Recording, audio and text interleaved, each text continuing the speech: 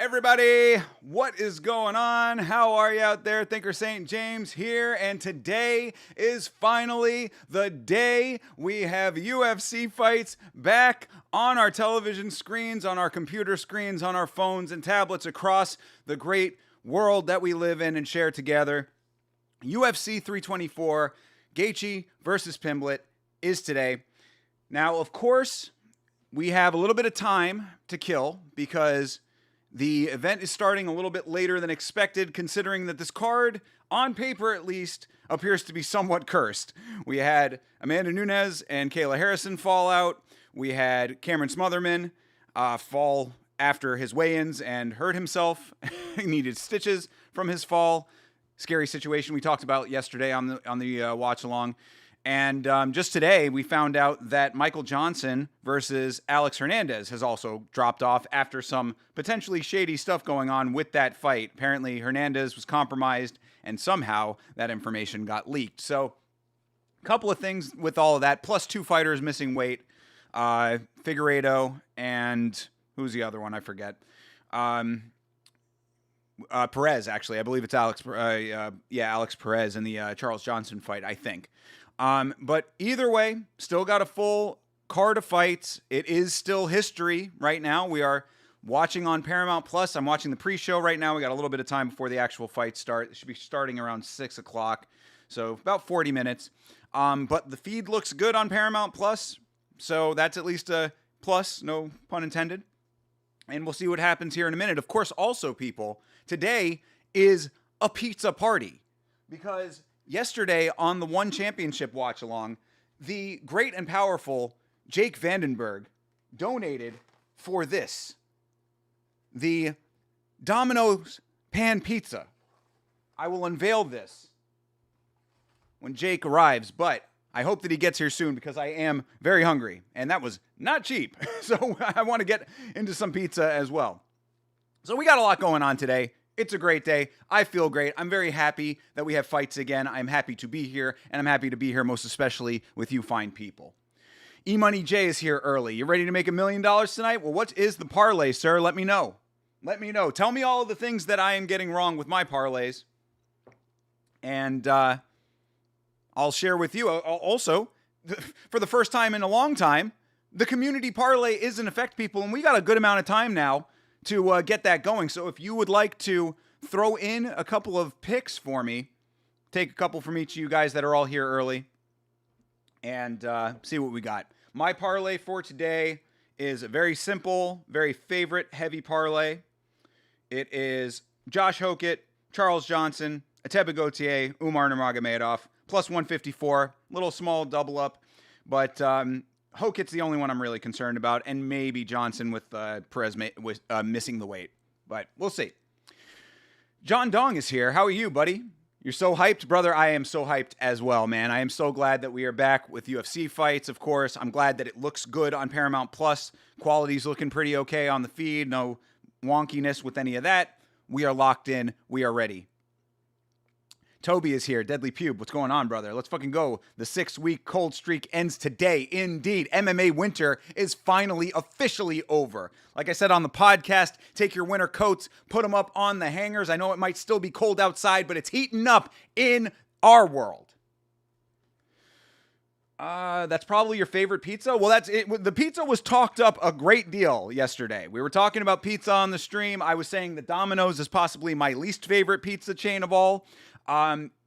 Jake Vandenberg said, hey, you've never tried the pan pizza? I said I had not. He said, go ahead and try it. He donated a little bit of money. Thank you very much again for that, Jake. And there's your donation money at work right there. Even though it was more expensive than the donation because that shit was not fucking cheap, bro.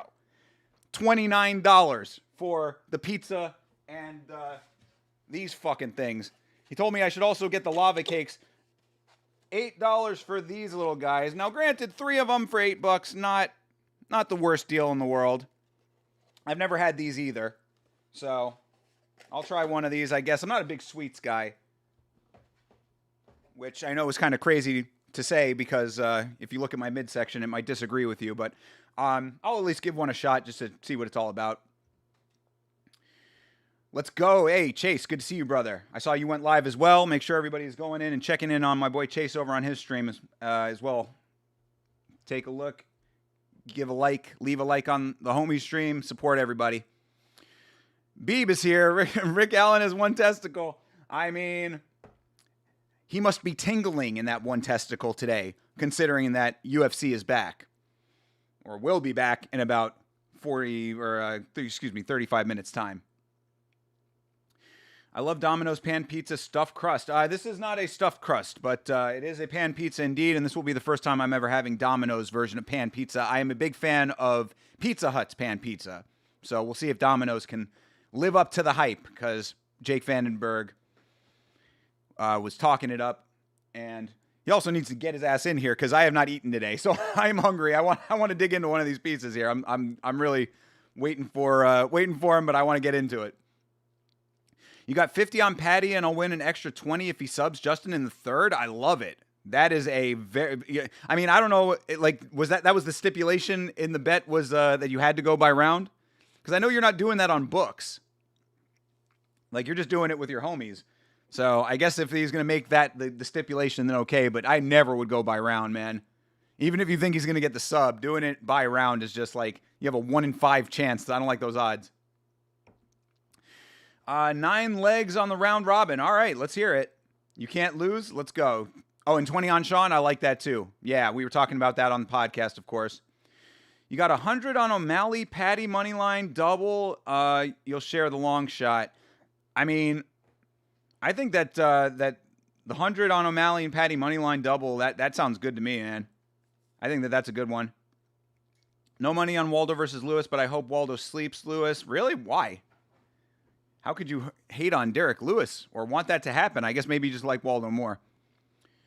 We got 3 weeks straight, then another break. Yes, the UFC schedule is going to be a little bit lighter this year, it seems. They were saying that a couple of months ago, that we're going to have less events overall, which is probably all right. But, of course, no more pay-per-view, so it'll even out. And there's always other stuff going on. I'm about to order me a pizza now. You're in your game room? All right. Hey, well, get yourself a pizza. We're going to be digging into this in a second here. Charles Johnson KO, Bukowskis KO, Costa KO. I mean, Jesus Christ, dude. That is a, yeah, that was the long shot you're sharing with us. Got you. Yeah, that is definitely a long shot, but I don't dislike it, though. Everybody going Bukowskis by KO. I love this. I love that people are recognizing that Modestas Bukowskis is actually kind of goated, at least was based on last year. Oh, there is the man, Jake Vandenberg. The pizza man is here watching an ad. Did you get the pizza? Did I get the pizza? Did I get the pizza? You mean this pizza? You mean this pan pizza from Domino's Pizza? Coming in the gold and black box with 3 toppings? Brother, did I get the pizza? Not only did I get the pizza, I also got the lava cakes, my guy. We are so locked in. I have not eaten today, so without further ado, now that I know you are here, let me rip a slice of this bad boy. Of course, I will try to very gently show you what the pizza itself looks like. That's a pretty good view of it. Yep, so pizza is good. Pineapple, bacon, extra cheese on the pan pizza. 1 slice on the plate. Boom. All right. Perfect timing. Let's jump right in. That is a meaty slice, I will say. Of course, with the extra cheese, maybe that's what that is. But let's give it a shot here.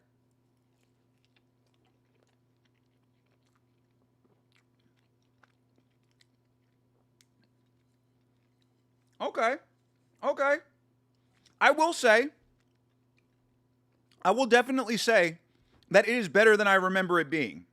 Now, granted, I've not had the pan version, so maybe it could just be the pan version being pretty good.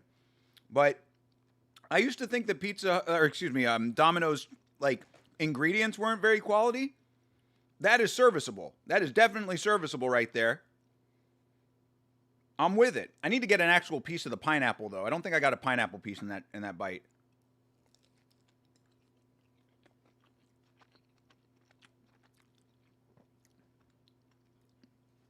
You know, I'm understanding.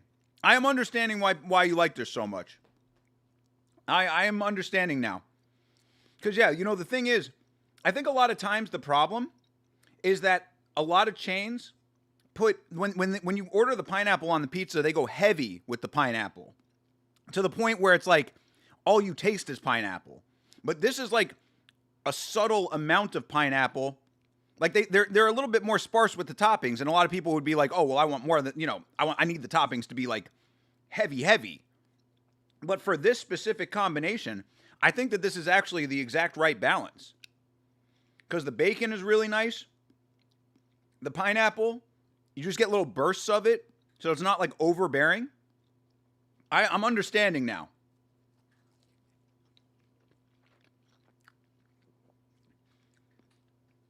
I think I might be seeing the light on this one, Jake. I think I might be seeing the light. I think you might have led me to the promised land. Now, I will say, hold on, before I give a full assessment here.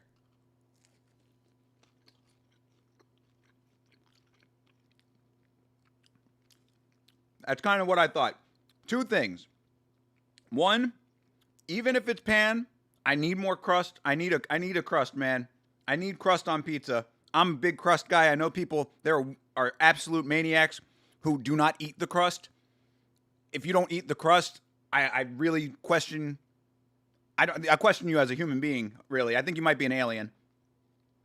So that's number one. Number two, I will say that I don't know if I personally would have this as my pizza order, but this does change my perception of Domino's. I will definitely give you that. But this is much better than what I had Domino's like in my mind.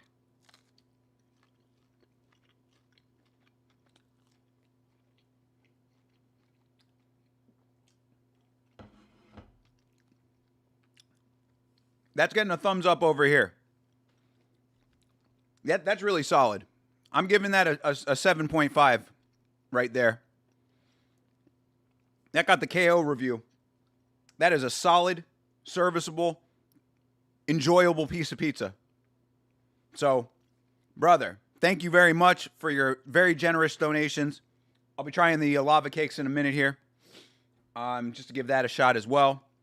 And I'll be enjoying it throughout the course of the event. So, thank you very much for showing me the light, bro. All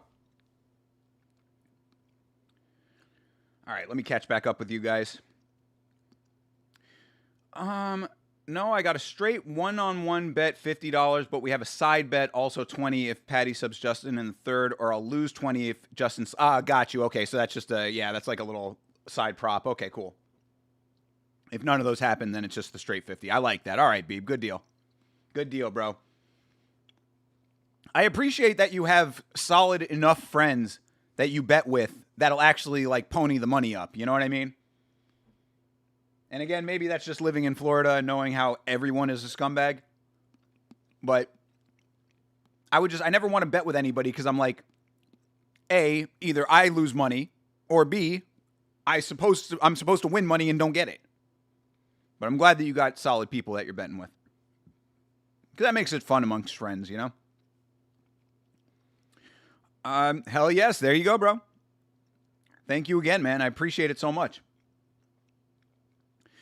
20 on Sean is with my coworker at work, just $20. Yeah, true.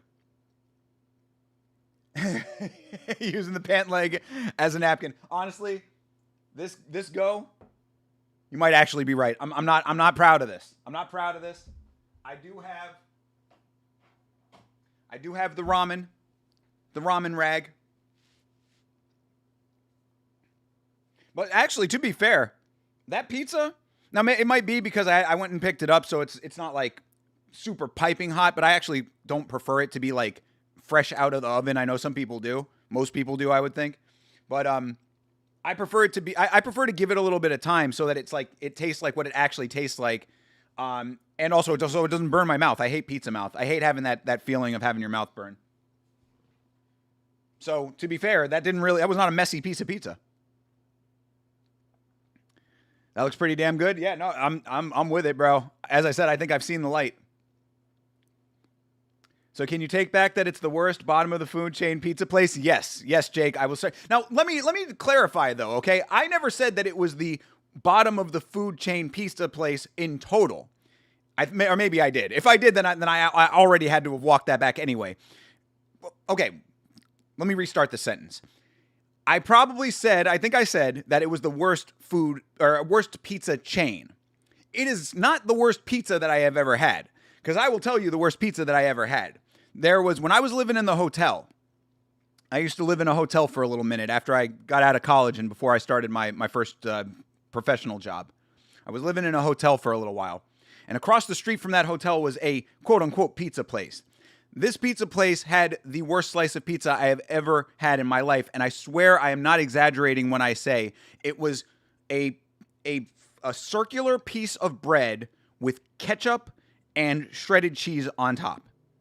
That was, you're supposed to have your dough, sauce, and then cheese. This was bread, ketchup, and a little bit of sprinkled cheese on top. The fact that they sold that as pizza, I think was criminal. And that place ended up going out of business before I moved out of the hotel. But I will take back now that Domino's is the worst. Yes, absolutely. As far as chains go, I absolutely will take that back, Jake Vandenberg. Johnson versus Hernandez got canceled. Yes, we were talking about that a little bit earlier when I signed on. Yeah, very unfortunate. And actually, that's trust that I have my eyes on that one, because if you're in the Discord, you might have saw that I posted that it was reported that a lot of money moved on that line late yesterday. So there certainly seems that somebody was spilling the beans as to Hernandez being compromised. And again, I think that is more what happens most of the time when these kind of information comes out. I don't necessarily always think it's the fighter that is going in there, knowingly throwing fights. What I think it is the fighter's team leaking information. That is what I think. But I could be completely off base with that. Either way, the fight got pulled probably to save the UFC the embarrassment and hassle of another Bulgarian situation. But trust that I'm going to be looking into that, and I might even try to get a short video out about it, because this is a pattern of behavior now. This is a pattern that we're seeing. This is now scandal number 3, technically, if this turns into a bigger scandal than what it is. So I trust that I have my eye on the Johnson-Hernandez situation. Upset of the day is Rose. Rose to win? Yeah, I'm good with that. I don't even think it would be that big of an upset. I think that I said it on the podcast. See, this is what I'm talking about, E-Money J. Do you even listen to the podcast? You're saying that I have all these wrong picks, and then you pick the same shit I'm picking. I said that Natalia Silva hasn't been tested in the UFC. Like, seriously tested, not to Rose level of testing. It's got a decent char where the crust should be. Yes, I will definitely agree with that. Sure. Absolutely. And I think that that's just the only thing that I would say beats what Pizza Hut beats them with. Because Pizza Hut actually has a little bit of a crust on the pan pizza, and it's got that same crispiness, which I love. Pan pizza is goated. That is definitely true. So that would be the only, if I had to put those side by side, that would be the only thing that I would give Pizza Hut a little bit of a leg up on. But that is neck and neck with it, aside from that one piece of information. So, yeah. No, you were oracle with that call there, Jake. That was definitely big brain. That was a galaxy brain call. So again, shout out to you, brother. I appreciate it very much. And I will be enjoying it throughout the course of this very fine non-pay-per-view event that we're going to be watching today. Domino's New York style is pretty good. So that, I think, was the last one that I had that made me think that it was not great. But again, it's been a while. So I think that the last time I had Domino's, I think, was at Vitz King's house before we started Yamma. Like before we were streaming together on Yamma. So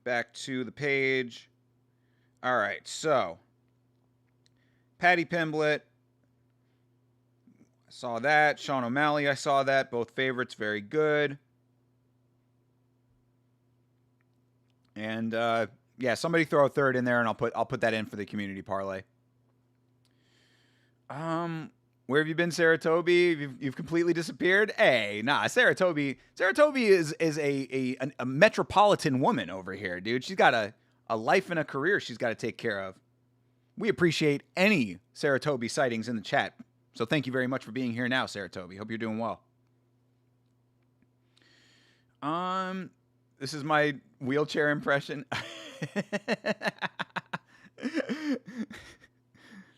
Not entirely off base, John Dong. Not entirely off base. I'm great, friend. Been sleeping a lot, to be honest. Yeah, well, I know that you're going through that sleep stuff.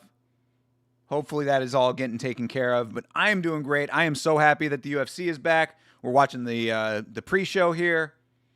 Been having a great run of streams, which has been so fantastic. I'm really loving being on as much as I've been on lately. I'm trying to keep that going. So yeah, everything's good. Hope that everything works out with all of what you're dealing with there. Can't wait for Sean to redeem himself. It's probably going to happen. Where are the fights, bro? What the fuck is this? No, well, a lot of fights have dropped off the card, Jake. You know, Johnson and Hernandez. Yeah, Bloomis asking about that. What happened there, Bloomis, is that apparently Hernandez was injured. But why that's interesting and why the fight is off is not because he is injured. It's because that information leaked early. Because if you were in the Discord and saw, there was a large amount of money, a very noteworthy amount of money coming in on Johnson not early yesterday, but late yesterday, rather. So late yesterday, a whole lot of money floods onto Michael Johnson. And when that happens, that generally means that somebody with inside information leaked it out and Polymarket found out, and then they boosted the predictive market. That's always the best way to find out about stuff. So basically what I'm saying is we could have Dolgarian 3.0, except the UFC stepped in and tried to save themselves from that embarrassment, so they pulled the fight altogether, which was the smart move and what they should have done the first time. Why is Michael Bisping doing the Valentina Shevchenko dance right now? Michael Bisping turning himself into a meme after what happened at the weigh-ins. Silva's the third leg. Which Silva? Pick your Silva. Talking John Silva? I'm good with that. I'm good with that.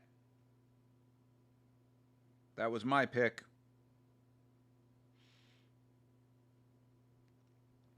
All right. How we feeling about this, chat? Paddy Pimblett, Sean O'Malley, and John Silva. Community parlay, minus 230. Short money, but I'll take it. I'm so excited right now. I miss UFC so much. Yeah, you are not alone. I appreciate that, though. We've been saying the lepsy got me. Oh, man. Narcolepsy is garbage. I'm sorry that you're dealing with that. But we keep it moving. That's right. Can't let it slow you down. Can't let it hold you back. You've got a world to conquer, Sarah. I really wish we had Nunes versus Harrison tonight. Agreed, brother. Agreed. Yeah, I certainly wish we had that fight as well. Oh, actually, so that's a plus 207 for that with all favorites. I like that, actually. All right, I'm locking it in. Why not? There we go. Community parlay is in effect. Paddy Pimblett, Sean O'Malley, John Silva, all on the money line. I like it. So you're saying someone leaked that Hernandez was potentially injured and made the bets go crazy, thus the fight was canceled. Correct, Bloomis. That is exactly what I'm saying.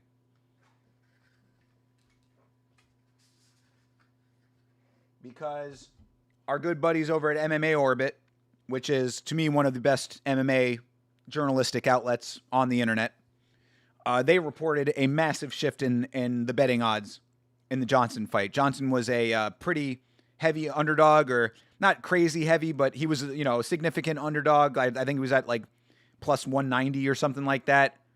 You know, somewhere in that range. You know, low 200s, high 100s. And then apparently it turned into a pick'em virtually at the snap of the finger. So, yeah, that is exactly what I'm saying. I'm saying somebody leaked that information, and that's basically what I think a lot of this fixing stuff is, essentially. And that's the whole thing. Is it a fight fix, or is it just insider information getting out? That's the new version of fight fixing in the digital age, you know?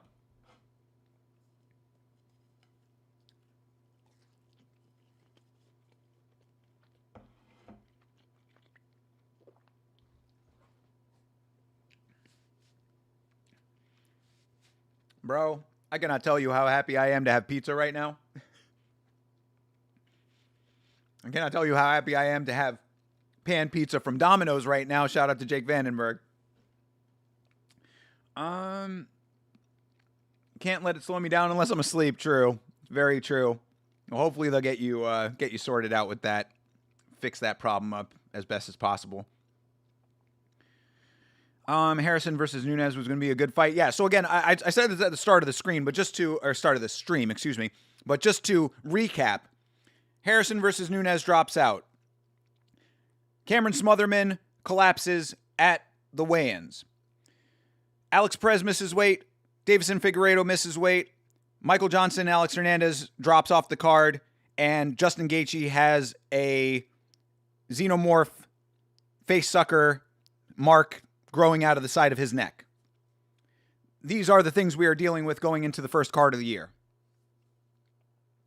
Now, granted, the xenomorph mark on Justin Gaethje's neck does not appear to be that bad, but he still did have it covered up with a flesh-colored bandage at the ceremonial weigh-ins and the press conference. So, just saying, is this card cursed? I don't want to say. You said that, not me. Don't look at the description of the stream.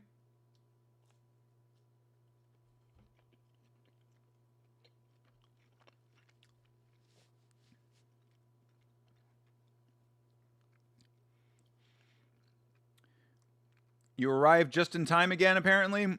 Well, good to have you, Chairway. Thank you for being here. We got about 8 minutes before the first fight, and I'll give you a sync point at that point because the feed has been started. I like that, actually. I like that they start the feed early with the pre-show. Pre-show starts, and then it's its own block of time as opposed. So far, Paramount Plus is getting pretty high marks for me. I got no problem with it. I logged right in, went right to the UFC. Bingo, bango, whiskey tango. I'm loving it. Finney underdog next week. I'm betting the house. Who's he fighting? Who is Torres Finney fighting? Rick Allen is here. Hello, Rick Allen. Sure you're excited about this card that you think is garbage. Since you're in Florida, would you move to Miami, bro? Probably more marketing jobs there. Nah. Miami's a very expensive city, and not even that aspect of it. Everywhere in Florida is expensive. But I wouldn't want to live in Miami because it's a very difficult city to get around in. Roads are very tight there, and traveling in and out of Miami proper, you have to go over the bridges, and God forbid any one of those bridges are out. The workaround is like ridiculous. So I've never been like a Miami person, even though when I lived in South Florida, I lived very close to Miami. But yeah, I've never really like been in awe of Miami or like felt the allure of it. Most of the time I ever spent in Miami when I was still rapping. I would do shows out there. John Dong, you lack context? For what? Respect to Umar and Charles Johnson for still taking their fights, even though their opponents missed weight. True. Charles Johnson is a fucking G, bro. He would never turn down a fight over that shit. In fact, I think that he would go in there and try to fight even harder, be like, fuck you. I'm still gonna win. You can have as much of an advantage as you want. Charles Johnson is one of the most goated fighters as far as like fight mentality goes. I like Charles Johnson a lot. I'm a big fan. Vitz King's favorite fighter. Would suck if either of those fights dropped out as well. Yeah, true, bro. I mean, why is Travis Barker on the broadcast? What does Travis Barker bring to the broadcast? Why is Travis Barker as famous as he is? I don't get it. He's the fucking drummer for Blink-182, and then everybody just decided that they liked him at one point. Anyway, I do know that he's a fight fan, though, so shout out to him for that. But yeah, John, you are not wrong, though. This card cannot lose any other fights. We cannot lose any other fights right now.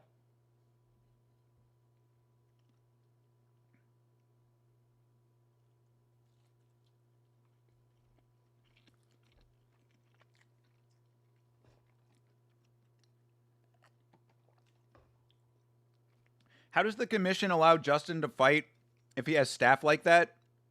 He's also putting Patty in danger by fighting with that. It's weird for that to go ahead.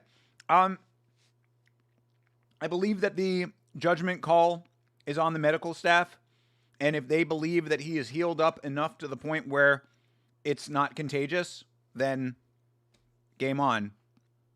But I do kind of agree to an extent. I've always been very on the fence as to how I feel about that, because on the one hand, of course, I want to see the fights, but on the other hand, I agree with you, Rick Allen. I mean, I think that allowing someone to fight with a contagious infection is really not great. I mean, that's a bad deal. I always think back to the Benoit Saint Denis versus Dustin Poirier fight, where Benoit Saint Denis clearly was going through it. Now, granted, he didn't have any visible, well, actually, he did, I think, right? Didn't he? Didn't he have it on his chest? I forget where he had it. But yeah, staff is no joke. Any chance Figgy wins tonight? Not in the slightest, in my opinion. I think Umar is too nice, bro. Umar is too good. Hey, E-Money J is now following. Hey, appreciate you, E-Money J. Welcome. Welcome to the Blood Palm. Feel like you've been here forever. But thank you for following over there on Twitch. If you are on Twitch right now and you're hanging out with your boy, make sure that you follow as well. And thank you for hanging out over there on Twitch. Wish we had a bigger audience over on Twitch, but in due time, baby, in due time. Fucking called it. Yama praising Domino's, bro. You were not wrong. I give you all of the credit in the world, bro. Domino's is lit. This Domino's pan pizza specifically is lit. The topping combination is kind of slapping. Now, I will say, I'm going to be 100% transparent with you. I'm still not the biggest fan of the sweetness of the pineapple, but what they're doing correctly with it is the sparseness of the pineapple. It's a smattering of pineapple, so you get little bursts of it amongst the savory. It would still not be my go-to order personally, but I can understand why everybody likes it, and obviously you don't see me throwing the pizza out the window. So I am very happy.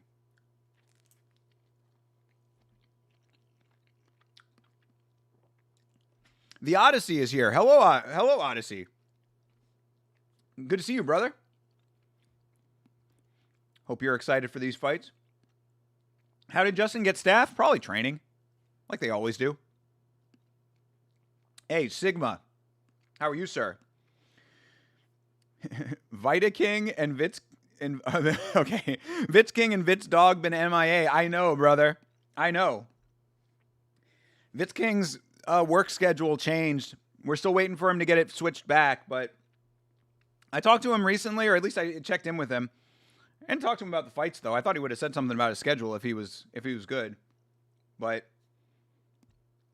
I'll get in touch with him. Hopefully sooner than later we'll get Vitz King back on. But in the meantime, he is with us in spirit. What is the significance of this Blink-182 song? They played it in the promo before the press conference started as well. What song was it? Yeah, I mean, obviously I don't have my headphones on, so I didn't hear it. Somebody who knows what song it is, let me know. Like the significance to this event? Yeah, that's I gotta find out what song it is. If it's that fucking Say It Ain't So, I Will Not Go song, then that's just a song that they play at every arena in the United States, and it bothers the fuck out of me. It's right up there with Sweet Caroline as a song that really just irks me. I am a huge hater of sing-along songs at sporting events. Like when in certain instances where it makes sense, okay. Yeah, it was all the small things? Yeah, fuck that, dude. They just play that shit at every fucking thing just because people know the lyrics and it's easy to sing. Same with the Sweet Caroline. Everybody knows to do the ba. Shut the fuck up. Oh, it's really something that I do not like. I hate that shit. Happens at hockey games all the time.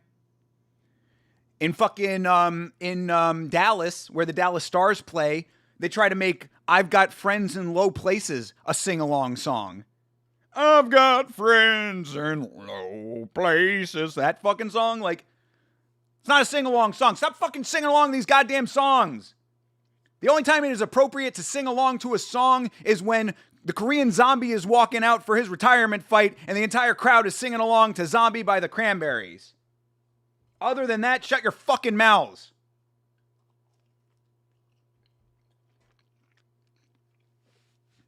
I don't know if you can tell. Something that I have a passionate feeling about. What's going on, Yamage? Yep, I just got my Paramount 2 days ago. Bro, congratulations, though. I will tell you. Chase Spartan, got to give him a lot of credit on this one. Coming in with the Galaxy Brain play of signing up for Paramount Plus 3 months in advance. Getting in at that half-price rate. We ended up getting a nice deal on the Paramount Plus. Now, granted, it's going to elapse before the end of the year, but of course, UFC is going to be on for longer than that. It'll be bumped up later, but came in early with the half-price rate. So, happy about that element of things. But congratulations either way. If you are new to Paramount Plus, like I am, and have not really dug around too deep into it, take a look around and see if there is literally anything else you want to watch on this service. Because I'm not going to lie, bro. Aside from UFC, this is a very bare bones streaming service. Now, I will say the quality of the actual streaming is good, but the content library is just, it's lacking. It's lacking. So somebody ordered you that pizza, bro. How did they get your home address? No, I went and picked the pizza up. Hell yeah, get Vitz back in this bitch, please. Bro, I know, dude. I know. Everybody wants Vitz King back. So do I. I don't know. I don't know what the deal is, man. Bro's got a job. Sucks. Oh yeah, Sweet Caroline is annoying as fuck. That's the worst one of them all. Because not only do I hate the song, I also hate the thing that people do. They're singing a part that's not even a sung part. Ba, ba, ba. They're literally singing an instrument. Shut up. Please take your mouths. Like, you know how your mouths do this? Like they open up? Just do that. Keep them this way.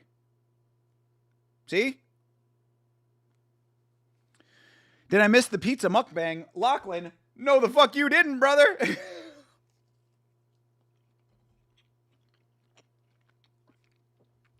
Pizza mukbang is going on through the entire event. You missed all of the review. I will say, I have come around. I've seen the light on Domino's Pan Pizza. You think Alan gets anything good if he beats John? Gets anything good? I mean, he gets a lot of respect from the fan base, I would think. And now, I don't know if you guys knew this, but it did just come out that the UFC's bonus structure has changed. So the new bonuses are, performance bonuses are $100,000 and any finish is $25,000. So I think that that is a step in the right direction, even though guys are still making 12 and 12. But go out there and get the finishes. If you want to be able to survive an entire year on your UFC salary, go out and get that finish. So there you go. That's what Alan could get. They'll probably do what they did to Lerone. Yeah, I mean, they're going to do that to whoever for as long as they want to because the rankings don't matter. We know this. I don't know why everybody was like thinking that it was some kind of weird thing that was the case. I guess I should probably be listening to this at this point. I'm going over the Octagon rules for all of the new viewers. All of the new viewers to Paramount Plus. Yeah, everybody was kind of up in arms about that being the case, like it always hasn't been that way. Bro, it's a lame content library because the Ellisons are trying to buy all the content studios like Warner Bros. And throwing a big hissy fit because the Netflix Warner Bros. Deal. Yeah, yeah. I mean, that's definitely a big part of it. Also, just because I think companies like Netflix that are not only content libraries but also producers of content have the better IPs right now. To be perfectly honest, HBO as well. So, all right. I'm going to give you a sync point now because we are getting into where the first fight is going to be starting here. All right. After we get the intro of the fight, I'll give you the sync point as the walkouts start. The Ellisons are trying to buy all the media for sale, basically, and throwing a huge hissy fit if anyone buys it first. I mean, this is late stage capitalism at work, bro. Crony capitalism. As much as I hate that, I hate that how corrupt it's gotten. Monopolies are just allowed to run rampant. All right, your sync point is the beautiful Mego Levy in the entryway. That is your sync point. We are locked in, folks. It is time for UFC fights.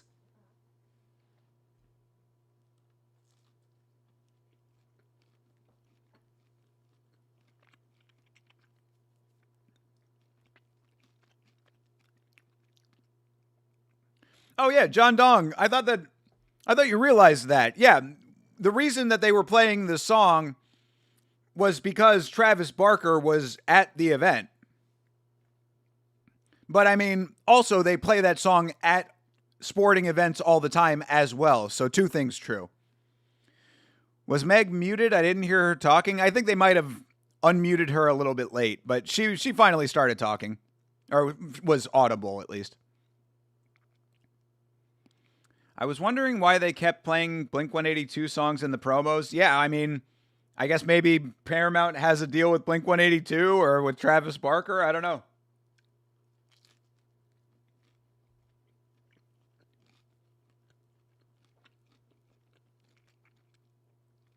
Yeah, he was literally on screen. They were interviewing him at the desk. Mr. Rage Quit, how are you, sir? Mr. Rage Quit, the artist over here. Shout out to you, bro. I enjoyed getting to see that new artwork of yours on Instagram. Very nice. Very choice. Hope you're doing well, brother. Bro, the Ellisons have no interest in producing content that requires creativity and shit. They just want to buy other people's shit. Well, that's a lot. Dude, that's across the board. There's no more creativity in entertainment. Disney has been riding the same IPs for the last 75 years.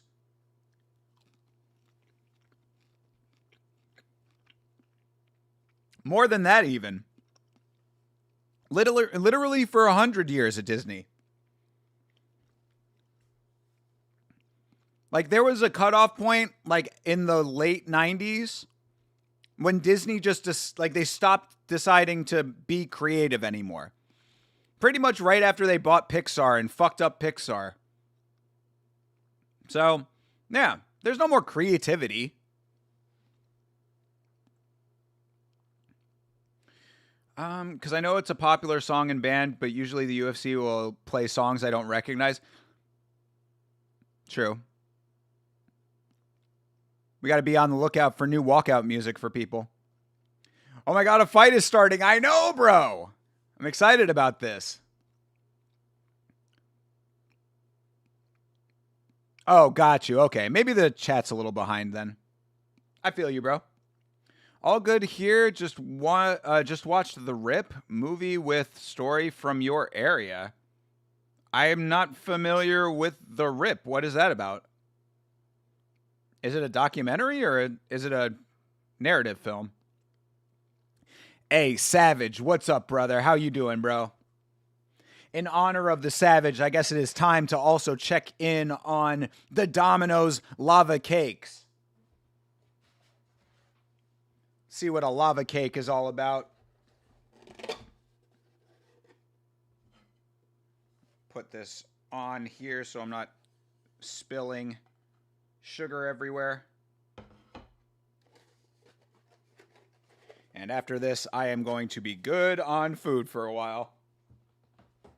All right, so here is the Domino's lava cake. Powdered sugar. Coincidentally, my girl ass so fire, I call her lava cakes.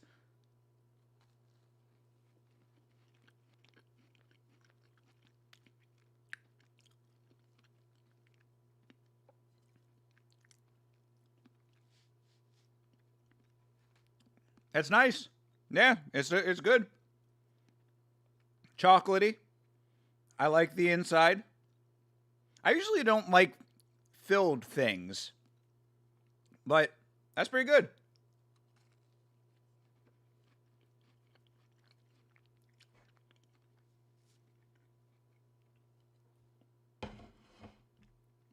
Cool.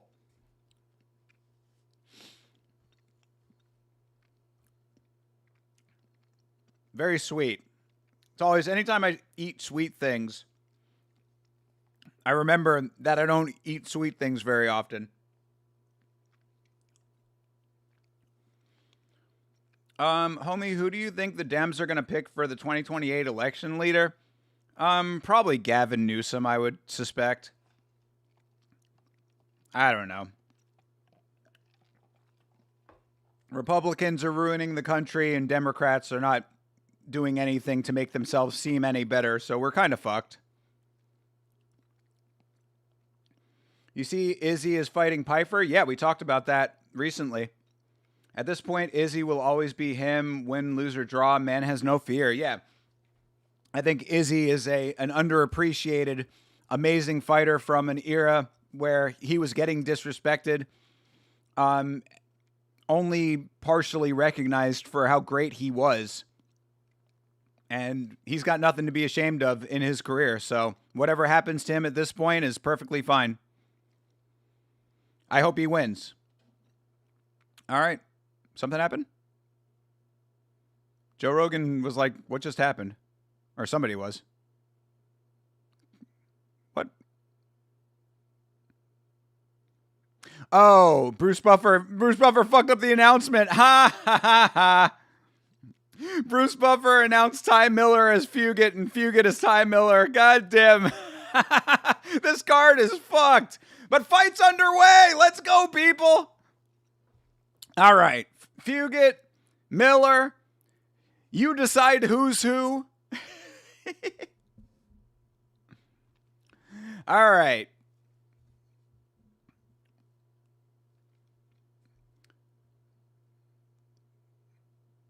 Neither of these guys going 2 balls to the wall, both pretty measured right now. Ooh, that was a good land by Miller. Oof, good body kick by Fugit. They're just kind of trading shots right now. Decent power. Here we go. Yes, indeed. Let's go, this Adam fuck it guy. That's Fitz King's joke. Fuck it.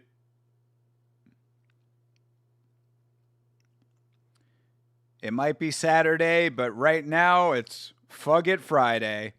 Whatever happened to that? Dana stopped doing his Fuck It Fridays. His little foray into food-based viral content.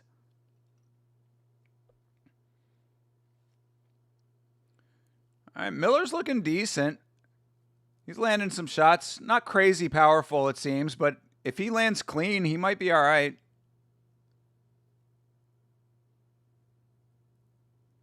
Yeah, DC, isn't that fucked? Is that not fucked? DC literally just said, oh, you can double your pay. He's talking about the new bonuses, the $25,000 bonuses. And he's like, oh, you can double your pay if you get a knockout in your in your debut. Yeah, well, they shouldn't be making fucking 25 total in a debut in the most fucking premier organization in the sport.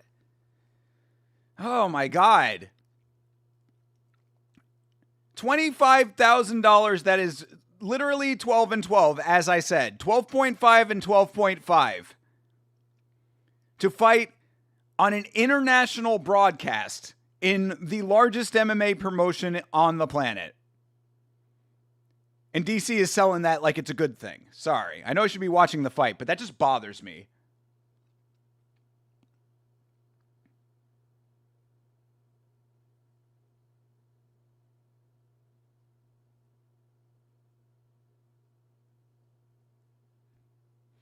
Yeah, Miller is landing some decent shots. I mean, he's starting to put a little bit more power on him now.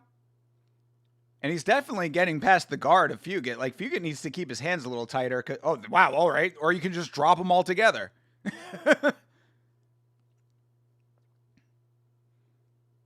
Oof, yeah. Yeah, Miller's hands are looking nice. Oh, there you go. Fugit needs to level change, bro. Fucking take this thing to the ground, dude. You're getting touched up. Ooh, geez, another good land from Miller. Yeah, Fugit needs to level change, bro. You are getting fucking pieced right now, dude. It's not even like a piecing. He's just slowly and methodically just landing shot after shot.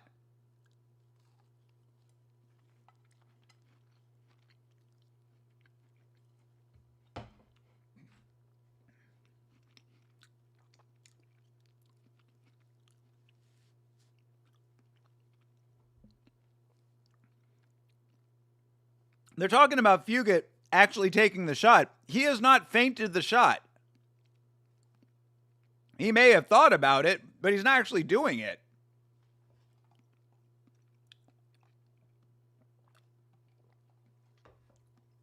And oh, there you go. Spinning elbow lands. That's the most significant strike of the fight so far for Fugit. Oh, there you go. All right, Fugit, come on, dude. Get yourself into this fight. Like Ty Miller, he was literally just sitting there popping Fugit in the face for extended periods of time, and now finally Fugit coming back a little bit, which is good to see, but I wish he would level change. Miller. Oh, uh-oh. Ty Miller. Fugit knocked down. Elbows. Oh, Fugit back to his feet. Another elbow lands, though. Oh, Fugit, he's looking rough. Fugit looking wobbly. Bro, why did you not level change? Miller all kinds of bloody off of the elbow, I think, but he is throwing. Let's go. Oh, another drop.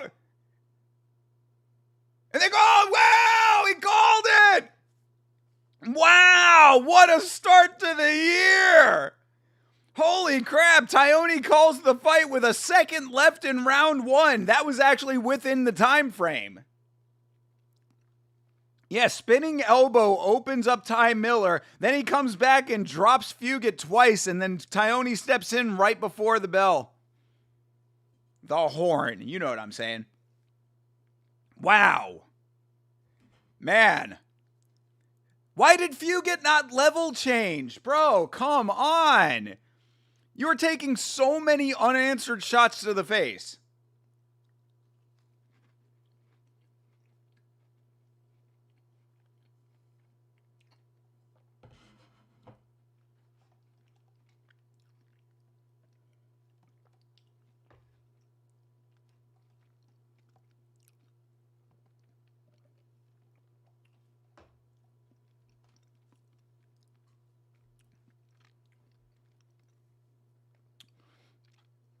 Pardon me.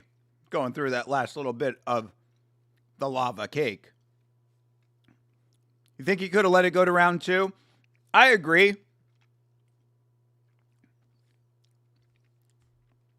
It was only a second. He certainly could have let it go, but I'm not super mad with the stoppage, though. Fugit did go down twice. That's how you start on Paramount and Zuffa Boxing, take notes. Yo, legit, dude. Absolutely. Yeah, great start to the year there. Hey, CTE is here. Hello, Yama, watching with the wife. CTE and Mrs. CTE. Well, welcome. And CTE, I don't know if you noticed, but you might see a fancy new wrench next to your name. So congratulations for that, sir. Thank you very much for your support of Yama. I trust you with the mod status. sail on.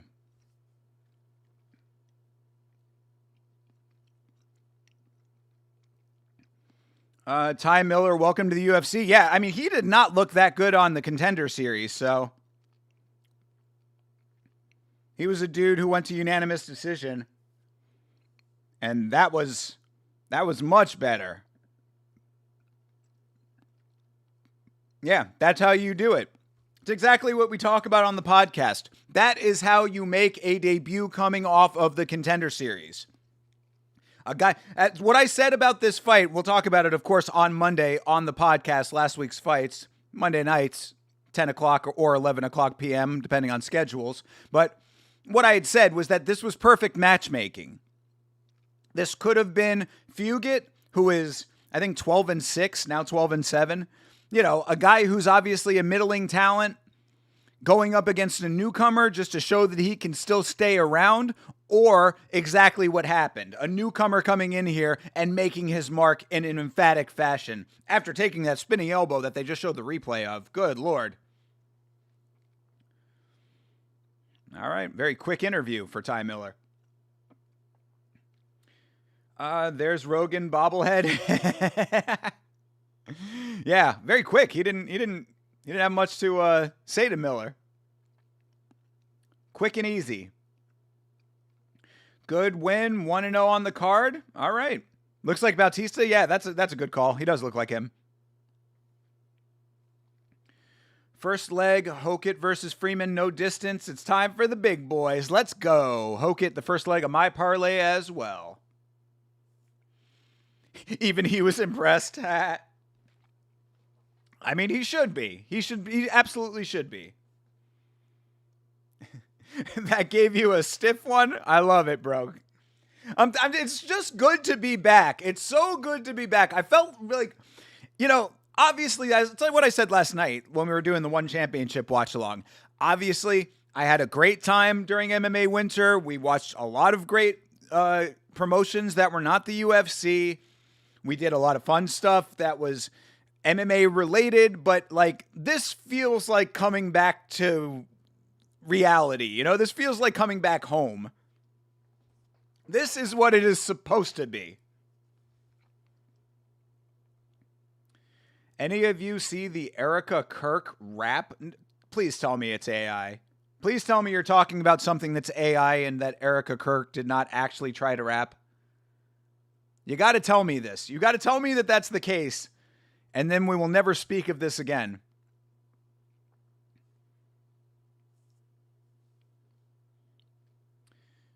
Uh-oh.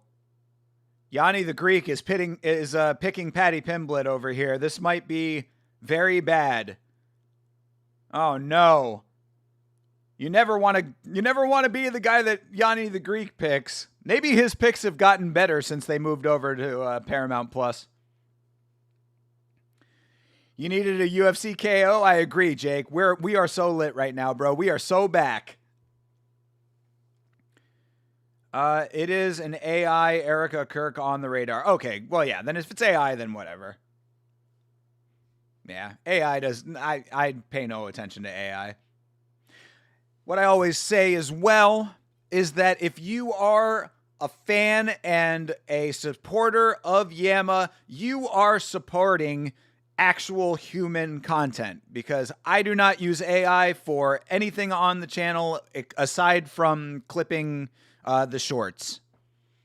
And the only thing that is just to find like pieces of, like, to organize the content, basically. Like find the high points. That's the only thing that AI is used for, is very, very basic organizational stuff, which is what AI is okay to be used for. But anything as far as content goes, with scripting, editing of the actual videos and stuff like that, voiceovers, artwork. Of course, you know that the Yama merchandise is on the way. It is very close to being ready. I cannot wait to show you guys when it's ready. I've got one last thing that I need to work out for it, and then I will let you know when it's going to be coming out. But just know that everything everything that's Yama related when it comes to all of the stuff that I do, AI free. It's going to be a weird night. I mean, I don't know. It's off to a decent start, but yeah, Bruce Buffer announcing the wrong fighter or the fighter's opposite was definitely an odd way to start. When Spike TV aired UFC, different days, yeah, for real, dude. This is like the next wave. Crazy to think how many iterations the UFC's broadcast deals have gone through. Spike TV, Fox Sports 1, ESPN, Paramount Plus. Technically ESPN Plus, but you know what I'm saying.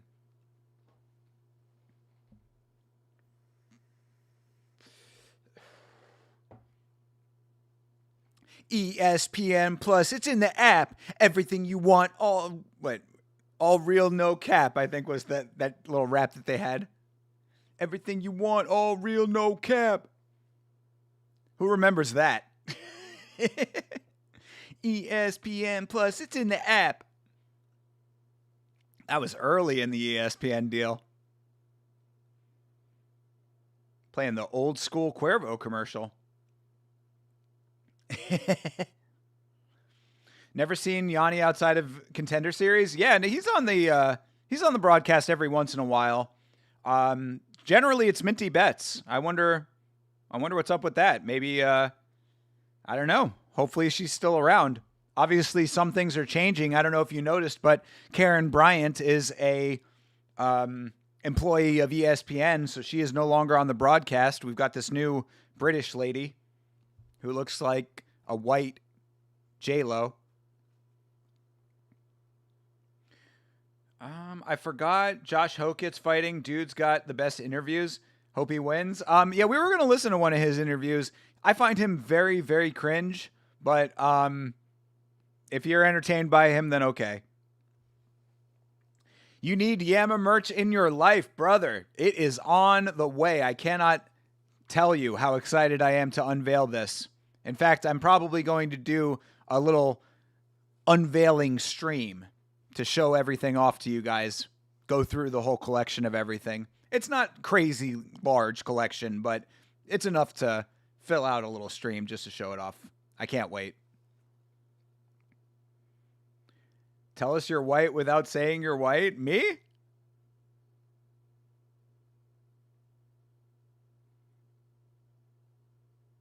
With the rapping? But I don't know if you know, Jake Vandenberg, but I used to rap a whole lot.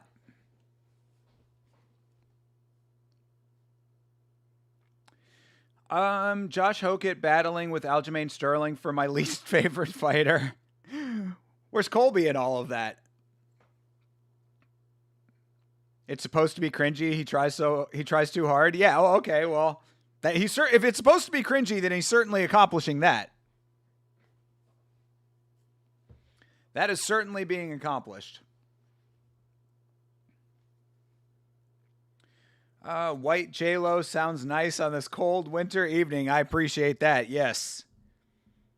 Oh yeah, she's very pretty, the lady, but I don't know what she knows about MMA. You were a white rapper too, not a good one though? That was pretty all right, man. That's actually, I've told that before. That's what the first thing, well, not the very first thing, but one of the first things that I did when I was streaming gaming content back in the day. I used to do an hour of freestyling, an hour of pinball, and then an hour of whatever else. I forget what it was. I used to do a 3-hour stream and would break it up into 3 different parts. Been a while, man. I was freestyling in the shower today. Feel like I need to get back into that. Just for my own brain's sake, because it's really good brain exercise. Colby is too irrelevant for that spot anymore. He used to hold that spot. Got you. True. Yeah, Colby lost his shine. Wearing my Aljo shirt right now. Show respect. True. Absolutely. Yes, Wiki Dives. That's what it was. Thank you, Mr. Rage Quit. That's how you know that Mr. Rage Quit is an OG. Mr. Rage Quit has been with me since the very beginning, bro. Appreciate you, Rage Quit. Yes, Wiki Dives. Man, I would love to do some more of that, man. I was saying that the other day. I'm like, if I could ever go full time with streaming, I would love to get back into doing the solo stuff. My second channel is just sitting there. Although I've actually been thinking about possibly now doing a video about Nina Girachi, because Nina Girachi is possibly the best new artist that I've found since I found Have. Hey, Bloomis with the $10, the $10 super chat, brother.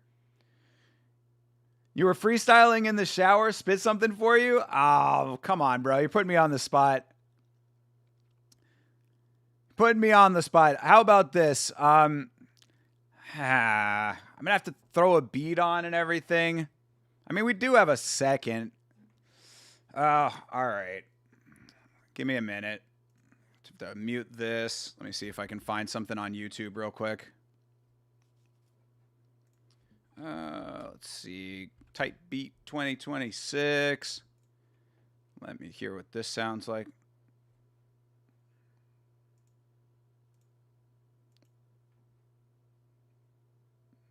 All right. Real quick.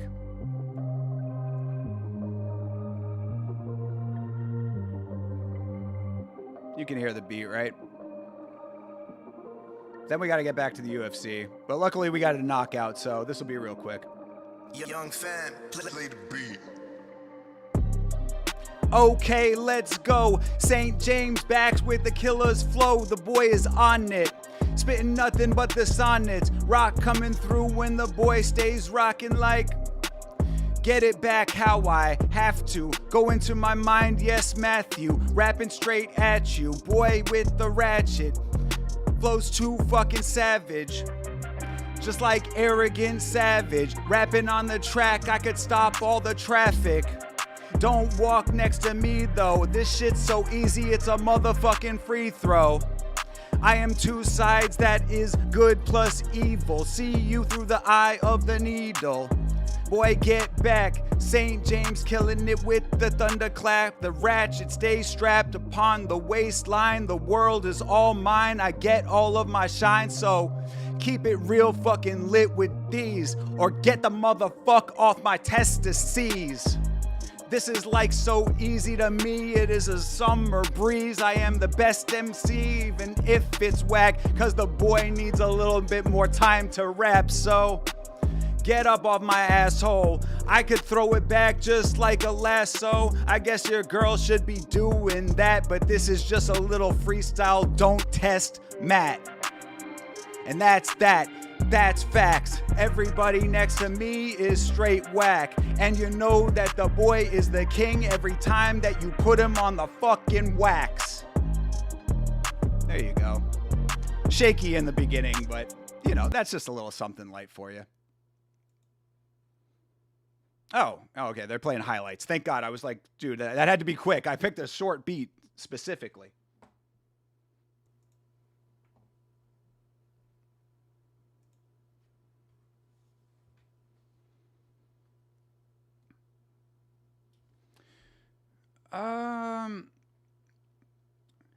Algo will not be disrespected. TJF, humble him. Got you, bro. Yes, absolutely.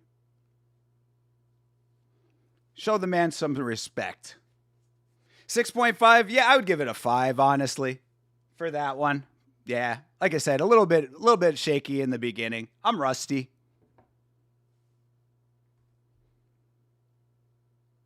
Definitely no net spend. Oh, I should not. I know that I shouldn't. I should not expect to get respect from you youngsters.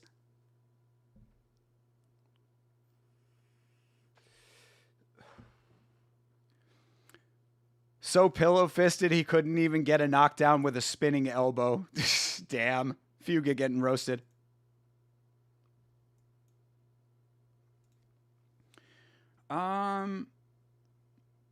Thought you were going to do 2 bars and homie got fucking gangster on my ass for real.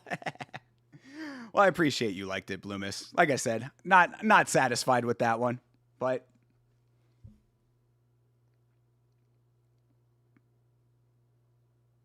we'll get back into it.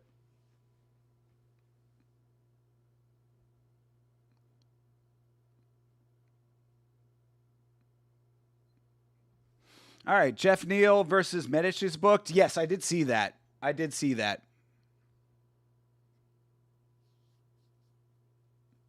Oh my God, I'm sweating from the fucking pizza over here. Yeah, food. We're done with the food. 2 slices of food, or pizza. 2 slices of food. 2 slices of pizza is enough. Freeman with the upset. He's just too fast. Ah, come on, dude. I don't understand you and Chase with this glaze of Freeman like he did anything in that fight. You thought Holland versus Neal was booked? Oh wait, no, yeah, Medic is fighting. No, yeah, he right. Wait a second. Now you got me confused. Hold on. Yeah, no, it's Jeff Neal versus Uros Medic. I don't know. Maybe was it supposed to be Kevin Holland?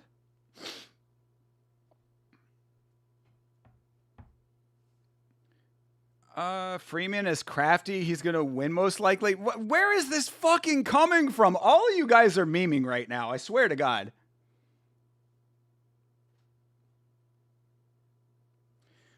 For real, man, I feel like some of that, you really hit it. And the voice is good. We could do something together. Yeah, you got it, bro. Yeah, like I said, I'm not satisfied with that. But again, I haven't done it on stream in a long time. Like when I'm really locked in, that's when things are. Plus that beat was a little bit weird. I wasn't catching it 100%. But either way. He fought in the Marines, so he fights to kill MMA fights according to the rules. Okay. Is that's the decision maker? That's the difference maker? Is that he fought in the Marines and he fights within the rule set? If you say so.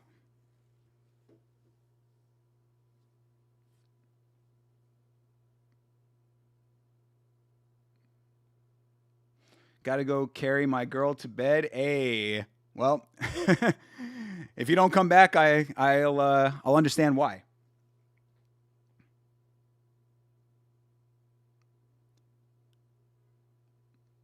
That's why Freeman wins, because he follows the rules and he used to be a Marine. Okay, I got you.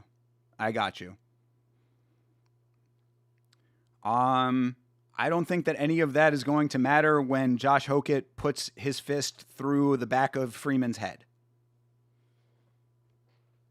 Where was this Freeman that you guys are talking about in his first fight? AKA one of the worst fights that we have ever seen in the UFC. All right, ads are over.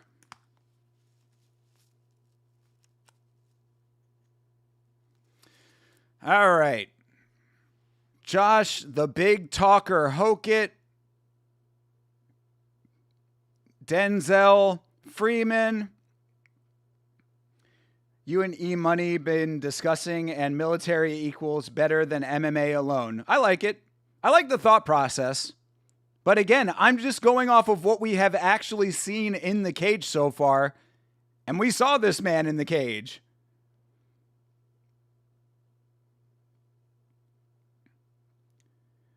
Give him some real Danish underground Nears Bloomis. Oh, beats. Ah, yes. Hell yeah. Well, Bloomis is an extremely talented musician, so. Yeah, he does great stuff. He did the theme song for last week's fights, and it is a banger. I love it. Every time that we're going on Monday nights, I'm always jamming out to the theme song before we go live. The Freeman in the first fight was being nice because he was confused about the rules and was not tapped into war mode. He's a Marine pilot. I got it, Sigma. I like it. I hate working during UFC fights. At least I get off when main events start. Oh, are you working right now, Jake? Hope you're having a good day at work, my man. All right. Hokett versus Freeman is about to start. And fight is underway. All right. Hokit advances quickly, and there he goes. Getting in, going for the takedown early.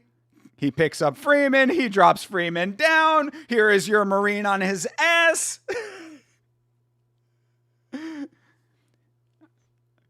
I mean, we'll see. You know, look, this is not an inevitability, but that's a nice elbow for Hokit. All right, Freeman trying to get to his feet. He gets to his knees. This is good for Freeman. Okay. Trying to get himself up, but Hokit doing nice with his wrestling. Keeping the back control. Not doing full positional transitions, just going side to side to keep Freeman off his base. That's actually really nice work for Hokit, all jokes aside. Because he was just shifting his weight from either side of his body to keep him off, like unable to find the level. All right, yeah, Freeman really trying to get back to his feet. Hokit really trying to wear on him. These big guys, it's a lot of weight on your back. All right, ooh, that was a good shot for Hokit to the side of the head. Freeman not able to get back to his feet.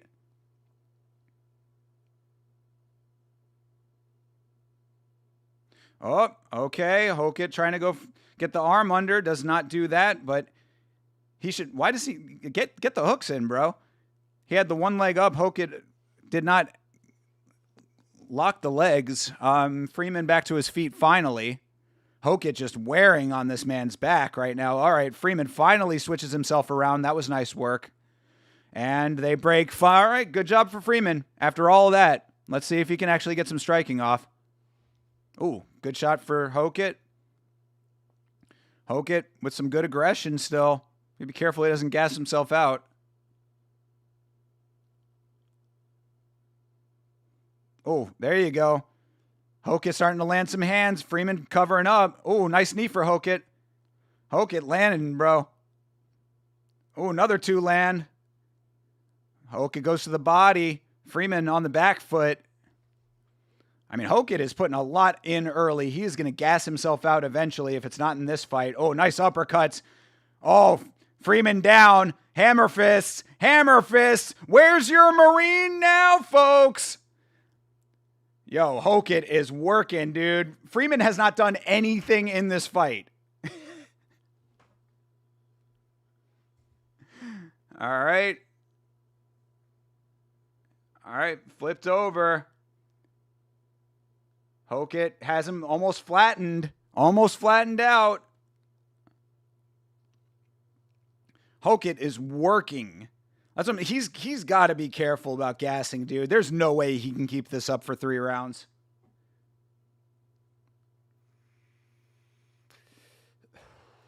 See, Joe Rogan talking about him not gassing himself out. I'm like, bro, he is in the process of it. Pacing himself my ass.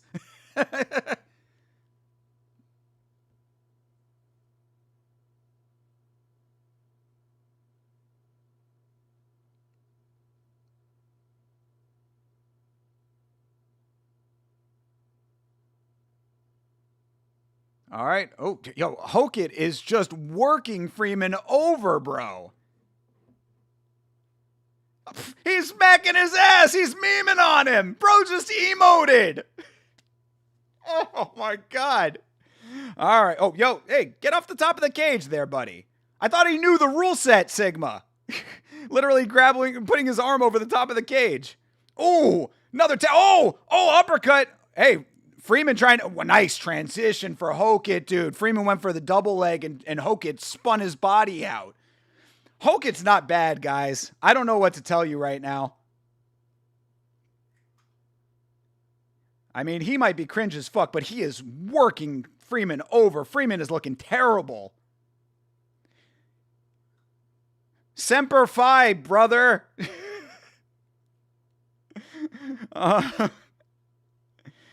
Yo, this dude Freeman is looking like straight dog water at the moment. Oh, jeez. More shots land. Oh, knee lands. Oh, another knee. Oh, an elbow. Hokit with the tie clinch. Freeman looking wobbly. Oh, another tag. Oh. Oh, my God. Called it. Mark Smith called. Why'd you call it? Why did he call it? The round was over. What the fuck was that, Mark Smith? Dude, Mark, come on. He was waiting for the round to end. Mark, come on. Come on. Bro. Yeah, weird night already, Chairway. You are absolutely correct.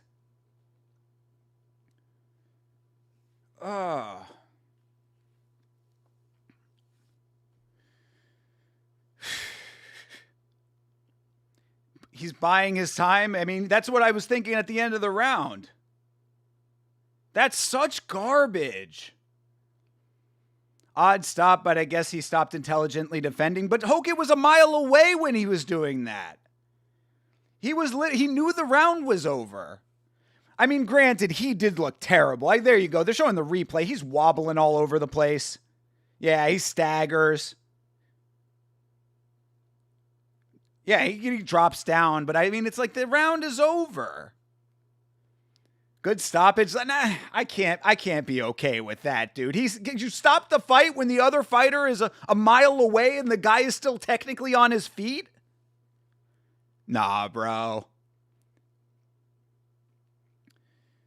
Odd stop. Yeah, we read that. You're fine with the stoppage? Nah, I can't abide by that, dude. I can't abide by a guy dropping down with a second left in the round, just dropping down to his knees with his opponent across the cage, and then the fight just gets stopped off of that.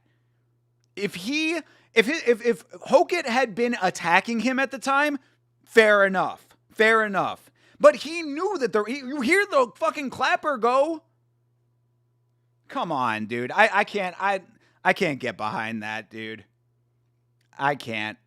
It's cool if you think that that's an okay stoppage, but I mean, this is now twice in a row we've seen guys that were not saved by the horn.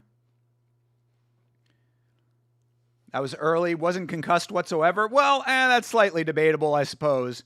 He did look wobbly as shit, but still, I mean, he could have just been getting gassed out from being punched so much, getting his ass kicked so much.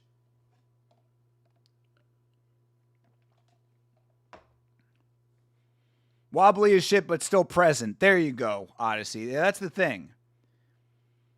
Wasn't defending himself, threw 0 punches, protect the innocent man thinker. I mean, bro, if he was getting attacked at the time, I would say okay. But Hoke disengaged as well. He knew that the round was ending. Freeman was waiting for the round to end to regroup.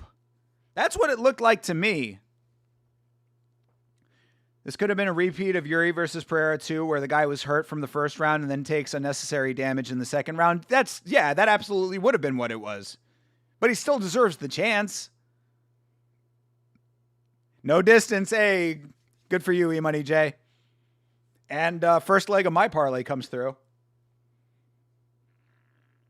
Make sure that everybody keeps Chase on his game when it comes to keeping track of our bets on last week's fights. The stoppage reeks of Jason Herzog. Oh my God. His lines.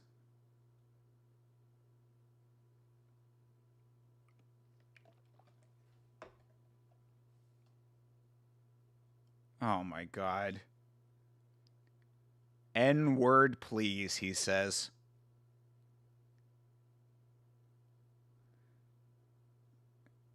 Why is the crowd not booing this mercilessly?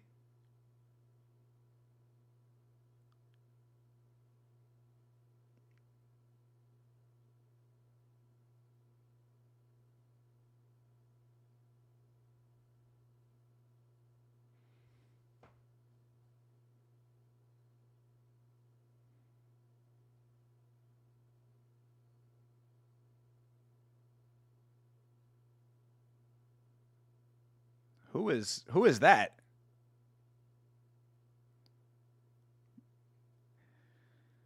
Crowd was absolutely silent for all of that. If I was in the crowd, I would have been booing like crazy.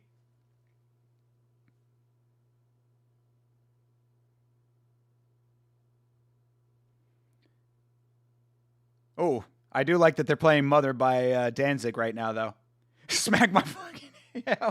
Seriously, Odyssey, that is ultra cringe. Ultra cringe. It bothers me that he is as good as he is because of how cringe his promos are.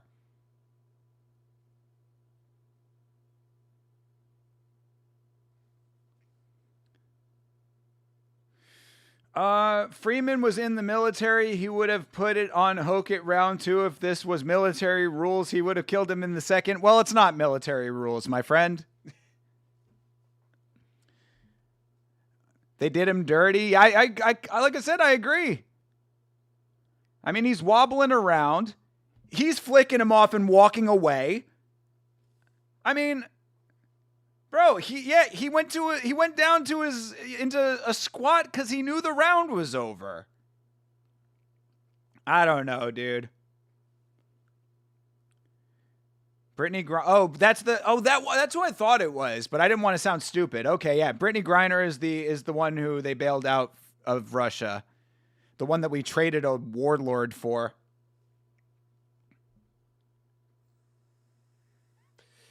Wow. Give him his call out and just let Waldo chin him? Could be. I mean, he might pull the same shit though. He might. I'm telling you, his wrestling is nice. His wrestling is going to get some pretty high marks on Monday.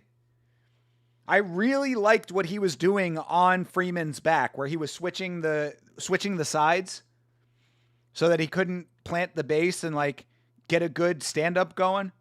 He finally did, but it's a really savvy move. And then that move that he pulled when Freeman tried to go for the double leg was really nice too. He didn't contest it though.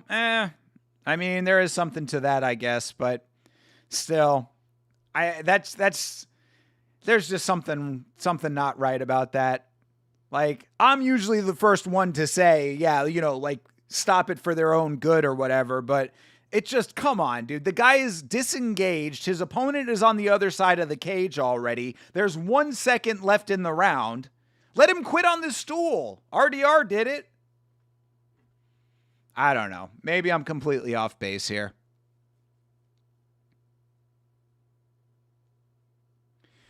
Griner is the WNBA player. She removed her boobs and looks like August Alsina now. What? Oh, so she's transitioning? Is she like non-binary or is she like going full change?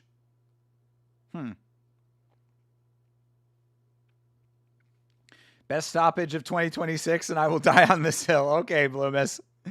All right, brother. Well, we'll agree to disagree on that. She's something. Yeah, I guess that's best you can do in 2026. It was a weird stop, but I have no issues with it. At the end of the day, it preserved the fighter's safety. I mean, fair enough. Like, I don't know, man. I think that he should have at least had the option to start round 2. She ditched the boobs and kept the coot. So what does that mean? I don't know. Like, what's the there's so anyway. That gets to go. We're going down a road that I'm not like. I to this day don't have a firm understanding of how all that works. So like, I guess how does she identify is the question. And what annoys me about it, look. Do whatever makes you happy, of course. Obviously, I am a live and let live person. But what bothers me about it is that now we, or anyone that she interacts with, is the impetus is on them. They're expected to figure out what they're supposed to refer to that person as. If you can be identifying as 8 million things and then it's like, you have to just figure it out. And maybe I'm falsely attributing that. Maybe she's not as sensitive to that. But like, I know that I've heard that from other people, in that world where it's like, did you just assume my gender? It's like, I assumed like that I'm talking to a person and I don't know you. So what am I supposed to do? Base Jam. I'm not even trying to like make anything out of it. I'm just saying it's a hard thing to navigate. But again, I am very much supportive of people being who they want to be. So, you know, if she feels better about herself with that, themselves, whatever, then fine. But like, you got to be upfront with like what your new designation is, because I'm not going to accept that I am misgendering someone because I don't know what that means when you have done the thing that she has done. You know what I'm saying? It's not my job to know your shit. They, them is such a regular part of speech that it's genuinely a non-issue. I mean, fair, but it's only an issue if they make it an issue. And if they're more specific than that, that's the other thing. Is like, because yeah, if it's they, them, fair. Like, I don't mind they, them, but like there are some people who want to do the z, zer, and the flibbledy dibbledy, flobbledy dibbledy. You know what I'm saying? I mean, they get ridiculous with it. Like that, I think that's the problem in general, is that you go to extremes. Extremes are always a problem, really, no matter what.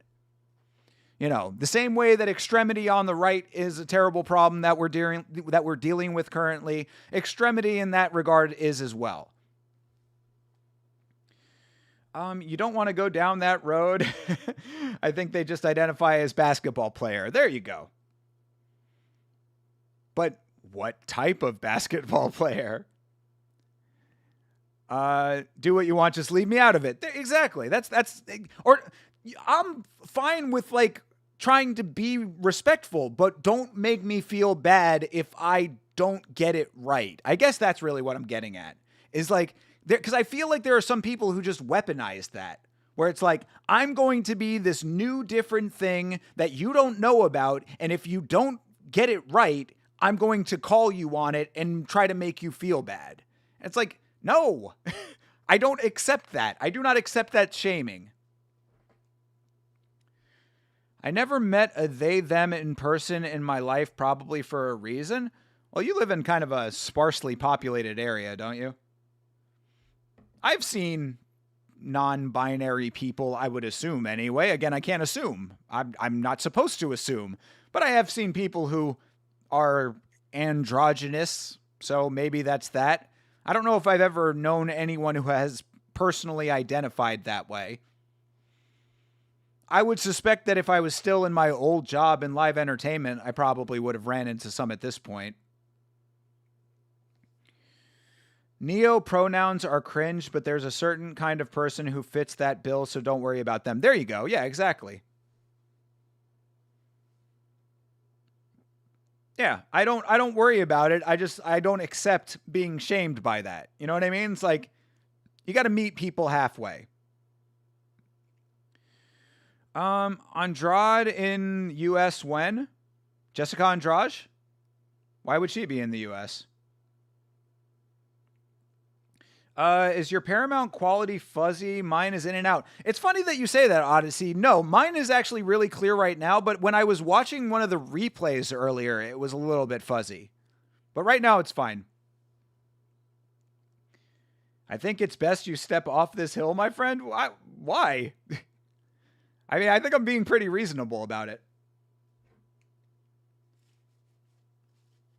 100% agree, Thinker. In my mind, there are two genders. You can identify as a car or a roller coaster or whatever. That's fine, but don't hate on me if I call you a man or a woman. Or just be polite about it and you can correct it, and then I'll try to do my best. And if I get it wrong, just be cool.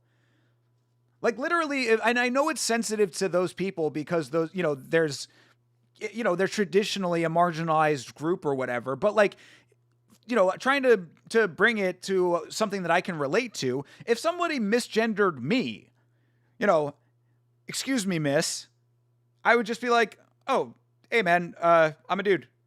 You know what I mean? I'm like, oh, hey, no hard feelings, but unless they were specifically doing it to be rude. And I do get that those people encounter a lot of rudeness and negativity. So I get that. But like, just if that is not the intention, then just be cool about it. Or you could just apologize and ask to be better. Well, see, that's the thing is it's like, apologize, I guess, in like a very basic way. But like, if you're not doing it with the intention of being an asshole, then I don't even personally feel like it deserves an apology, because it's not something that you encounter often. But yes, I do understand that, like, yeah, I'm sorry that I made you feel bad. Just saying gender has nothing to do with sex biologically. Yeah, no, that's absolutely true. I agree with that. That goes back to anthropology. Way, way long ago, when I was in an anthropology class in college, before all of this new gender stuff was a thing, we would talk about that, how biological sex and gender are not one and the same. Just like you can't read their mind, they can't read your mind and intent. Fair. But I think that you can tell when somebody is intentionally trying to be an asshole. There's a difference between, hey, lady, and excuse me, miss. You wish Sarah Toby was here? Yeah, Sarah Toby would have an interesting take, I'm sure. Brent Musburger, what happened to Ron Perlman?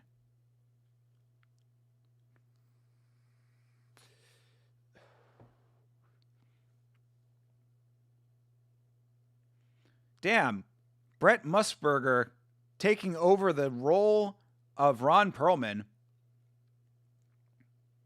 Or at least in this promo. I guess Ron Perlman still does the actual intro stuff, right? Hopefully. You identify as a dolphin? Good to know. I absolutely can't stand the Paramount system. Hasn't been lagging, thank God. But if you're using the app on like a TV, everything loads so slow. And sometimes when you scroll right, it scrolls up. Damn. That's not good. It's been pretty good on computer, on PC. I've only used it on PC. I haven't used it on mobile. I still can't view the Legend or Current Champions tab. Okay. Damn, this is all interesting stuff. The only thing that I can say maybe is it could be if your phone is a little older. I don't know. But yeah, it could be them. That's the only thing I can think of that's not them. So if it is on their side, then yeah, hopefully they'll fix that. On PC, it's fine. Yeah, for me, it's been great, actually, on PC, I have to say. You're using it on TV and it's been fine, so yeah, I don't know. Maybe it's just on mobile. Sorry that you're having problems, though, Jake.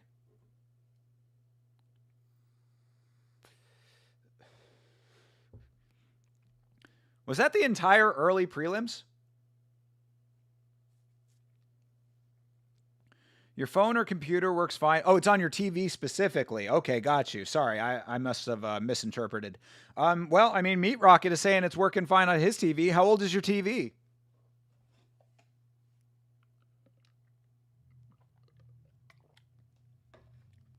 Or even on Xbox, it's lagging. Damn. Jeremy Hall is here. TV is working perfectly fine for me. Okay. I don't know what to tell you, Jake. This is an unfortunate thing. The intro is always fire. Yeah, this is pretty good. I just want Ron Perlman, though. I hate to think that Ron Perlman lost his job. 2 fights, that's why it took so long to start. True. Yeah. Early prelims got abbreviated. You have an LG TV that's about 4 years old. I mean, that's the only thing I can think of. And if other people are saying that it's okay, then I don't know. Charles Johnson is next. Let's go. Let's go. Yeah, close fight, especially with Perez missing weight, but we'll have to see how Perez looks. Your TV is old as shit, a 2024. That's old as shit? Come on, bro. Old as shit? My TV is from like 2015 or 14 or something like that. And it's been awesome. I love my TV. Wait, Hellboy did the intros before? Yeah, Ron Perlman used to be the intro guy. Guy who would be like, and all the years of the world lead us to this inevitable clash between two warriors. I saw a little interview clip about him, with him talking about doing those, and it's pretty cool.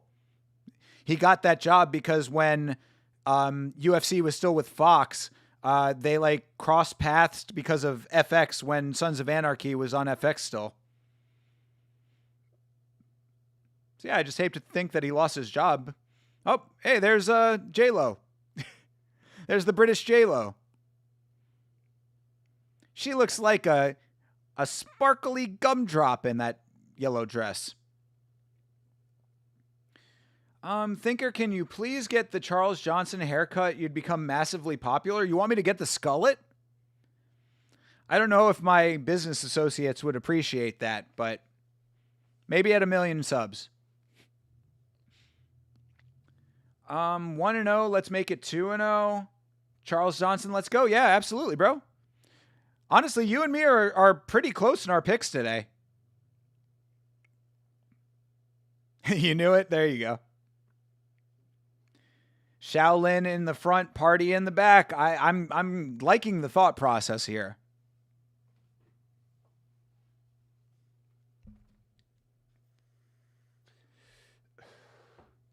How many Red Bulls are getting cracked in honor of 324? Well, I have had 2 today. I already had the second one earlier. I was thinking about possibly doing a third, but after the pizza, there is no way that anything aside from water is going into my body. 2 slices of pizza and a lava cake, I am good for probably the next 2 days. I will probably not be eating until Monday morning.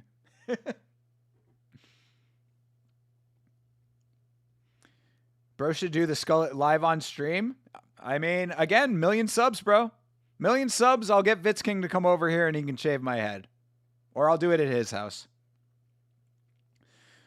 Someone please enlighten a casual as to why Charles Johnson is so hype.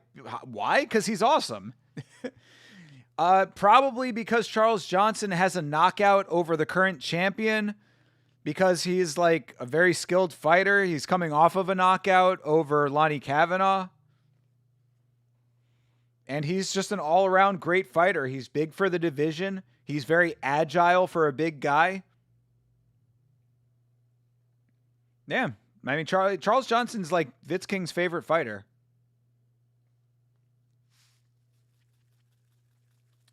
Next week, for sure, we'll have different picks. All right. Well, we'll talk about it on Monday. Which, of course, I don't know how many times in many different ways I have to say it, but if you guys are not there live for last week's fights, where me and Chase Parton go over all of the fights from the week before, this Monday we will be going over each and every fight from UFC 324. That is Monday nights at 10 o'clock p.m. Eastern Standard Time. If not 10, then 11 o'clock generally. And it is always a good time. So if you are not watching live, then definitely catch the VOD. We're going to be going over all of this, and we will be giving our picks for the next card. Charles is hyped because he KO'd the champion Josh Fan. There you go. You already know who I'm picking? How do you know who I'm picking? How do you know? You don't know. You're just going to say that you knew it no matter who I pick now.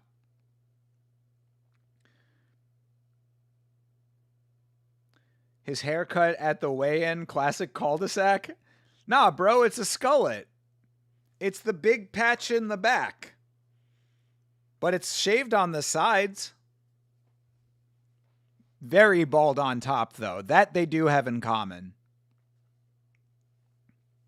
I hear you, but I see he has 3 straight losses in 2023. Well, yeah, okay, so Bloomis with that, there was a period of time where he was taking a lot of fights. He was fighting very frequently. I think what he ended up doing is slowing down and kind of tightening up his game.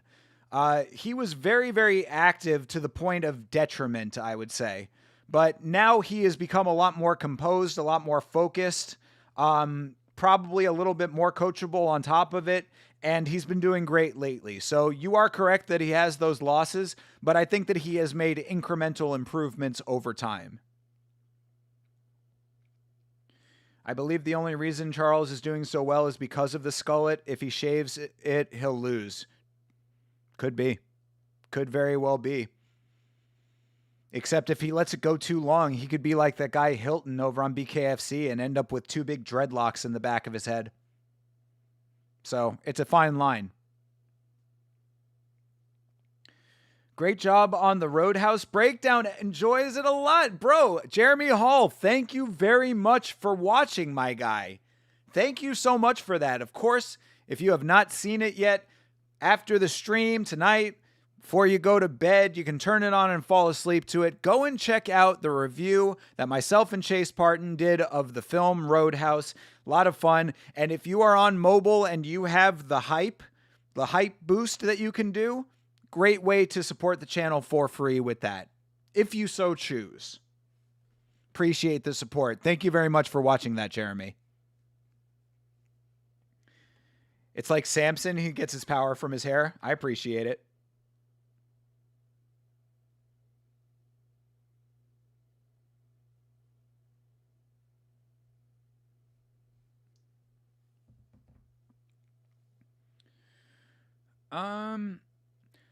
It's like, yeah, it's like Samson with the hair, gets the power from the hair. I mean, bro, you know, if that is how it works, then I should have been extremely powerful based on how long my hair used to be. I never had the truly long hair on Yama. You've seen me with the big fro, the big, massive fro before. But I used to have like legitimate long flowing hair, like wavy long hair. That's never going to happen again, but I do know what it's all about. So I don't remember feeling any stronger at the time, but either way, maybe I just wasn't harnessing the power. All right, Alex Perez here. Coming up against CJ.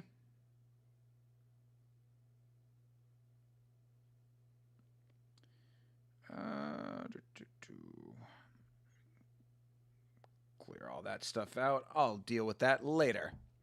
Hey, Davos! What's up, brother? G'day, mate. How are things down in Australia? You like that I've been working on my accent?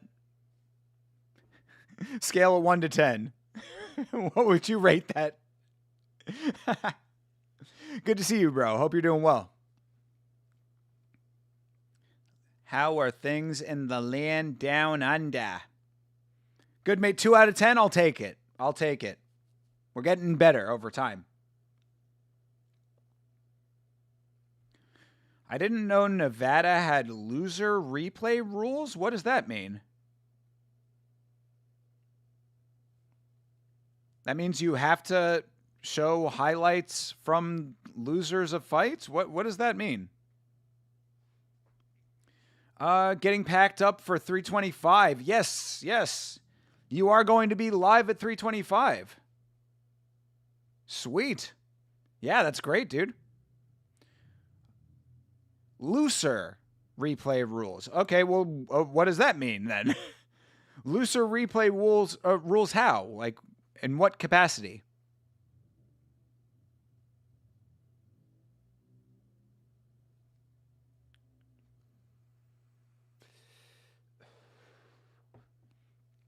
We might see all finishes with the new bonuses. I love that they are doing bonuses for finishes. I do think that that is a great step forward.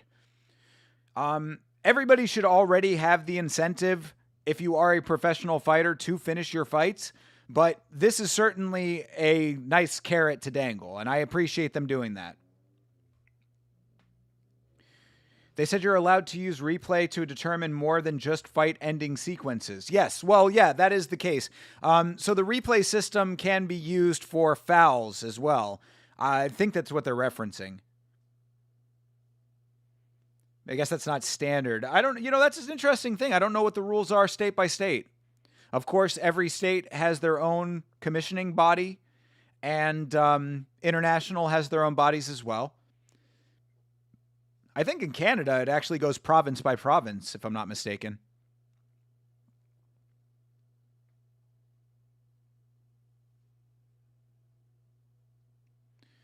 All right. Well, while we are on commercial break, I think I'm going to take a real quick break. I don't even really have to go to the bathroom all that bad, but I want to put the pizza in the refrigerator just so it's not sitting out here. So I'm just going to take a real quick break. Very, very quick. You know how quick the breaks are. I'm going to drop the pizza off in the fridge, go refresh real quick, and I will be RB. So stick around.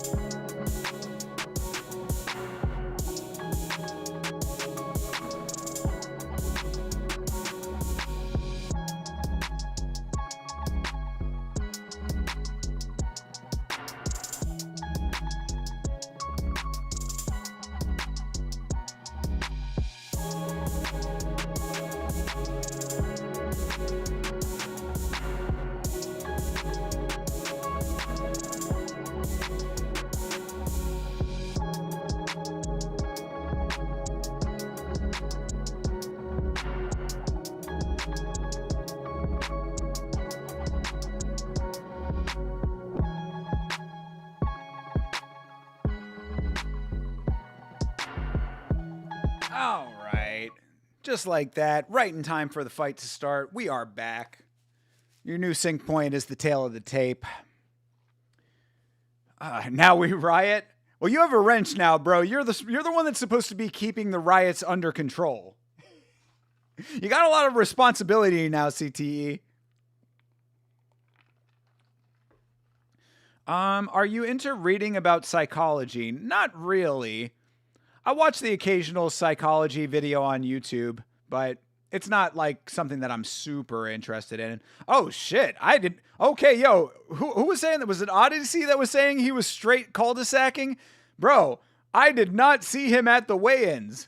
You are not joking. That is more than a skull at this point. Bro has gone full cul-de-sac for that is quite a hairstyle. I thought the original skullet was something. Bro's got braids in the skullet now? Charles Johnson, what is this hair? Good Lord. Yo, yeah, Odyssey, you are not kidding.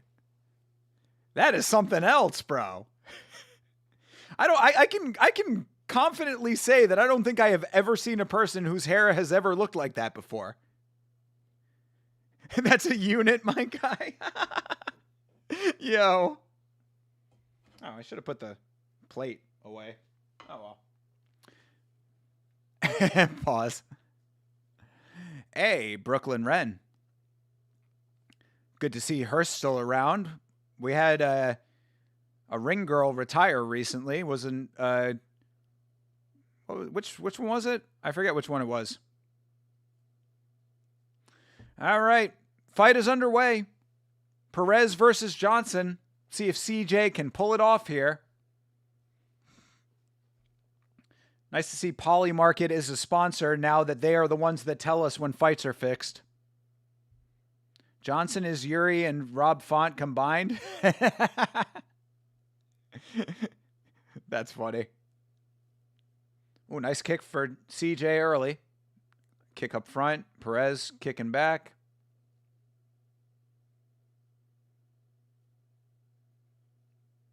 Oh, good left hand for Perez.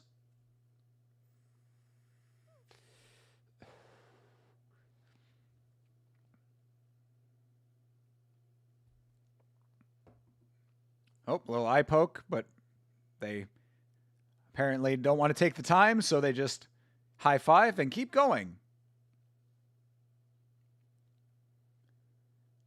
Charles braided his skull at free. Yeah, dude. That is something else. And some nice hands for Perez.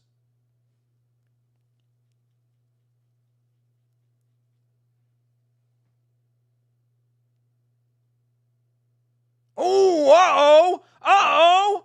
No. Oh, no. CJ down. Hey, good refereeing by Herzog right now, letting him come back. Oh, but Perez swinging for the fences. Uh-oh. Yo, that could have been GG's. Let's see if Johnson can rally here. CJ, he needs to level change, bro. Go for the legs, dude. Panic shoot, my guy. Why is nobody level changing today? We cannot have a card where Josh Hokett is the only person level changing. Yo, CJ is on his bike right now, trying to get himself back into this fight. Oh, he looking wobbly. He is running. Bro, go for the legs, my guy. Yeah, he is way seeing stars right now. I know, yeah, well, I get you on that. He doesn't want to get hit with the knees, but bro, honestly, I'd take the risk at this point. Just plant your face straight into his stomach and hope for the best, because if not, there you go, finally goes for it. Perez going for the back now. Oh, come on, CJ, survive, my guy. Oh, CJ, tough. Herzog letting it go. I appreciate this. Yeah, Charles looking wobbly, and he's taking some shots.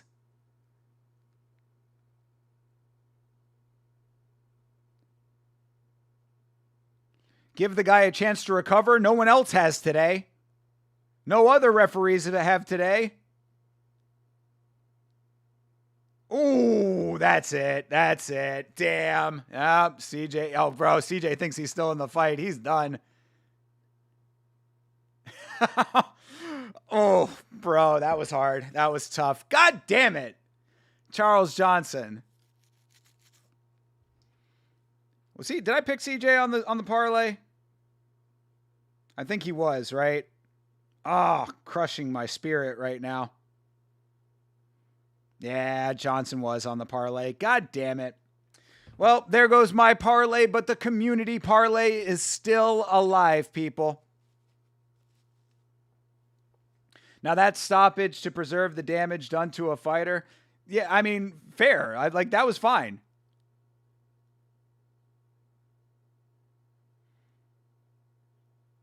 There goes your parlay. I feel you, bro.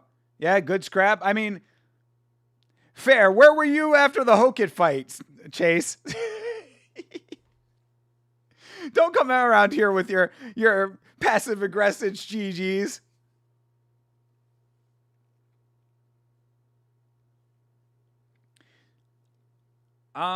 Early stoppage? Come on. I mean, that was such a clean clocking, bro. He went down hard. Clearly still fighting. Bro, he was clearly out of it. He was clearly not conscious anymore. You say, Herzog steps in and he thinks that he's still going. Come on, dude. He was gone, bro. Freeman was awful. Yeah, fair. Okay. All right. At least we're acknowledging. Appreciate you, bro. We'll talk about it on Monday, of course. 3.5 overweight. True. I think it was 2.5, but yes. Yeah, you're not wrong. Coming in overweight. There's always something that Charles Johnson can hang his hat on. But still, he got worked, bro. He got touched early. He didn't level change early enough. That was the problem. That really is. I mean, that was the problem. He didn't level change early enough. It's not about being able to fight. It's about taking unnecessary punishment. Yeah, exactly. At that point, I think that was a good stoppage. I was okay with that. Herzog let that thing go very to a good clip. He gave him every chance to come back. After you see a big shot like that drops him, come on, dude. After everything that he had already taken, that's what I'm saying. I think that was an okay stoppage. There better be booze for Herzog and Perez. I mean, only for Perez missing weight, I guess.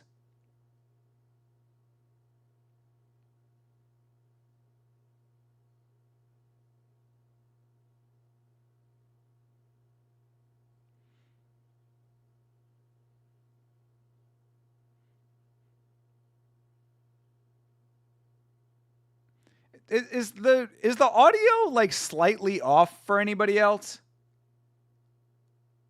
when it comes to Paramount Plus? It feels like the audio is like a hair behind or ahead of them, like when they're moving their mouths. That's the only thing that I'm seeing that looks a little bit off. Quality of the stream looks good. But I did bet the fight to go no distance. Somehow that was my plus 125 in the book. Good job, brother. There you go. Smart move. It's good on your side. All right, it must just be me then. It's not so bad that it's something that I care about. Like, it's not like majorly off or anything like that. It's just like a hair. Well, killer be killed, CJ. I guess sometimes it be like that.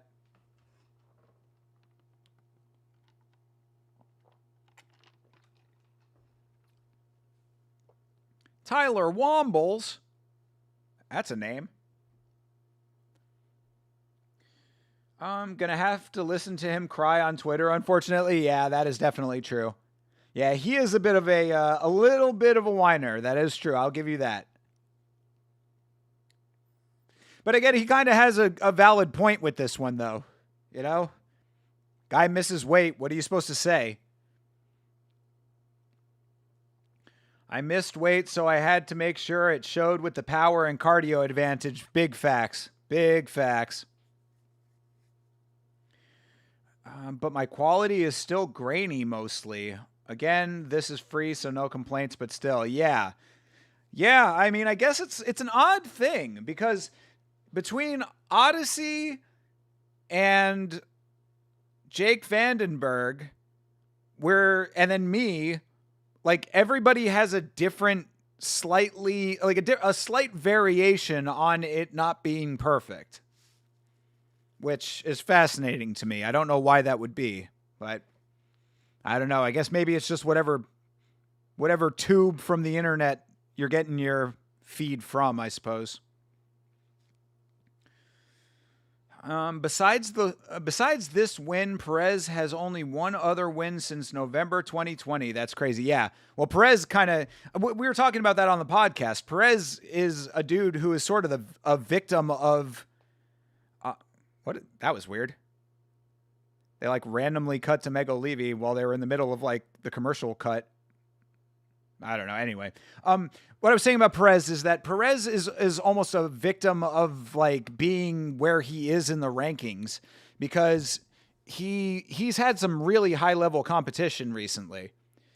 The fluke loss to Tatsuro Taira, which obviously was not a fluke, but you know, he got injured in that fight. So you know, that was what it was. Asual Mabayev, I've always thought is pretty good, even if he's not necessarily elite. And then a loss to Pantoja. So, you know, these are all high level losses pretty much. So it's good to see him bounce back, and credit to Chase. Chase always believed, you know. Busy servers could be. All glory to God. Are you blaming God for coming in 3 pounds over? No, bro, he's thanking God for the fight still being allowed to go on. All glory to God that Charles Johnson still accepted the fight. Thank you, God. Oh my God, Scream 7? They're making a 7th Scream movie. That's what the world needs.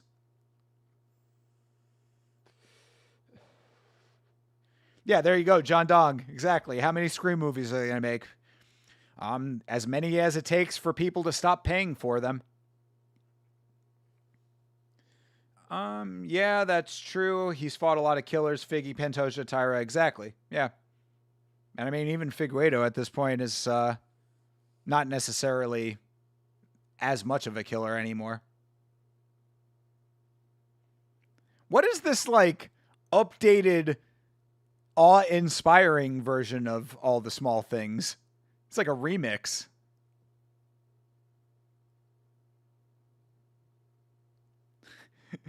This is like the arena rock version of it. Oh, and there you go. That's where Jean Silva was crying over the belt. Where Paddy Pimblett was just standing. Come on, bro. Have we talked about that? We might have talked about that a little bit yesterday, but bro, come on, man. Jean Silva crying over the belt. That is something else, bro. And I am very sensitive to his autism and all of that, but like, perhaps somebody around him should have been like, bro, maybe we don't do this. Maybe there are other ways to show your intensity as opposed to screaming and crying into the belt. I'm just saying. Chase had a lot of harsh stuff to say about it. I was like, I mean, I don't want to be as harsh, but I understand the sentiment.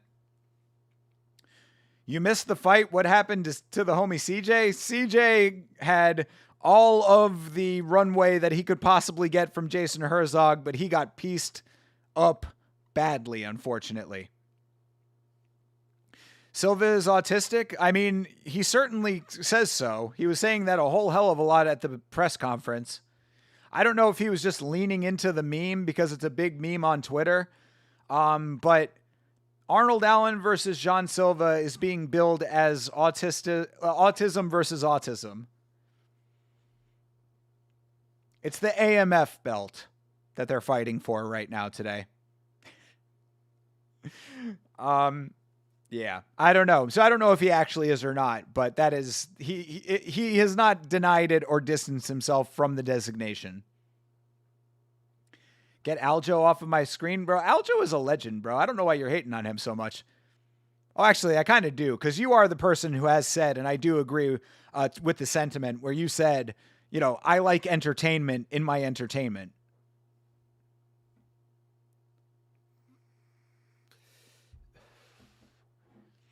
No distance here. Let's keep the train going. True. I mean, you're down one leg of your 9 leg right now.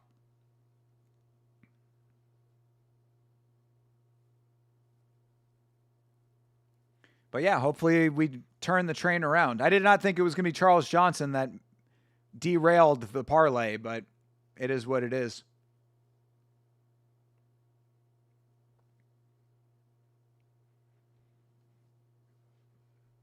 Okay, this is going to be a big thing that we're going to have to find out as we go forward with Paramount Plus.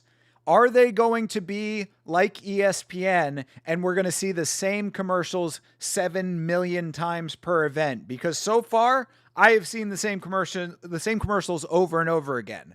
However, I did find out that apparently they are going to be doing targeted advertising for these events.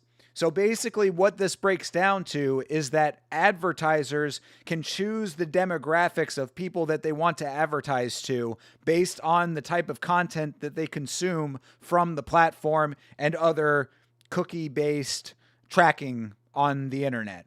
So if the ads are currently what they are right now, that might not always be the case, and they might start doing targeted advertisements based on your individual preferences. So just be aware of that. That when you are watching on Paramount Plus, you are also giving data away. Just nature of the beast on the internet. Blue Mist CJ ate about 10 left hooks and it was finally stopped. Yes, Jake, that is a very succinct way to say it. If someone is still fighting, why stop the fight? I mean, because he was out on his feet. But I do understand the sentiment. So then by that logic, you should be okay with the Denzel Freeman stoppage. Which I can know that you are because you just had that fight going no distance. Again, this is all just based on your picks. That's the thing about the way that you look at fighting, E-Money J. It's all based on the stuff that you have chosen on your parlays. He recovered? He did not recover, bro. He was grappling Jason Herzog. To stop brain damage. There you go, Jake. Exactly. Looking out for fighter safety. I know your schedule is crazy busy, but are wiki dives out the window? I mean, for right now, unfortunately, I'd love to do more.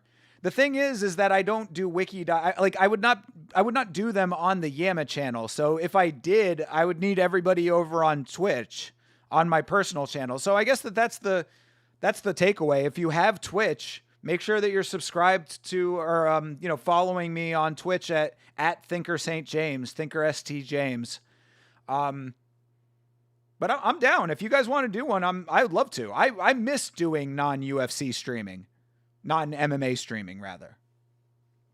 You know, I like talking about random stuff and playing video games and all of that. Like, you know, I am a multifaceted individual. So I'm not opposed to it if you want to do it.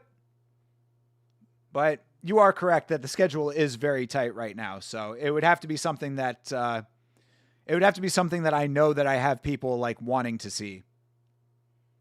Make some time for it. So they're not eating cereal with their toes at 69 years old. Yeah, well, and of course, with the way that the things are with the UFC and fighters not having insurance and a fighters union to take care of their post-career care, yeah, that's a legitimate concern for sure.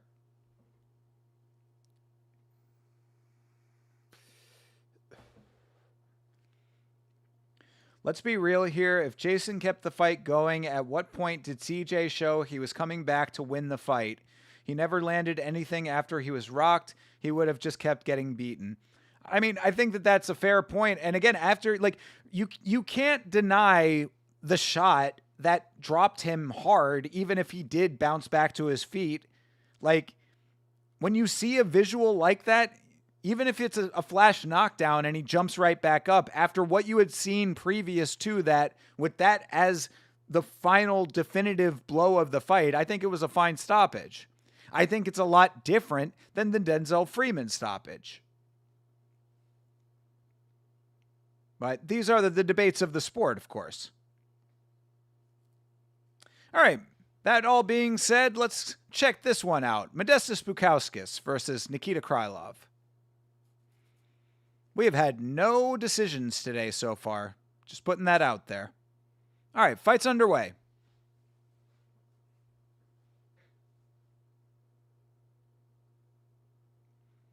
All right. Krylov with a right kick to start. Low kick from Krylov as well with the right. Krylov with a lot of ink on the back. Oh, two nice ones from Modestas up top.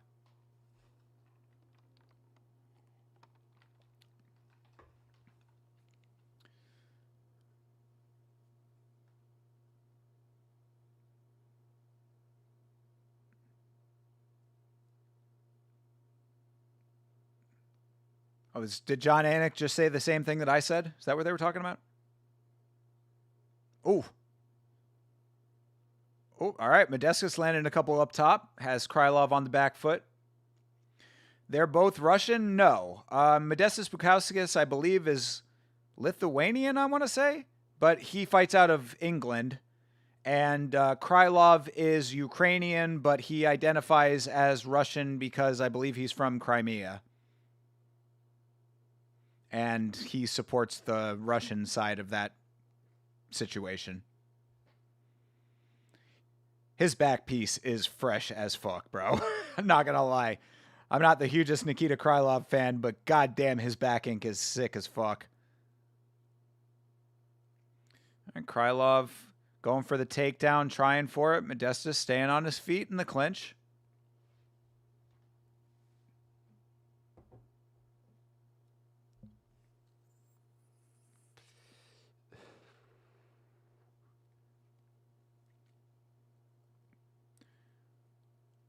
Krylov keeping the pressure on the cage. Very clean, similar to Volkov. True. I think that his is better than Volkov's personally. His has more color. more detail. Volkov's is tight, though. All right, Bukauskas goes down for a moment, back to his feet again. Krylov trying to keep this clinch so he doesn't get popped in the face anymore.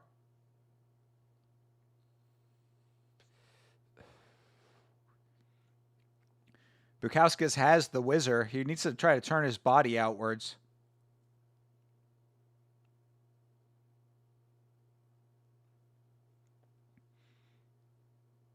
They're talking about how spoiled the crowd is because of all the finishes early. Oh well. People want finishes. People want action. Cage hugging is not what people want. I understand it.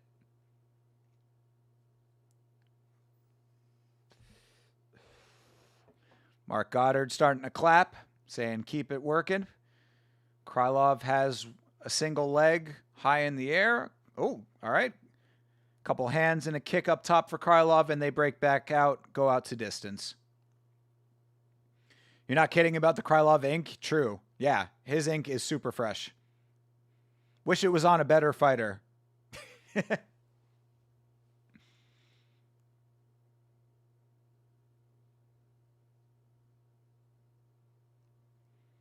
Hey, it's CTE's favorite commentator, Dean Thomas, coming in.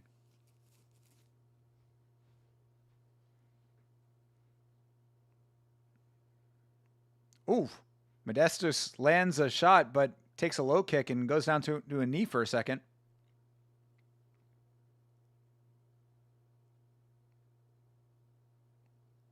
Last minute of the first round. Not a super eventful first round compared to what we've seen so far, but maybe it'll pick up in the second.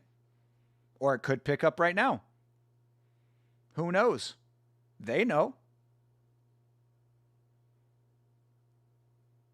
I mean, Bukauskas has to know that Krylov is knockoutable. So he might want to take some chances here. I mean, use the range. There you go. Takes a shot to give one. That's probably a smart idea. All right. A couple good shots, but good counter from Krylov. Has Modestus moving backwards. Yeah, Bukauskas on the back foot at the moment. Off of a little stunner shot. He throws a couple out.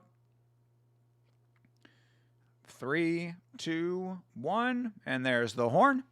All right, that's round one. Waldo Cortez Acosta's fight nickname should be Where's. It would be the best buffer announcement ever. Where's Waldo Cortez Acosta? It's a good idea. Okay, you know, Rick Allen, I am not opposed to this. We saw a fighter on the One Championship card last night. His name was Chase Mann, and I said that he is missing out on an opportunity not having the nickname the Manhandler. Chase the Manhandler Man. So I think that we're both in the same realm of very serious nicknames. You hate Dean too? Why does everybody hate Dean Thomas so much? I don't get it. Yeah, see? Bloomis is a dad, and that dad humor landed. You and Annex jinx the finishes. We'll say, hey, it's still early in the fight. Hate is a strong word. I strongly fucking dislike Dean Peanut Head Thomas. Damn, where is this coming from? Dean not being useless to start 2026. There you go. See? Things are turning around. Paramount Plus told Dean Thomas, you better come through with the fire facts. We want only the fire details. Give us the inside sage wisdom.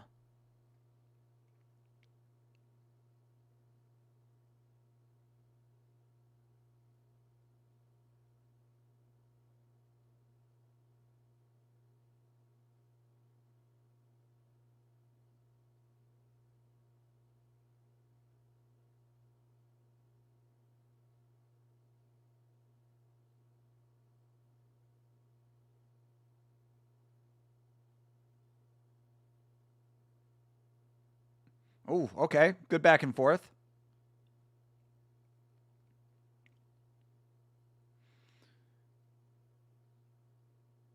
I mean, Modestas just needs to land the heavy shot. We know that. There you go. He's trying to go for it now.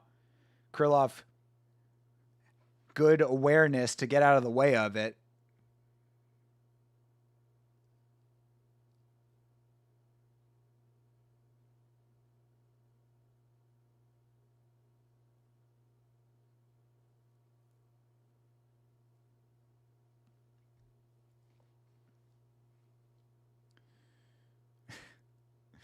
Beside his pinhead, he takes. Beside his pinhead takes, he shat on the Mackenzie Dern fight. Granted, he might have been speaking the truth, but it was poor taste coming from a coach and someone people trust as a source of some kind. What did he say? I don't remember what he said during that. Like, what was the criticism? I mean, also to that end, you are kind of speaking some facts, Odyssey, because I was not super keen on the way that he injected himself into the Sean Strickland and Eric Nixick situation after the Dricus du Plessis fight. I thought it was very odd that he went on Ariel Helwani and just kind of made himself part of that story for no reason. It was like, why are you involved in this? All right. Yeah, they've just been on the cage for a whole bunch. That's what I've been talking through. You're not liking the Krylov footwork at all, bro. Crosses his legs while he's moving sideways. That's a no-no. Oh, mouthpiece out. He puts it back in himself. Modestas, very respectful of that. Yeah, fair. Fair assessment, Bloomis. Because, yeah, he's definitely doing that.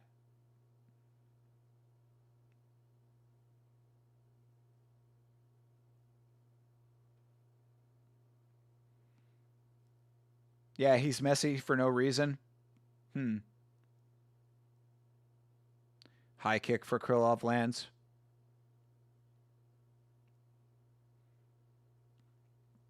Joe Rogan saying that Modestas looked like he's stuck in first gear. Bro, this is just how Modestas fights. But he is like a step behind, and I really don't understand it because Krylov is not doing anything. Like, he's landing a couple of shots, but it's not heavy. Modestas has the better power. There you go. That's a good counter shot landing for Modestas. Like, I want to say that Modestas is actually landing the better shots, but the volume seems to be coming from Krylov, plus the cage clinching. I don't know how the judges are going to view that. Come on, man. Don't make this go to fucking decision.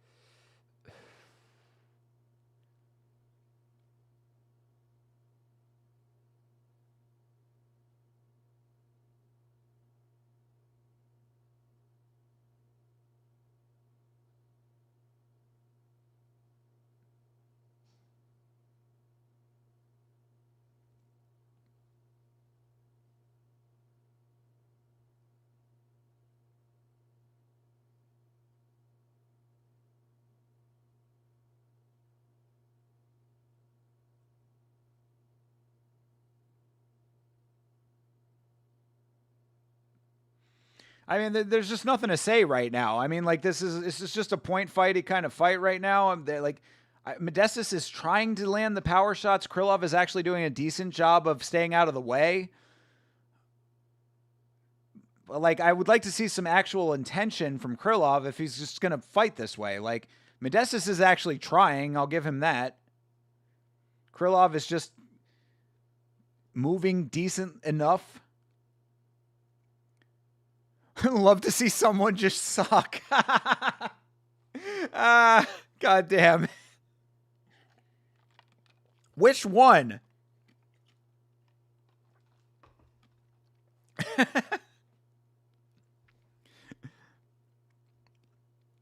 The takedown attempts might have helped Krylov, but not much. I mean, can you really even count them as takedown attempts? He was just cage clinching. He was cuddling. And, like, I understand that it gets to that point or whatever. Like, I'm not trying to say, like, oh, you know, like, you have to take, like, every clinch needs to end in a takedown. But, like, if you don't get it and you're just stalling, come on. This fight sucks. It's certainly the worst fight of the year so far.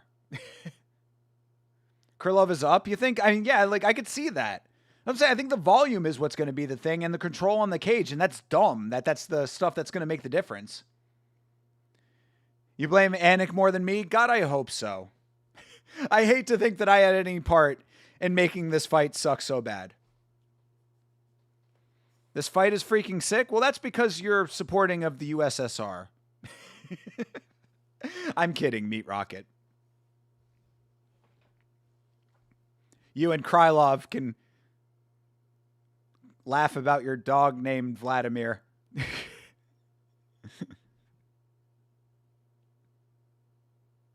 Ooh, there you go. That was a good shot for Krylov.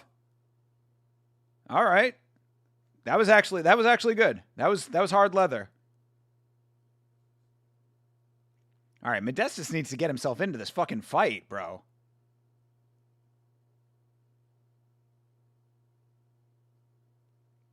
Thudding hit right there. Yeah, exactly.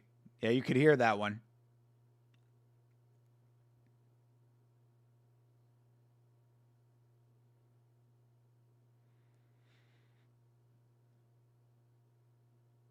There you go. That was a good left for Modestas.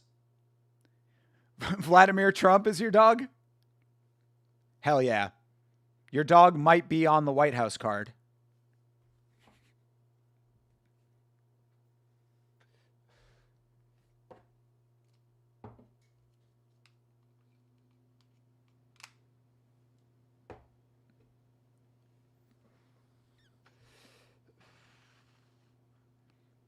Bukowski's still in it. He's not in it. He's just not like... It does not feel like he's locked into the fight. Like, I'm kind of agreeing with commentary right now. It seems like he's just, like, in first gear still. But I think he's, like, trying to find the shot, which is fine, but you got to do that. Just hesitant. Yeah, I mean, I think he's trying to set up the shot that's going to be the knockout shot, knowing that Krylov is knockoutable.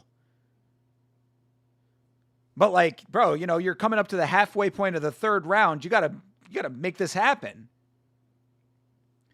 What are you vaping on? I have a trio of different flavors from Fogger. This is the Fogger brand vape, and I am a big fan of Fogger. I'll tell you a little bit about Fogger between fights here, but yeah, this is sour apple, and I quite enjoy it. It's my favorite flavor.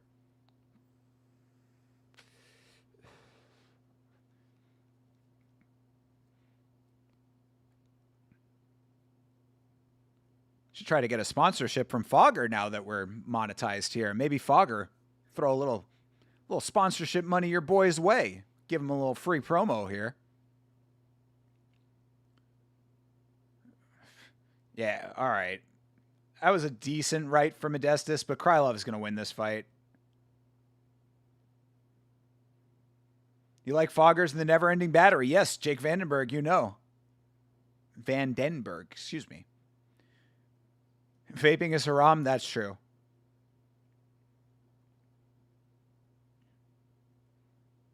Yeah, I am not keeping halal.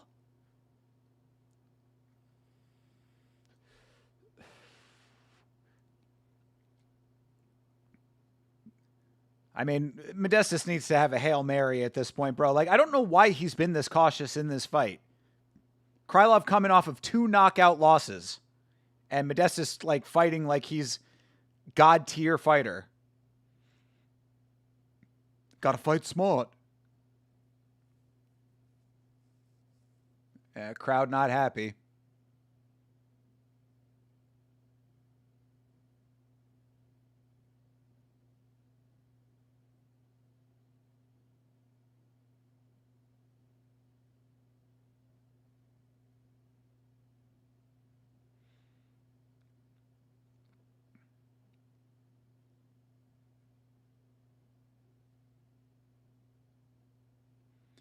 I mean, 30 seconds, bro. He landed a good one there, Bukowskis. Still just pacing and cautious. Now fucking Krylov is emoting. Can you imagine being emoted on by Nikita Krylov?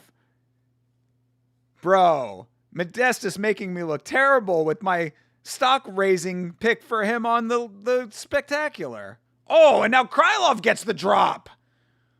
Oh, late finish for Krylov. What the fuck is going on, man?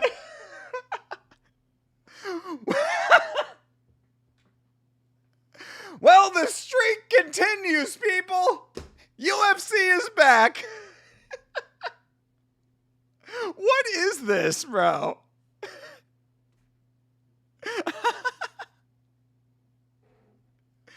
That is ridiculous.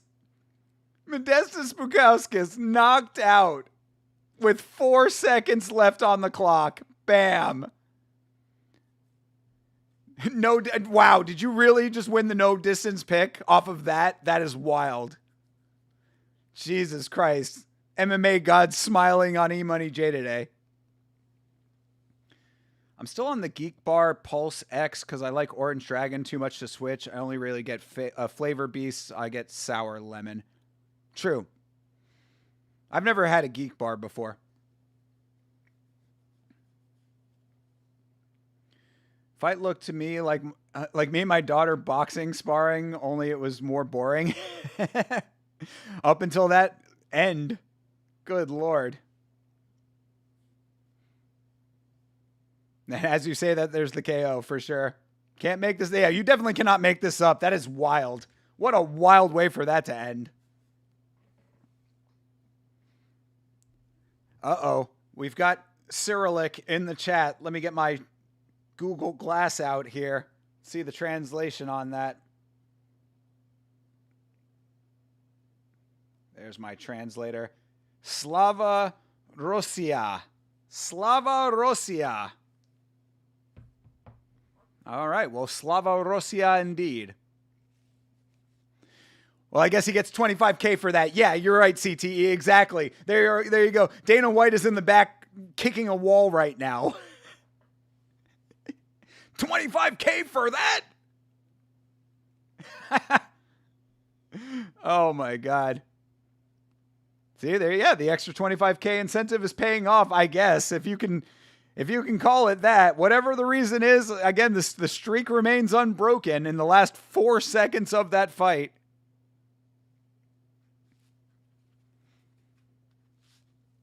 Gaethje next. Yeah, Gaethje's a lock. Gonna be a weird night, bro. It's already a weird night.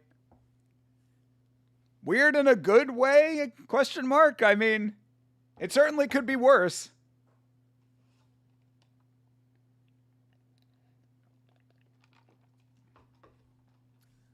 That is so crazy. That is so crazy.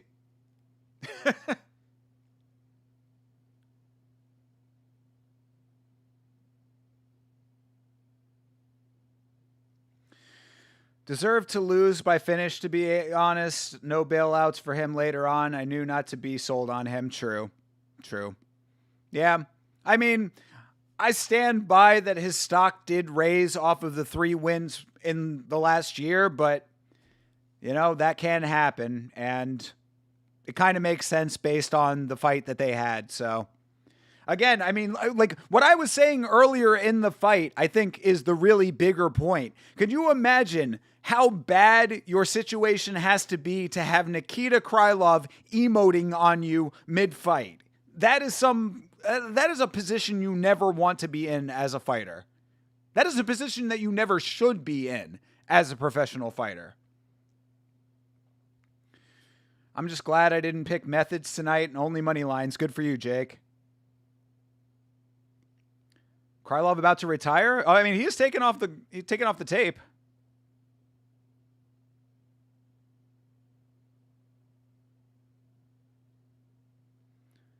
Tom Aspinall is pissed. Yeah, I guess Modestus is a training partner, right? Every fight might go no distance. Let's bet on it now. Hey, I mean, I'd be happy if that's the case.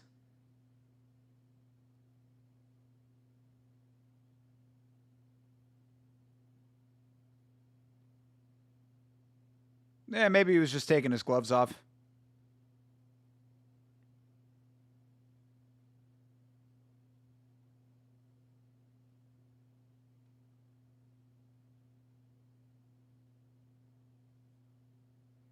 calling out Jan Blachowicz. Yeah, he was just taking off his gloves. He's not retiring. I was just going to say it's going to be a weird night every time there's a buzzer beater. Well, then you might have a whole lot of them. Yeah, Jan Blachowicz.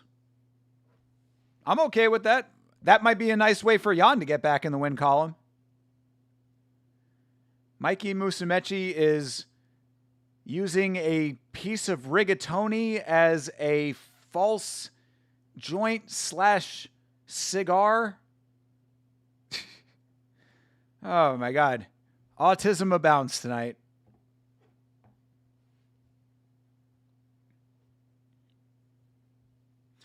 Andre Pulayev, will he be the next victim of Ateba Gauthier, or will Ateba Gauthier finally meet his match when it comes to someone with ground game? This is what I said on the podcast. Be aware that we have not seen Ateba Gauthier be tested on the ground yet. I'm not saying that it's necessarily going to be this fight. I'm just saying that it's going to be some time. We are going to see this. And that is going to be the real test of this fighter here who has been tearing through the competition. Showing his Contender Series highlights. Or a single highlight. But yeah, Gauthier, I mean, good Lord. He is Mr. Highlight. Jose Daniel Medina getting knocked out. Bam, that knee. Knocked out with that knee, boy. He's too big. He's going to destroy this guy. I mean, the bigger they are, the harder they fall. I mean, as long as he can stay on his feet. And I'm saying, that's what I was saying. Like, I'm not saying that Pulayev is going to be the guy to be able to take him down. I'm just saying that is the one thing that we have not seen from him yet. Hey, Didgeridoo Dave. How you doing, brother? I already said it, but g'day, mate. Shouting out to Davos, who was checking in from the land down under earlier this evening. Good to see you, brother. Hope you are doing very well. Yeah, and speak of the devil, Davos was talking about the card they're advertising right there. UFC 325. They're in Sydney, Australia. Australia.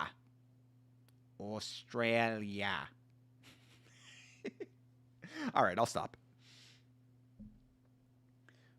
People's main event is Silva versus Allen because people are at record levels of autistic. These are the facts. Oh, yeah, I said I was going to talk about the Foggers. Yes, so Foggers, I love these, by the way. And again, not a sponsor, but Fogger, holler at your boy. Yeah, Foggers are great because you have the pod, and the pod is like standalone. And then there's this battery that attaches to it. So you can use these independent of the battery. I don't know if I've been showing it on camera here, but you have the battery here. They kind of come apart, and then you can use the pod independent of the battery, and recharge the battery with this still going. So it really keeps it so that you don't ever have to worry about like not being charged. And then of course the battery is swappable with all of the different flavors that you get. So yeah, I'm a big fan of the Foggers.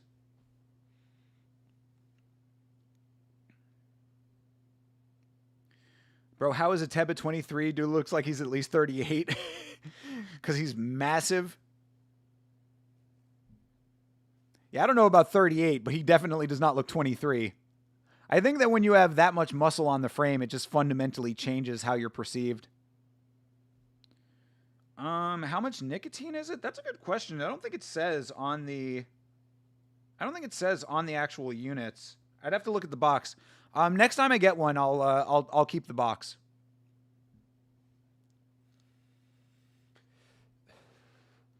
Yeah, but right now I've tried 3 flavors of them. This is the watermelon ice. I like the ice flavor, so I got watermelon ice. This one that's on the charger is blue raspberry ice, and my favorite is the sour apple ice. You sound like a local? I asked Davos what he rated my accent, and he gave it a 2 out of 10. So I said that I'm improving. I went from a 1 out of 10 to a 2 out of 10, brother. That is solid improvement. That is 100% gain.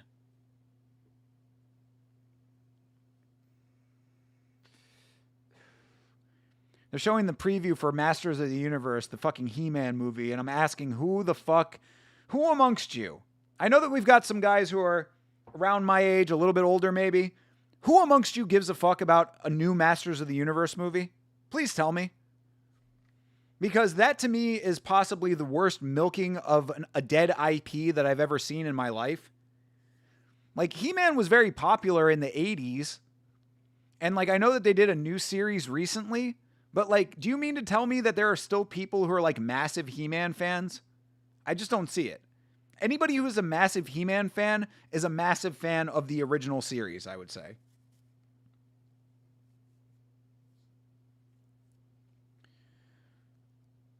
Yours is 20%? Damn, that's heavy. Most disposables are 5 to 6%, which is 50 to 60 milligrams. I would think that it's probably somewhere in that range. Shout out to Flavor Blast as they, as the name would suggest, have the best flavor. Got you. Flavor Beast. Okay, Flavor Beast. I never heard of that. I wonder if we have that in the States. I'll have to check that out next time I'm in the store. Gregory Rodriguez looks 47 years old and he's like 28. This is what I'm saying. When you get to a certain like build, I think it just like makes you look older. You work at a smoke shop and you're a vape nerd. Okay. Are you the dude that I met in person?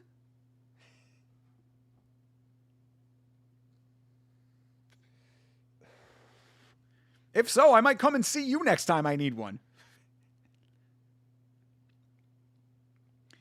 I'm a fan, but of 80s cartoon and 87 film. That's what I'm saying, Jeremy Hall. Exactly. Like, anybody who's a current He-Man fan is like, you know, they're watching the classics.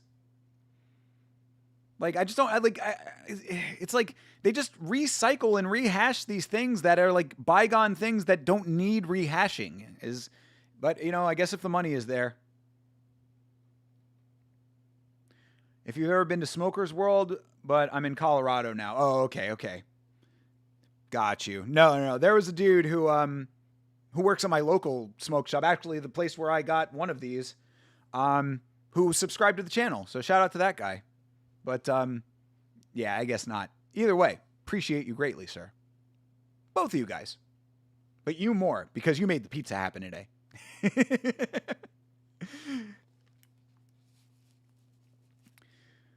All right. Tail of the tape is on. Teba Gauthier, Andre Pulayev. Teba Gauthier, a minus 1,000 favorite on DraftKings.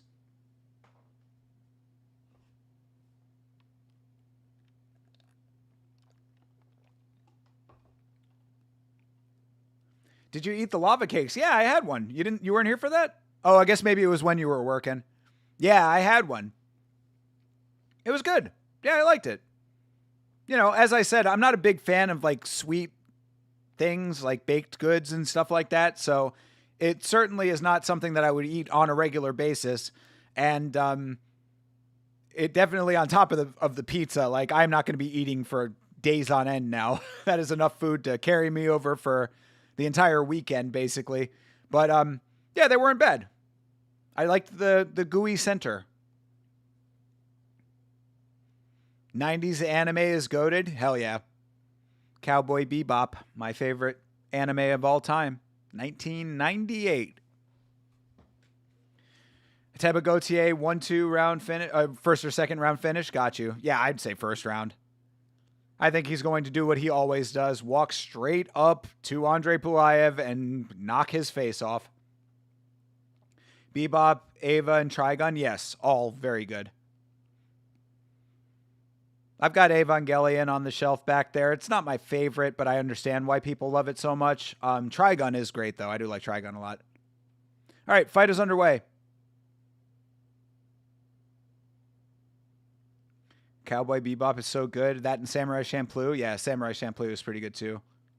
Yeah, Cowboy Bebop is one of my absolute favorite shows of all time. In fact, my background on my computer is the final bang from Spike. There it is. There's Teba Gauthier putting Pulayev on his ass early. Pulayev back to his feet and two more. Gauthier with a knee. He's just doing what Gaethje does. Pulaev still somehow in this fight. Does not seem too phased by it, but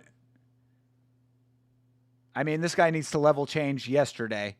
And that's another thing about Ateba Gaethje, too, is that he is nice with his knees. Pulaev somehow goes down. I guess he slipped off the body kick. Elbow from Gaethje landed. Bro, Gaethje is just so powerful. This is ridiculous. Francis part 2 over here.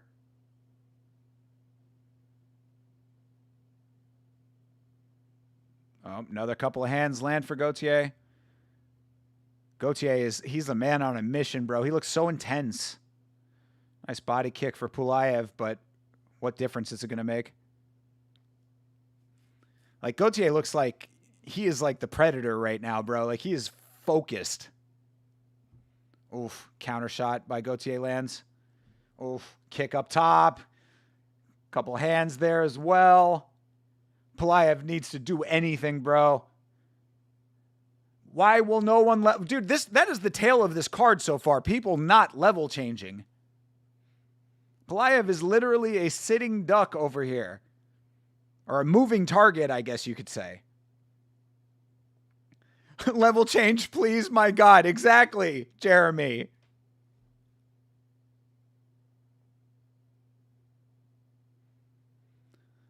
I mean, I'll give Pulaev some credit. He is making it longer than I thought he was going to.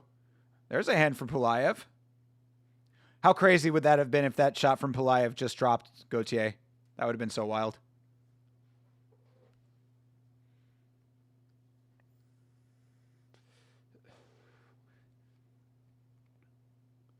All right, Gaethje. Another great thing about Gaethje is that he backs his opponents down, dude.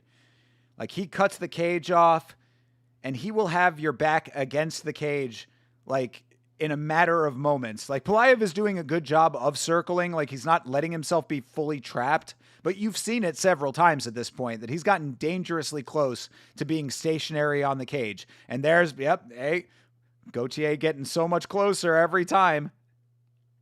Delaying the inevitable. Very true.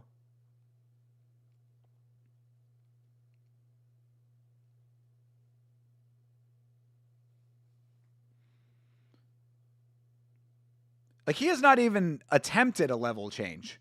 He's felt the power and has been knocked down. Oh, that was a weird little stumble for Gaethje.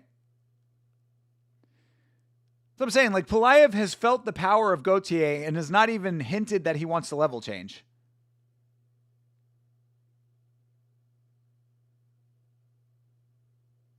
There's an overhand for Pulaev. Getting a finger warning off of that.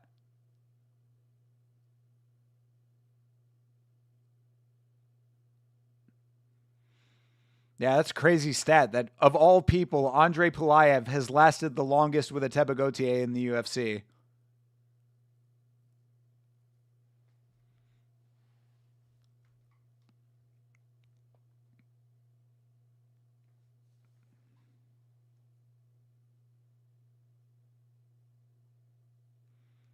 Good land by Ateba Gaethje.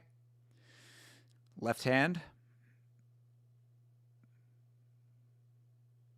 Could this be a Zhang Min Yang situation?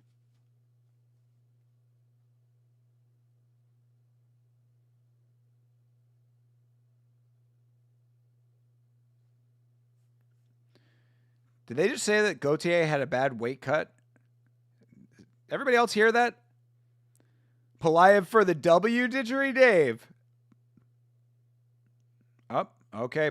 Pulaev takes a shot to the nuts and says, I'm not taking the time. All right. Pulaev lasts through round 1. That is certainly unexpected. Both soundtracks are hauntingly good for Bebop and Champloo. Yeah. The only thing that sucks is that Yoko Kanno apparently plagiarized a lot of the Cowboy Bebop soundtrack. So that puts a very unfortunate light on that, because I also feel that way. The music of Cowboy Bebop is some of the best like television music of all time, but knowing that she plagiarized a lot of it is kind of an unfortunate thing. Pulayev looks drunk when he swings. Yeah, it's true. Because he has the very... It's funny that you say that, Jeremy Hall, because that was a similar note that I had to when he was on the Contender Series. He loves to swing at extremely long range. Like, long range to an extent that I think is untenable. Like, that's almost dangerous. Because I remember that distinctly from his Contender Series fight. But in this case, maybe it's keeping the amount of distance that he needs. Yeah, wow, Pulayev survives. I know, I agree. Why does Ateba have the Bokang noodle hair? I was thinking that too, actually. It's funny that you say that, Meat Rocket. I was like, he also seems to have the Kraft macaroni and cheese going on. But his is a little bit longer, so it doesn't exactly resemble the noodles. You're seeing a Chandler Ferguson front kick KO for Pulayev? Bro, from your mouth to God's ears, that would be some crazy shit. And there's a kick. Not exactly the same one, but... Oof. Gaethje with just a near miss there. Andre is much tougher than people think, and Ateba he's a noob fighter. I mean... Ateba has been knocking people out pretty handily. This is the longest we've seen him in the octagon so far. Pulayev did not look great in his debut, but he looked better in his second fight, so we'll see what happens throughout the course of this thing. But yeah, Gaethje is definitely slowing down. There's a land. Russian's chin's different? Bro, we've seen plenty of Russians knocked out before. We've seen this guy dropped in this fight, Andre Pulayev.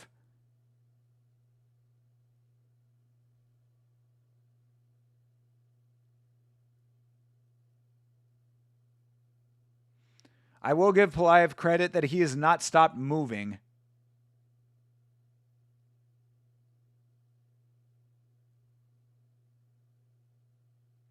Nice body kick. Yeah, those kicks to the body might start adding up for Pulayev. You see that? You see how he reaches for his shots? Like, he throws at like a ridiculous range that he like overswings his shots. There's another example of it. He overswings the shot and then stumbles back because he was off balance because he went too far forward. The body kicks are adding up. Yeah, that's kind of what I was thinking. Because Gaethje has slowed down significantly and Pulayev is continuing with the body kicks. He is certainly not stopped. There's another one. Oh, Pulayev goes down.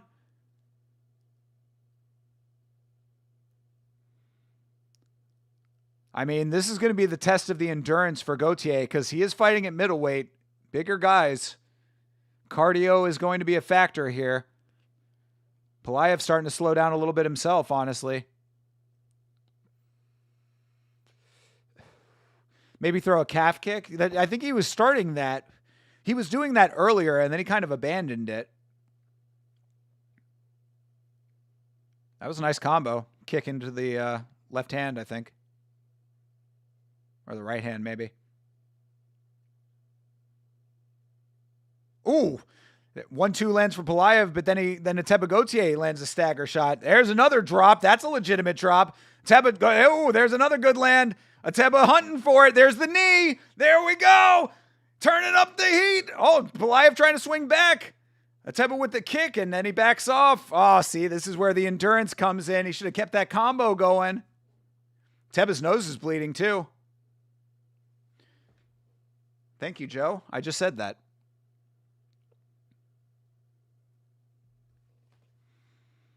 Yeah, this is... I give Pulayev some credit here. He is definitely tougher than I anticipated him being. That was a nut kick that Ateba just ate.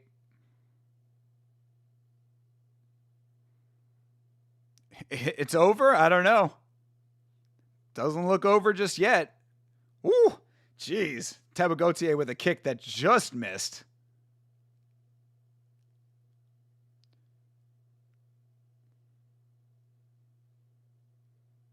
I mean, if Ateba is still trying to go for the power shots, then being a little conservative with the energy is not a bad idea, but you can't let the fight slip away from you. Miss on the kick for Pulaev. Dude's head is made of steel. I don't know, bro. I mean, he's been able to bounce back from some heavy shots, but how many when you're getting hit with a baseball bat continuously?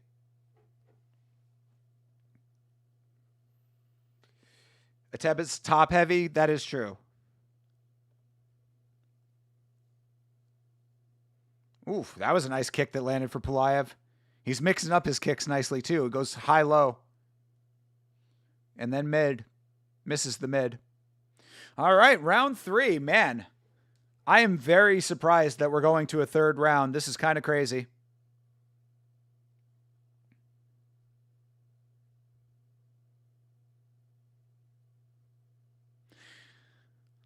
I also do kind of appreciate, even though it is slightly annoying that we're getting commercials mid-round, it is kind of nice that they actually keep the cam on, and you get the audio from the show still to a minor extent. You can hardly hear it with the audio from the commercial, but, oh, well, then they just cut to an actual commercial. Well, that kills that. Thanks. If this is the first decision, my mind would be blown. I know, right? Good point, Jake. Yeah, of all fights, if this goes to decision, that would be very wild. I mean, Krylov pulling out that knockout at the last fucking possible moment was ridiculous. But this would be even crazier.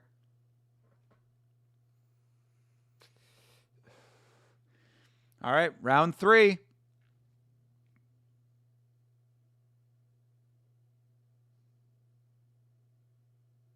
What? Did he just say that the director of the show just told Ateba Gauthier that he needs to finish the fight? That's a weird thing. Did you guys just hear that? Did John Anik just say that Ateba Gauthier got word from the director that he needs to finish this fight? Maybe I'm crazy. That's a very odd thing if that actually happened.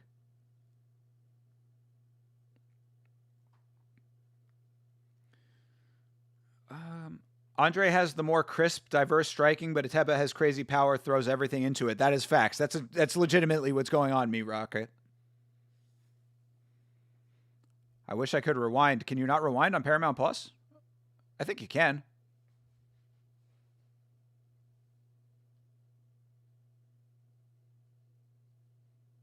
Oh, okay. I guess they were memeing. I guess, yeah, the commentary is saying that was like a meme. But still.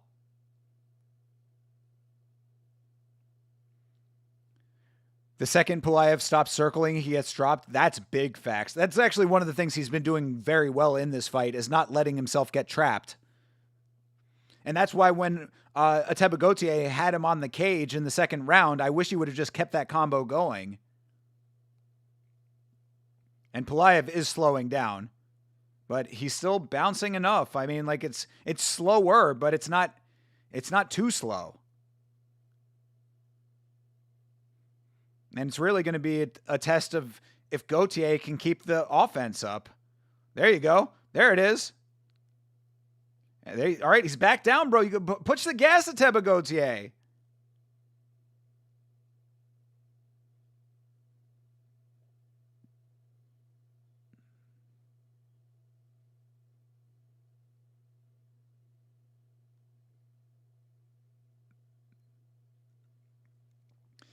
I mean, Gauthier needs to push forward. Now he's kind of backing up a little bit.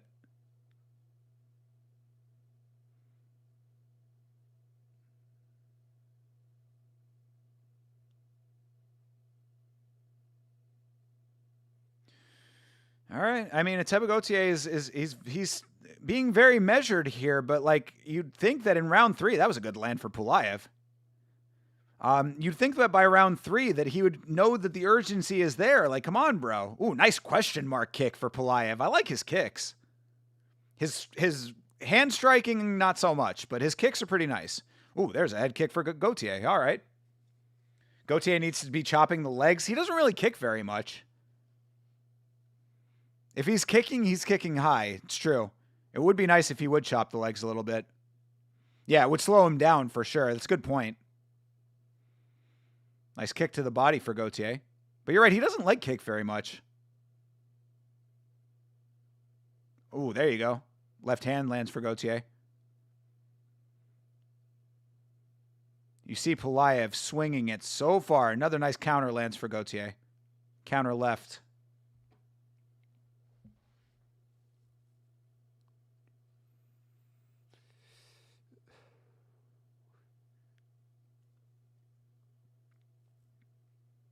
Crowd starting to boo. Could you imagine booing Ateba Gaethje? That certainly was not on my bingo card for 2026. Ateba Gaethje getting booed by the crowd.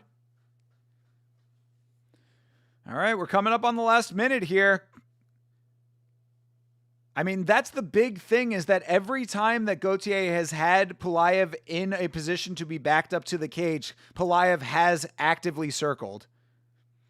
So I definitely agree with Odyssey. I think that it really would have been advantageous for Gaethje to recognize that chopping away at the legs would have slowed Pulaev down.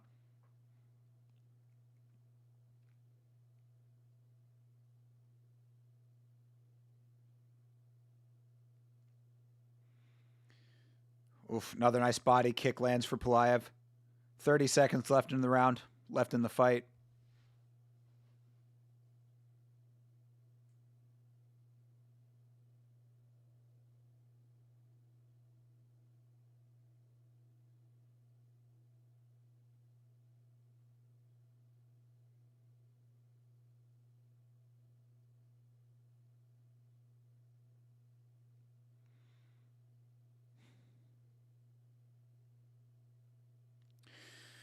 All right, well, of all fights, the first fight to go to decision of 2026 is Ateba Gaethje versus Andre Pulaev. Never in a million years did I think that that would be the case, but there you have it. So who won? I mean, how do you score that? Do you score by the volume or do you score by the power?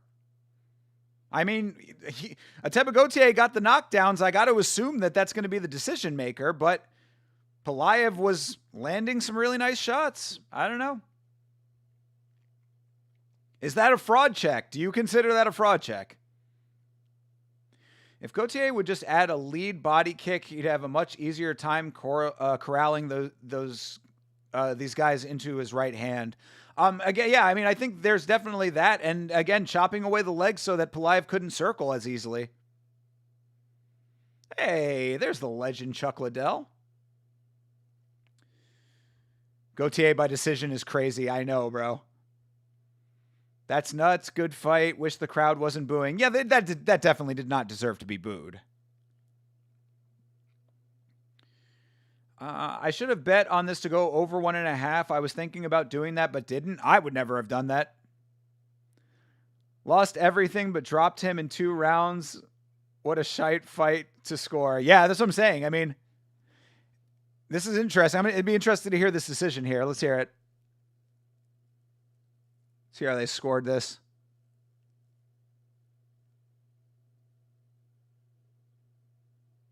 (30-27). 29-28 and 29-28. All right, Ateba Gaethje wins the fight, but I mean, yeah, 30-27 is kind of wild, no? I don't know. And no interview. No interview for the Cameroonian. Could be a draw.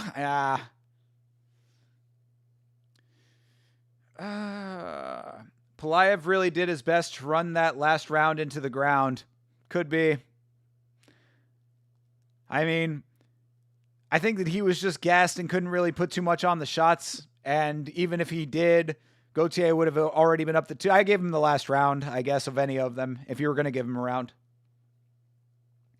Heard Pulaev had more significant strikes during the second. Yeah, he had more significant strikes, period. it was volume versus power. Gaethje for sure. Like I said, Russian Shinsby different. Dog was down but not out. True. Going to decision is a big moral victory for Andre. I agree. Yeah, he should definitely be proud of that. That is a guy who was taking heads off left and right. To make it to decision is insane. The crowd is cheeks. Yeah, the crowd is spoiled. Also, you got to understand, the crowd is the same. They feel the same way that we feel. The crowd are all fight people, fight fans. They've been without fights for 6 weeks. They're coming back. They got a couple of really good fights to start. Well, not really good fight, but, good finishes to start it off. They want finishes. They know that $25,000 is at stake every time. $25,000, you better be finishing. Ateba Gauthier not getting $25,000. Not a fraud check. Ateba is young and Andre is a veteran. Andre is just coming off the Contender Series himself. He's a veteran of 2 fights. I mean, fair enough if that's how you define it, but I'm just saying he's not like a chiseled, grizzled veteran. He's a dude who's 1-1 in the UFC. Now a real banger, Dagestan. Let's go. Well, to be fair, the dude from Dagestan last night in one championship made that fight pretty entertaining. Shout out to Rambo Lek, the GOAT with the greatest drip in all of combat sports. Pelayev thinks that he won. Yeah, I saw that too.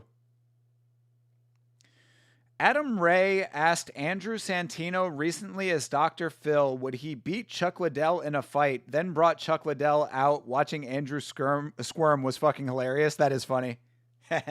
Did Andrew Santino say that he would beat Chuck Liddell in a fight? If he did, then he deserved every second of that squirming. Should have been split? Based on what? What 2 rounds would you have given to Pelayev? I agree with CTE. It's clearest 29-28 that I could imagine based on what we saw. Gauthier dropped him in both of those first 2 rounds. You thought Gauthier... I did not think Gauthier was going to lose. What are you talking about, E-Money J? I picked Gauthier to win on the show. What I said is that he is going to eventually be tested by someone on the ground. I said specifically it might not be this fight. Stop putting words in my mouth. How is this next fight a prelim fight? Because Figgy is kind of washed and Umar is still building himself back up. And no one likes his fight style, even though he's good. That'd be my guess. Andre isn't a vet. Gauthier has more fights than he has in the UFC. There you go. That's a good point. He just has more octagon time. Why were they booing? That fight was great. Andre has 100 kickboxing and sambo fights. Okay, fair enough. He said he'd fuck him up. Oh, then he deserved to squirm. Chuck Liddell would rip Andrew Santino's head clean off of his shoulders and shove it down his neck cavity. Kong Thorani lost? Yes, he did. Yeah. Yeah, that happens. But Rambo Lek making the parlay happen for me. Rambo Lek as a dog and Helena Cravar as a huge favorite. Cha-ching, baby. And again, shout out to Helena Cravar for boosting the signal of the Yama channel.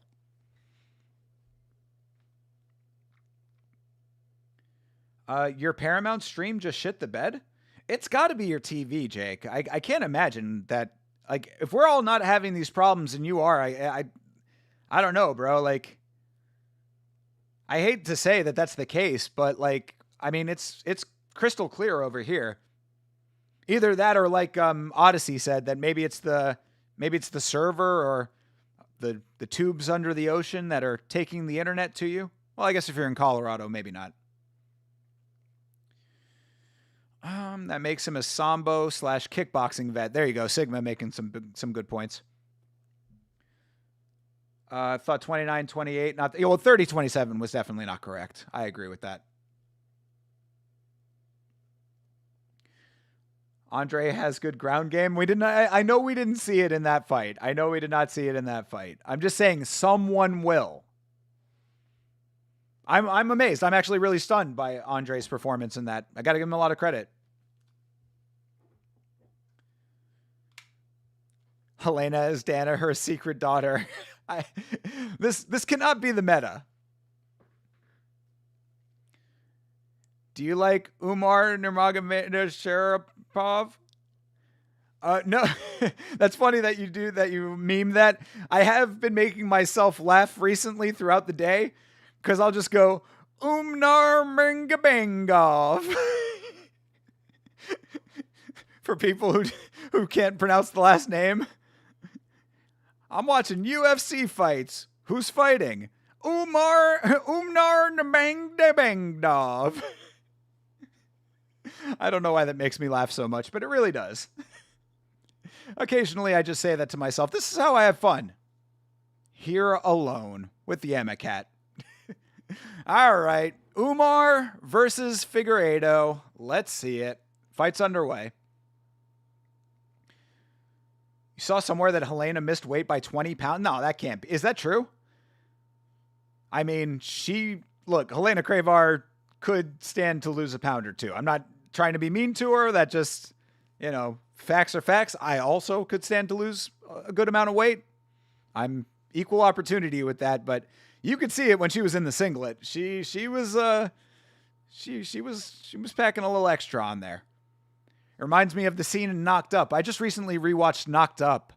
I've been going through a lot of classic 2000s comedies recently. I watched Superbad and Knocked Up. I like Knocked Up. I enjoy that movie. And it reminds me of the scene with Alan Tudyk where he's like the executive and he's telling Katherine Heigl, he's like, you got to tighten it up. You just, you're not telling you to lose weight. You just got to tighten it up. Umar should be champ. That's a controversial take. There are some people that believe that Umar won the fight against Merab. So many people watching, probably making it slower. True. That could be. I don't know, but it's clean for me, man. It's clean for me, and I am also streaming. So, with my 2018 computer and also being live, like, it's crystal clear over here. This version of Piotr beats Umar? I agree. Ooh, nice front kick for Umar. Did you see Habib Nurmagomedov Sharipov in the corner? I mean, is this a beat reference that you're making? She missed weight? Okay, I did not realize that. By how much? By 20 pounds? What was she supposed to be if she was 160 or 165? Forgetting Sarah Marshall? I need to get that. That's one that I need to get. I don't have that on DVD. I need to get that, and I think I need to get the 40-year-old virgin. I don't know if I have that yet. That's another one I want to get. Really filling out my Seth Rogen collection. My alternate me collection.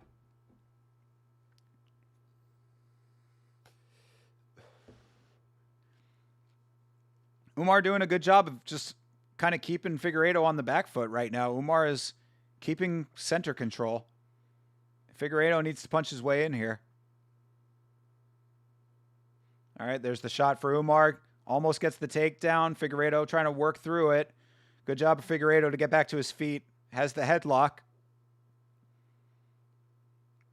And they break off. All right, good deal for Figueiredo. As much as I love Rose, I feel like she should have headed the prelims, and this fight could have replaced that. That's a pretty good take, I think. Yeah, Rose versus Natalia Silva, that could definitely have been the featured prelim. Especially considering that Figueiredo's a former champion. Oof, there's the takedown for Umar. Got the trip. He's on top, half guard. Cock Blockers is one of the funniest movies I've seen lately. I've not heard of that movie, I don't think. I saw John Cena in Ricky Stenicki. That was funny. That's actually one of the more funny modern comedies that I've seen. It's I think it's a year or two old now, but if you haven't seen Ricky Stenicki, I actually recommend it. It was pretty funny. Davison Figueiredo's toes all up in the cage. Herb Dean just letting that happen. Figueiredo literally just used the cage, like used his toes to move positions with the cage. That is very illegal.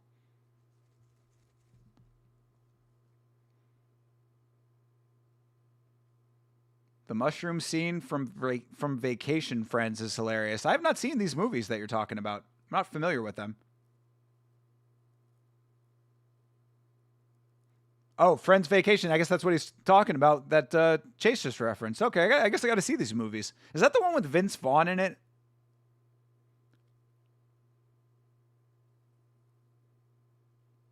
All right, Umar doing some work inside the guard. Yeah, so he's good shots from the top to end the round. Yeah, Umar working. That was good. Good round for Umar. Exactly as expected. I was going to say, they didn't cut to a commercial immediately, and I was like, this is the fight that you're going to keep between rounds with? What sucks is Umar gets dropped in lots of fights, especially against ranked opposition. Davison could drop him. Maybe. We'll see. I mean, a lot more fight to go. So she was 165 and she was competing at 145. That should not have happened. I mean, granted, it is submission grappling, but still, that's not great. Yeah, that is not great, Jeremy Hall. Yeah, I don't like that. I do not like that. Get Him to the Greek is wild to watch, knowing what we know now. True, dude. Good movie, though. Pineapple Express, I'm always kind of like half and half on. I saw that in the theaters and didn't really like it, but I give it another shot now. I would try it again.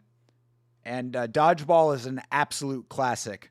You will often hear me saying dodge, dip, duck, dive, dodge, and dip. Whatever, I'll often reference that. That's another one that's crazy to watch now that we know what happened with Lance Armstrong. Lance Armstrong is a fucking asshole, dude. Lance Armstrong has a lot of fucking nerve to have gone into that movie and in the movie talking about how great of an Olympian he is, because it's done for comedic purpose in the movie, but like, since we know the truth now, he's in the movie saying, whatever, the Vince Vaughn, Vince Vaughn, it takes blah, blah, blah, and her. That's the kind of spirit that gets me, Lance Armstrong, to be the competitor that I ended up being and being such an inspiration to people around the world. It's like, fuck you, dude. They competed at open weight? Okay, got you. So she didn't have to make weight then. Well, that's the question then. Did she miss weight, or was it just open weight to begin with? That's key. That's very key. Oof, Umar slipping on the head kick, and Figueiredo on top. Now, this is a big opportunity for Figueiredo. He should be landing some shots here.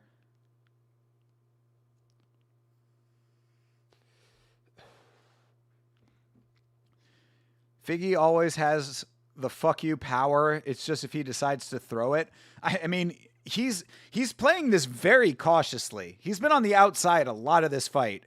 That's what you see. Umar just threw that teep up front. He had to extend himself to get the teep to land because of how far on the outside Figueiredo is. It's like Figueiredo, like, you're not going to be able to do anything from the outside. You have to be like, not at that range anyway. Like, he's not even fast shuffling. If you're going to be that far on the outside and you're not trying to wrestle with this guy, you need to be getting in and getting shots and getting back out again. Don't mess with the Zohan is goated. Yes, that movie is great. That movie is very funny. I like that movie a lot.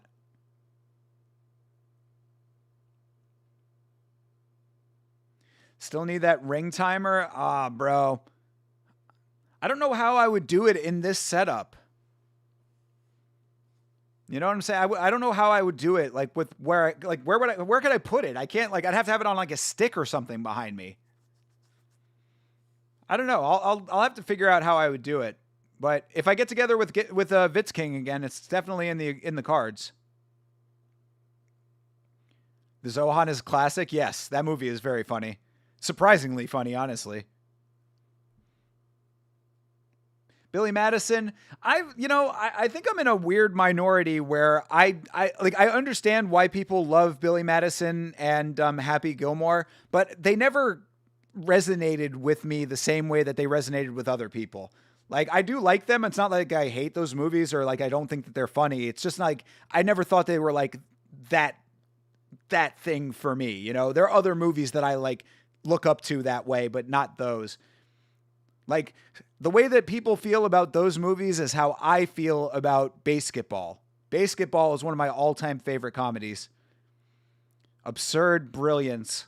I love that movie so much. I've seen that movie over 100 times.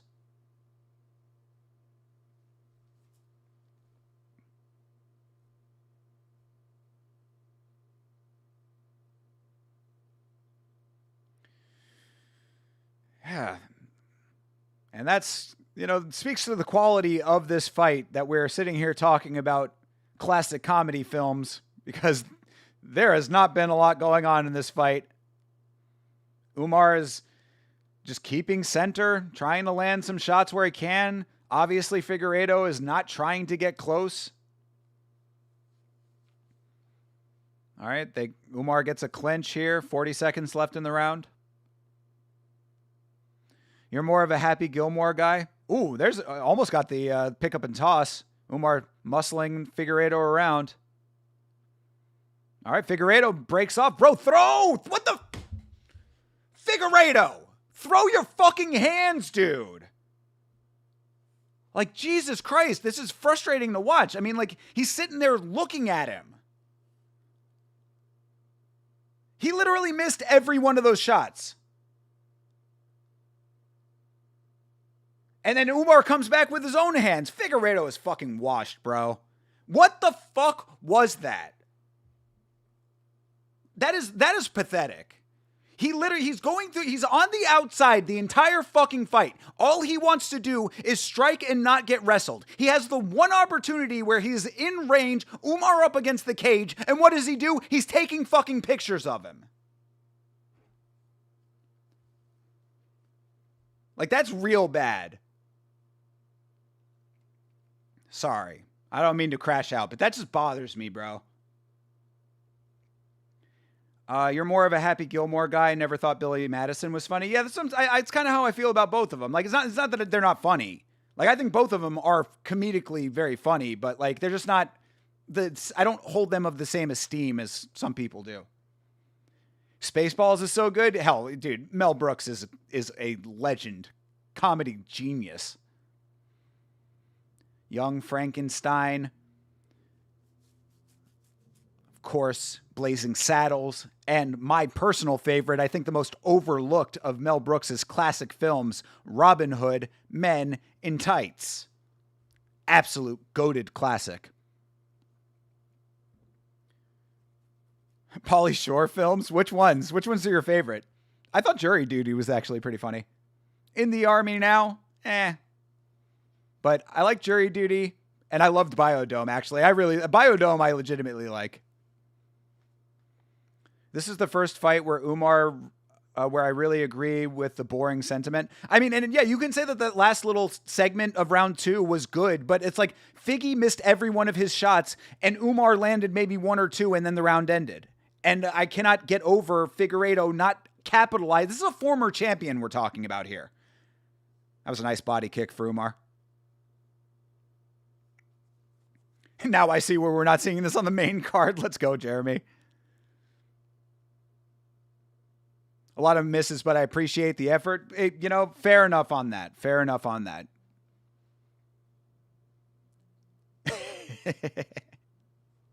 It's what he was doing. He was a tourist out there. He said, smile for the camera.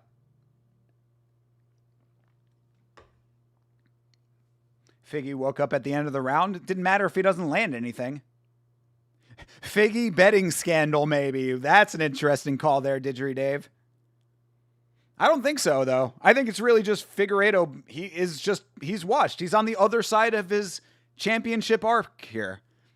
He can still beat lower level competition, but he can't hang with the guys at the top of the bantamweight. Like, that's what I said on the podcast. He has never looked as good at bantamweight as he did at flyweight, ever. Even when he submitted Cody Garbrandt. It's Cody Garbrandt. Umar goes for the level change, gets the takedown. Figueiredo trying to get back to his feet. Umar smothers. And now we're here. Umar's kicks got Figgy gun shy. That's, yeah, you're not wrong. You're not wrong there. But my point is that you got to still fast in. You can still fast shuffle. Stop yelling about MMA. I will never do that. That was my favorite back in the day when I was, I still want to do Yama. I got to do another Yama episode at some point. Maybe I'll do one about this. But my favorite comment was somebody said, could you stop yelling? And I just replied, no. Would you stop yelling so much? No. I've seen all the Broken Lizard movie except Slam and Salmon. The Broken Lizard movies are pretty good, but I would also class them the same way that I class Billy Madison as like movies that I understand and appreciate their comedy, but I don't view them the same way as like their hardcore fans do.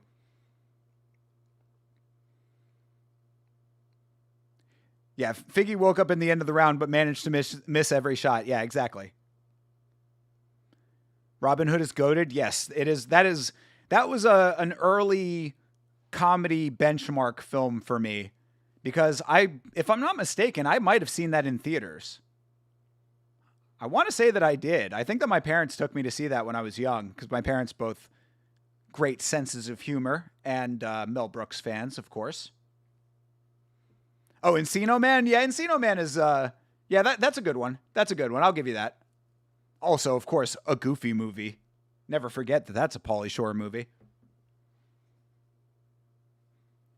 Yeah, Biodome, Son-in-Law, and Encino Man. True. Yeah, and Son-in-Law, yeah, okay. But I love Biodome. Classic Stephen Baldwin performance. As kids, we were doing Happy Gilmore golf shots long before he made it famous. Nice. That's Australian for golf. This has to be fight of the night so far.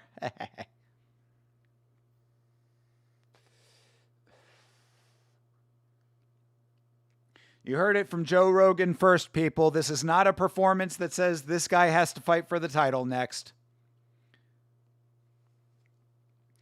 2.5 strike attempts per minute is a horrendous stat. Yeah, for real, bro.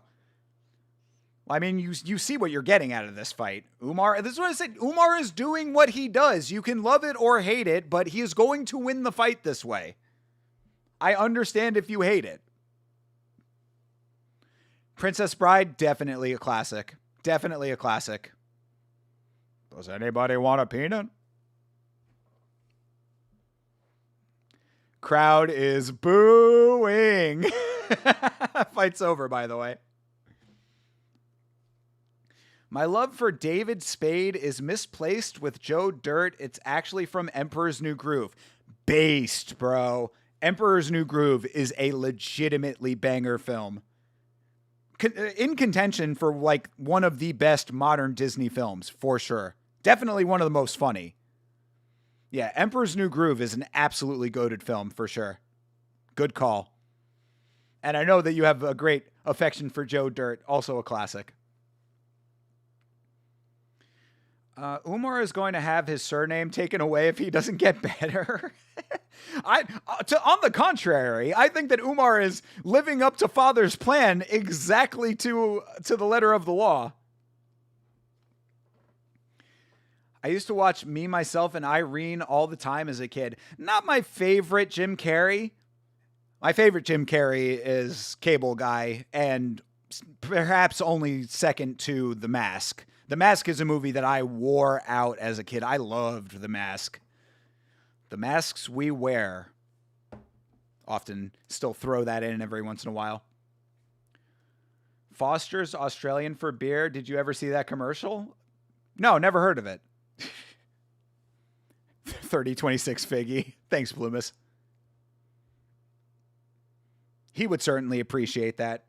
It's his own fucking fault. Yeah, I mean, this is nail in a coffin territory right here. I mean, Chase couldn't have said it any better on the podcast. You know, Chase speaking absolute facts when it came to the assessment of Figueiredo. Like, I mean, really, seeing that sequence at the end of the second round definitely sold me on that. Yeah, he's done.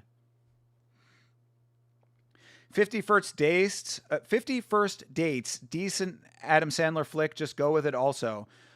Just go with it. Is that the one with Gerard Butler? If that's the one I'm thinking of, that one is really actually very funny. And 51st Dates is I like that movie a lot, actually. Every time that I hear the Beach Boys song, I always think of that film. Wouldn't it be nice if we were older? Yeah, good movie. I like that one a lot. I am an enjoyer of a quality romantic comedy.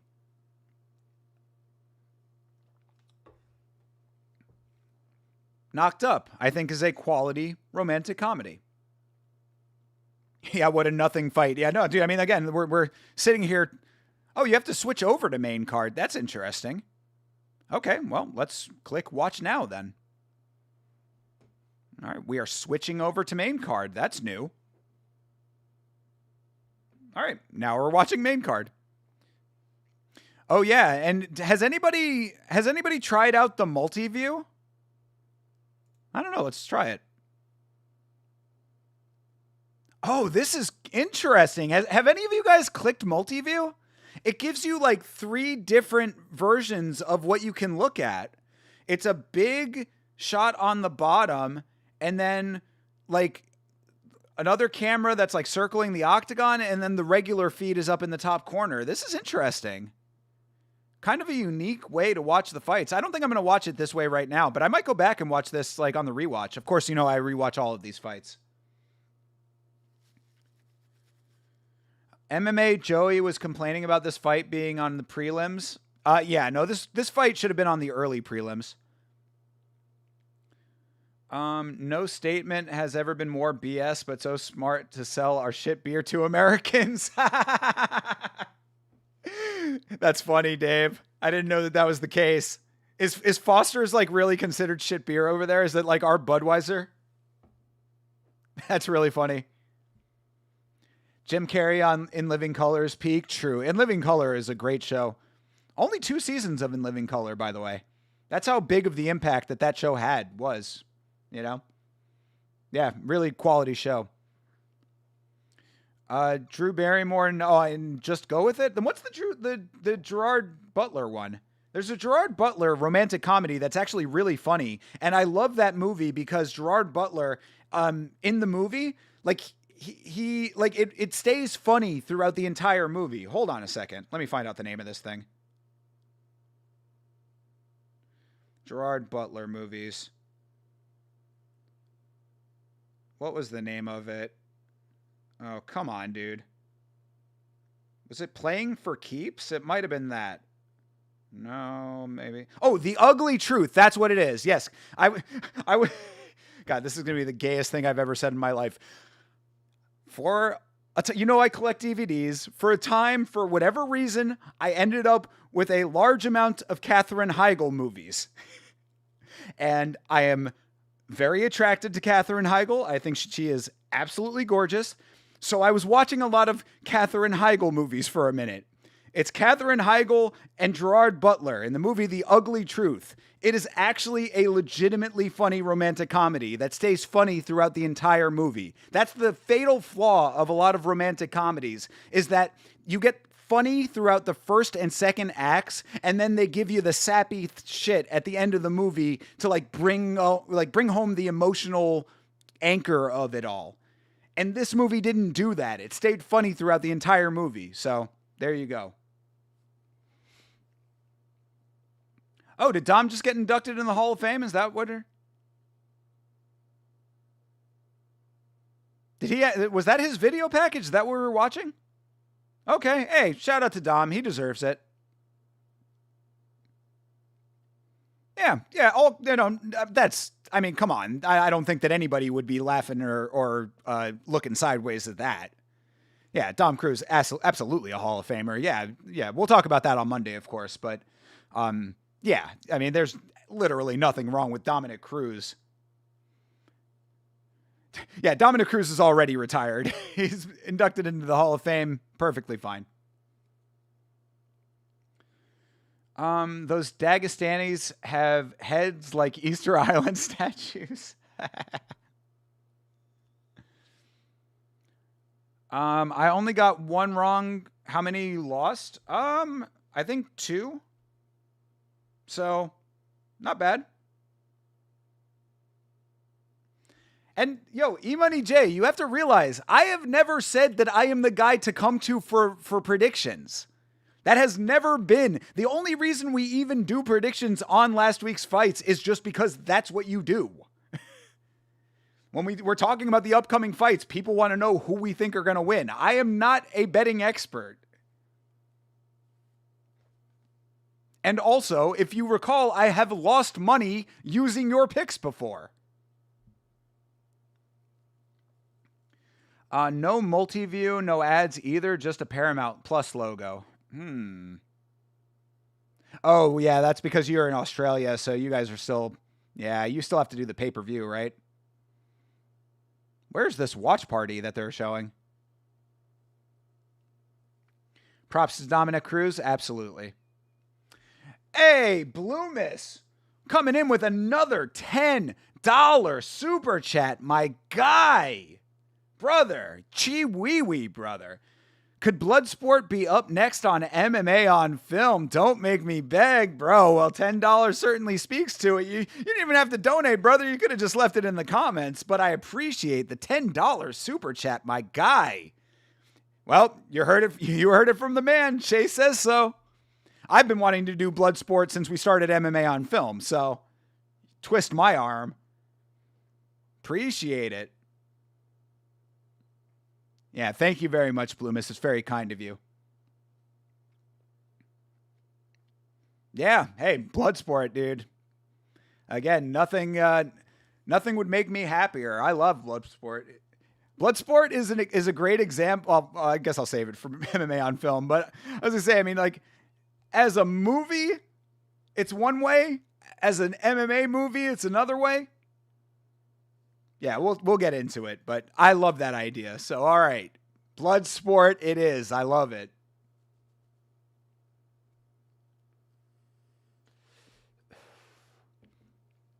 This is another song you're tired of hearing, The Final Countdown? Brother, I'm never tired of hearing The Final Countdown. I love Europe. Europe is a goated band and a goated continent. Shout out to all my Europeans out there. Who is the little firecracker in the sequence? Yeah, she's the new chick that has replaced Karen Bryant.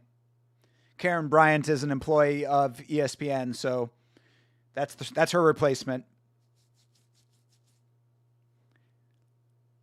I'm the GOAT and you don't lose? Okay, E-Money J. I hear you, bro. You're right. That was silly of me to think. Everybody just listen to E-Money J from now on. Where's your podcast, E-Money J? How much effort are you putting into content creation? How much do I have to super chat for you to crack another Red Bull? Oh, God.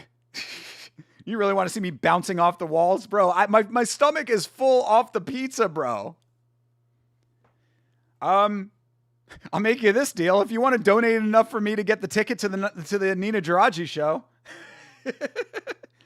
Don't do that. Do not do that. That was a joke.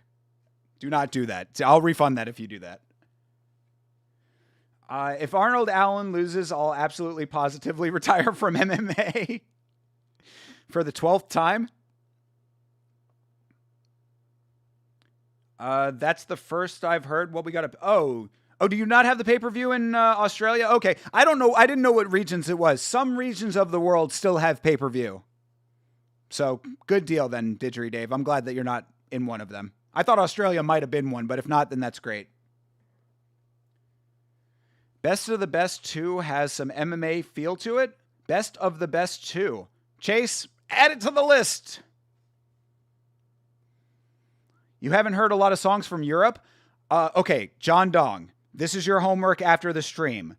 Listen to a song called Danger on the Track. Okay? If you listen to Danger on the Track, you will hear one of the greatest hair metal songs ever made. And it is by the band Europe. In fact, the entire album, The Final Countdown, is really good. This is a nice opening shot.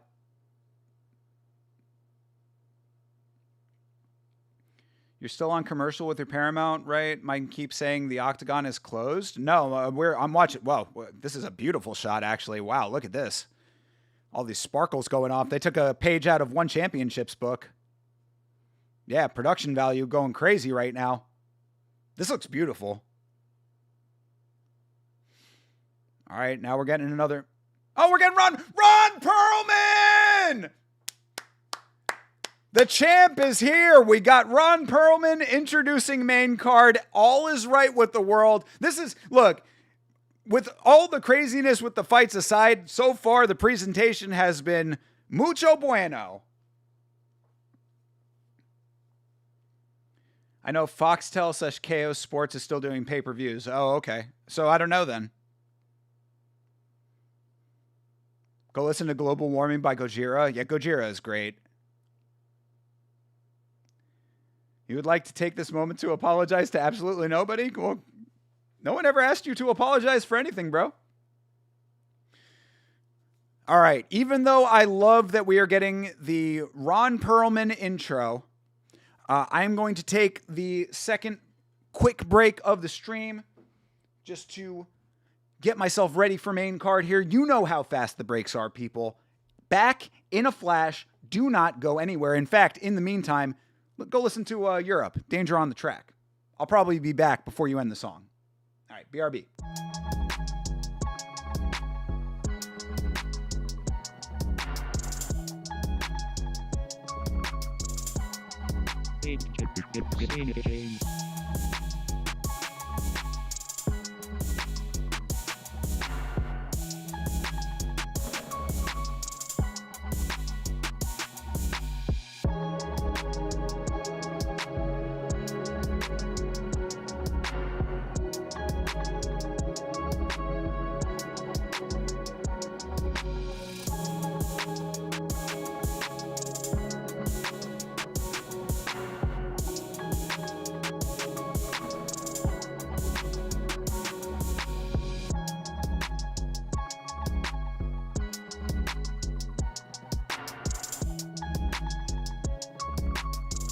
Like that. What did I say? You're probably at the first chorus right now.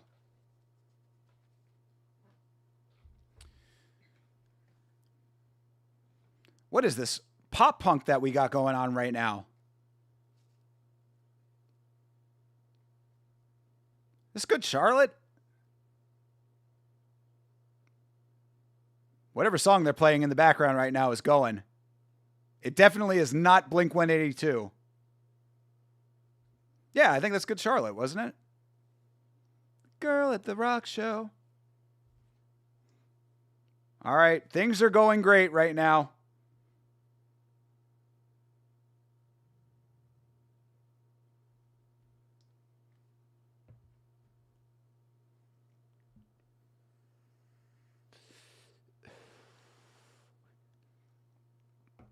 All right. We made it to main card. Bro, you know, just like old times, man. Obviously a new presentation, a new coat of paint on everything, but time flies when you're watching the UFC. The quickest 8 hours in all of sports. Of course, a little bit abbreviated today because a lot of the card got chopped away, but either way, I am having a great time, and I am so happy to be here with you guys. So thank you guys for being here, man. I really appreciate it. You know how much it means to me. So thank you always.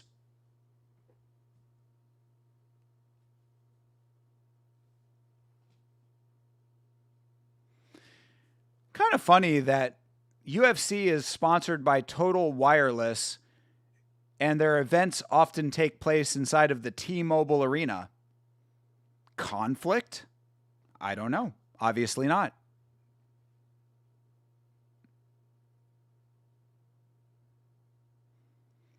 There's the GOAT, John Anik. And here is the tried and true Baba O'Reilly to start off main card. We were talking about The Who recently, one of my all-time favorite bands. They're streaming in Spanish. What? En Espanol? I'm hearing it in English. It sounds like there's a whole lot of weird stuff going on around the world, and for some reason, of all times, this is like, I'm always the one that has the problems, but for some reason, I'm the one that's getting the good feed today. Did Joe Rogan just say we're going to get it popping? Oh, Moreno on the broadcast? True. Yeah, Moreno's often on the Spanish broadcast. That is true. Yeah, I wonder if I switched over to the Spanish feed, if I could hear him right now. Let's try that real quick. I like that it's just, you can just switch over to it like immediately here, like on the sidebar. UFC en Espanol right here. Well, how do I switch over to it? It's not letting me click it. I'm clicking it and it's not doing anything. Oh. I don't know. Yeah, for some reason it's not letting me switch over to the Spanish broadcast. I don't know why. That's weird.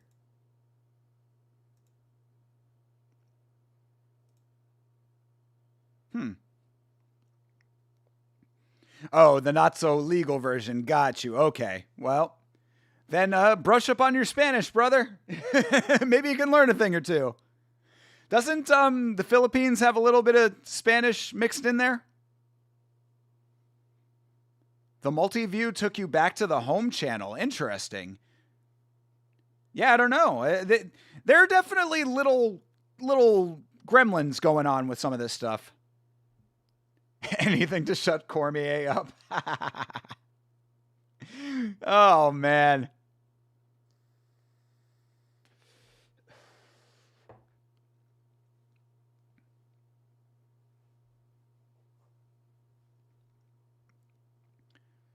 Welcome to the land of the elite for Paddy Pimblett, they say.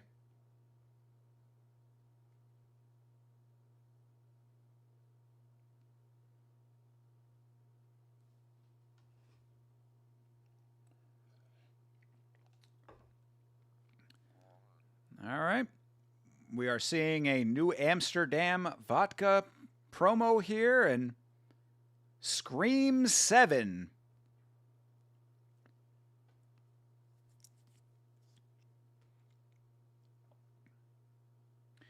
Lots of Spanish influence in their lingo. Yeah, so there you go. So maybe you can pick up a thing or two. You can toss it in there and seem like a real guy who's trying. Seem like a real dude who's making an effort.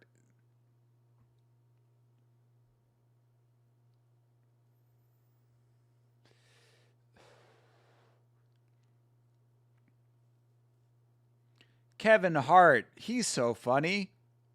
He's in everything. He's making a joke about how much stuff he's in, when everyone would say maybe that's oversaturation and we don't need as much Kevin Hart.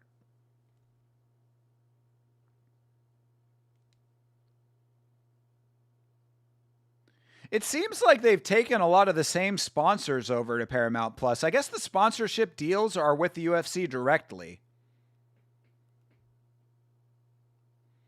That must be how it works, as far as like, because like I'm seeing a Little Caesars commercial. Little Caesar came over from ESPN. So did Total Wireless. So I mean, like, I guess their sponsorships are directly with the organization and not with the broadcast outlet. I didn't know that that's how it worked. Actually, it's interesting. It's my marketing brain creeping in.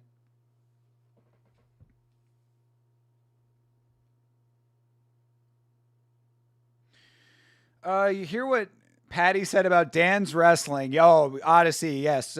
Go back a couple of streams in the on the YouTube channel.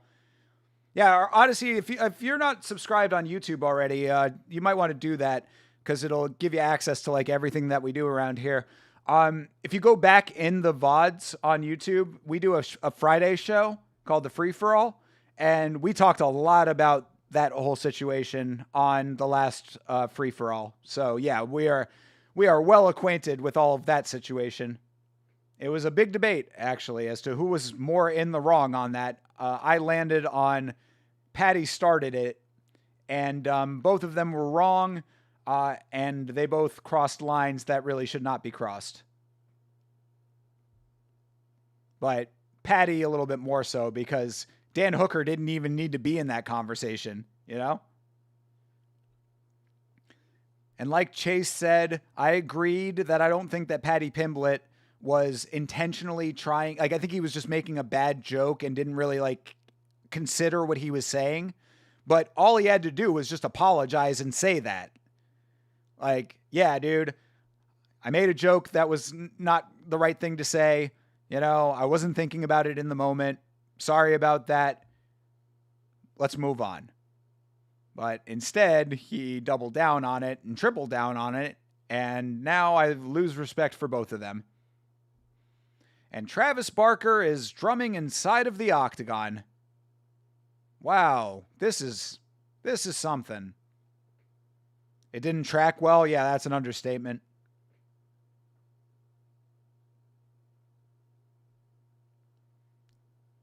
I to this day will never understand why Travis Barker has gained the like popularity that he has. Silva is the pick here.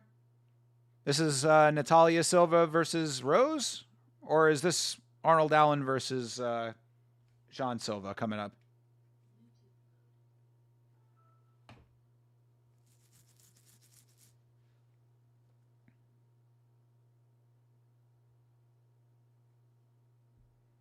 Travis Barker, also a charisma vacuum. Oh, this is John Silva? Yeah, that's who I picked as well. Thank you, A-Money J. Thank you, betting Sherpa.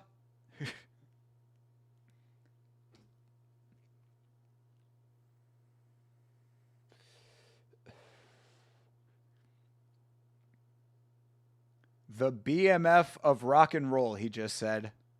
Hey, good Lord.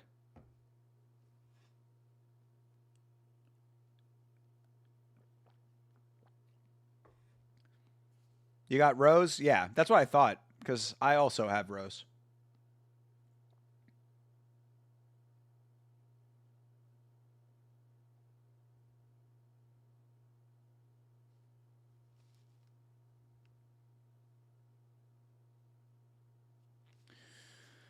All right, enough with the fucking promo already. Jesus Christ, dude. This promo is lasting forever. Fuck. Enough Travis Barker. Enough with the drum solo.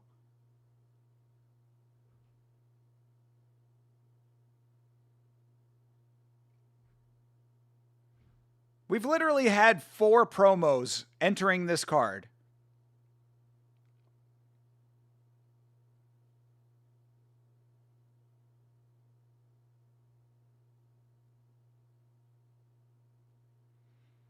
Main event starts at 10?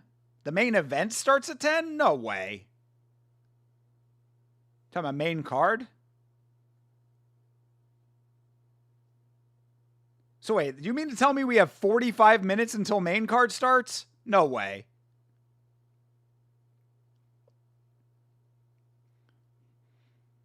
I can't tell if Travis Barker is at the event or not. No, he is there. He was at the desk earlier. Unless that was pre-taped, but I got to assume he's actually there.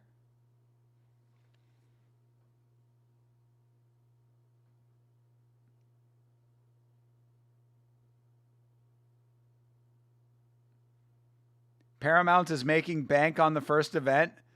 I mean, are they? I guess. I mean, for off of the new signups. I wonder. I really would be curious to know how many people signed up specifically for the UFC. How many people were big-brained like myself and Chase Parton and got in early. Chase with the Galaxy Brain play on getting that half-price discount because we signed up in November. I think it might have even been October.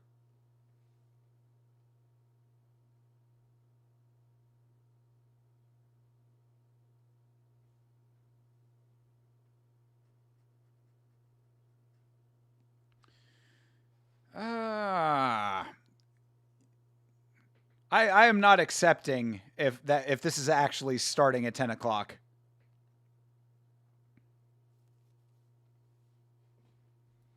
We're down 3 fights, so yes, we wait for another 40 minutes? Bro.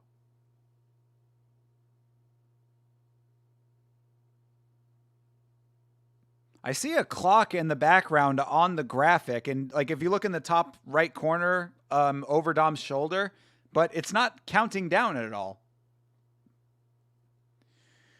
These ads can't be cheap, true. But again, I think that the ads go through the UFC. That's what I was saying earlier. I think that the advertisers are paying the UFC, not Paramount. Maybe UFC pays Paramount something off of that a little bit, but because a lot of the same sponsors came over from ESPN.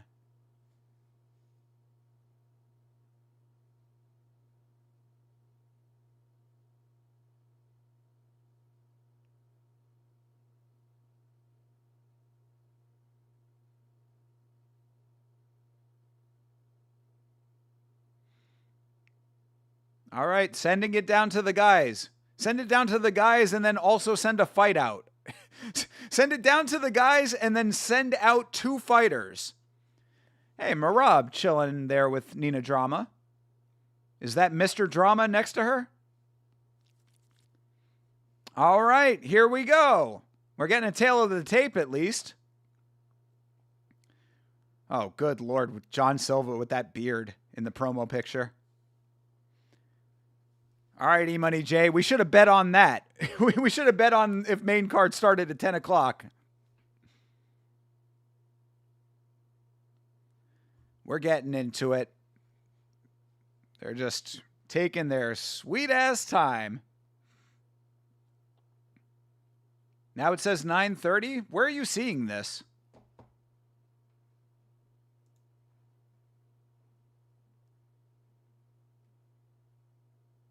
Yeah, they're saying walkouts on ESPN, but that might just be their designation that they have pre-fight for any fight.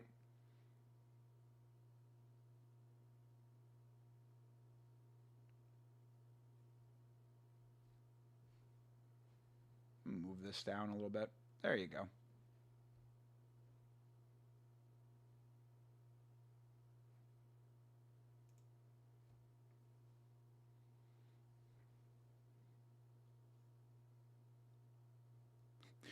Bark if you're gay. Anybody else hear that at the press conference? Kevin Bachajos. John Anik going really hard on that Spanish pronunciation.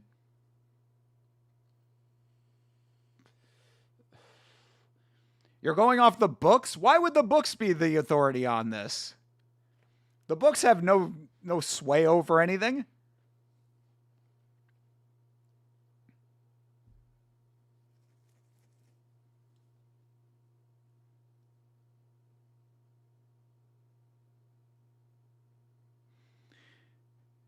Mego Levy.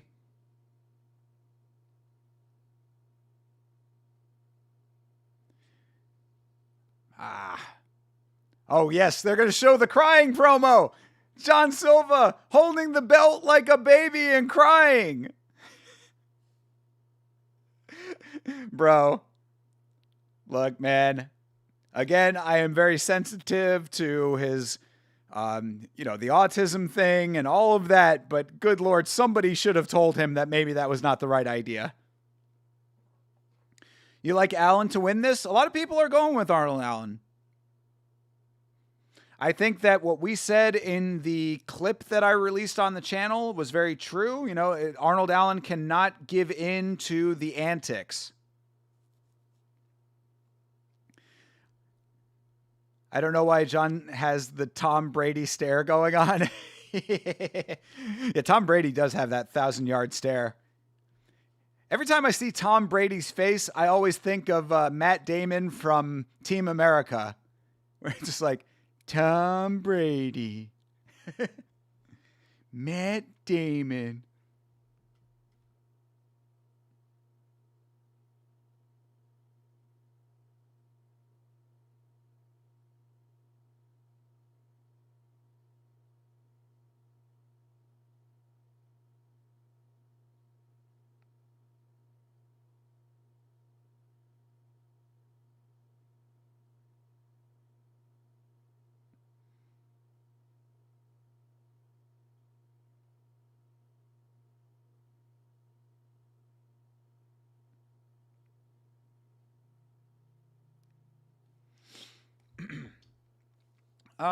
Time to see if this guy still deserves to be my profile picture. All right, well let's find out.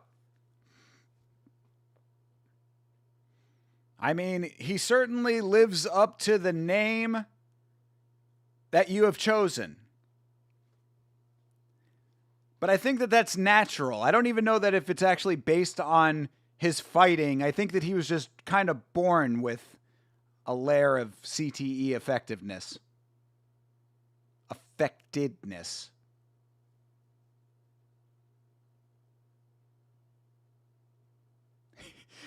He just shot like a very intense look at his wife. Like, yeah, baby, I'm going to go fight now.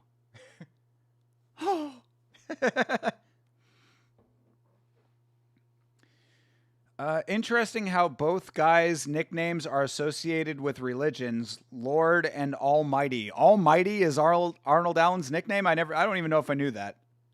Arnold Almighty Allen. I don't dislike that actually, but yeah, you know, vaguely religious to an extent, I suppose.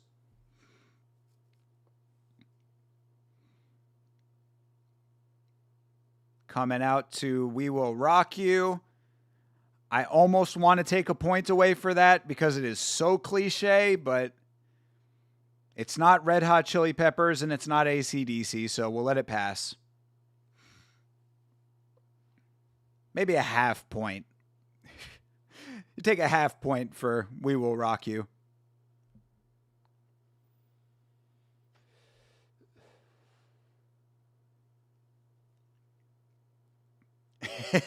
Yeah, exactly. Talk about all the music that needs to stop being played at sporting events.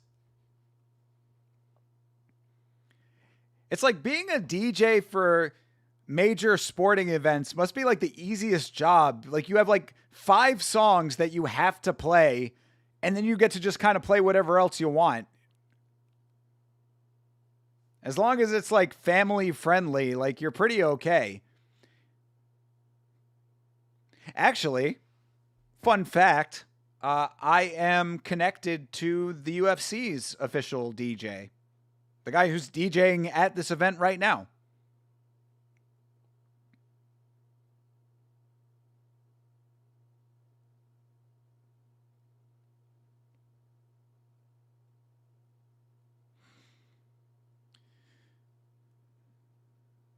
Yeah, we are linked up on LinkedIn. As I've often said, I'm very interested in the business side of the sport, so I'm very active on LinkedIn. I use it for my other, work, my business. So, yeah, I'm pretty active on LinkedIn.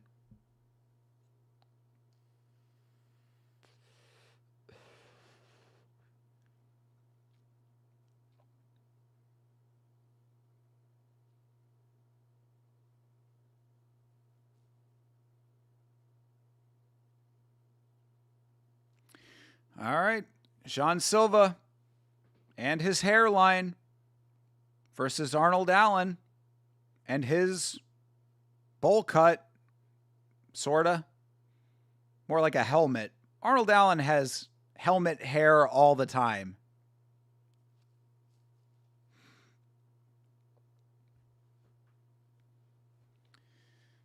All right. Let's get this thing going already. We want fighting.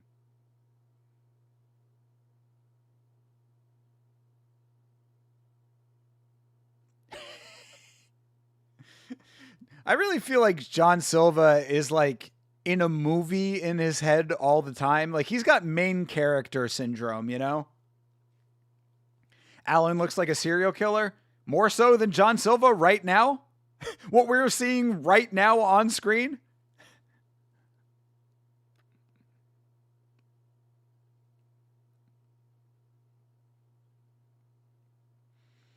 Hey, Hydra, what's good, man? Good to see you. I was wondering where you were. At my boys, so can't stay long, but what tat was on Allen's thigh and why was he showing it off like that? I didn't notice. I didn't see. I'll have to keep my eyes out. But thanks for checking in, brother. He has a tattoo on his thigh?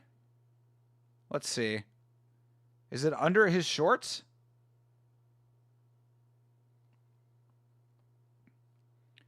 Allen's eyes way too close together? Well, that's something he shares in common with Justin Gaethje. Silva looks like the bad guy in an action movie. True. Yeah, you can put him in like a suit. Give him like a remote detonator. He could have been the one that blew up the boats in Roadhouse. Hey, Savage, what's up, brother?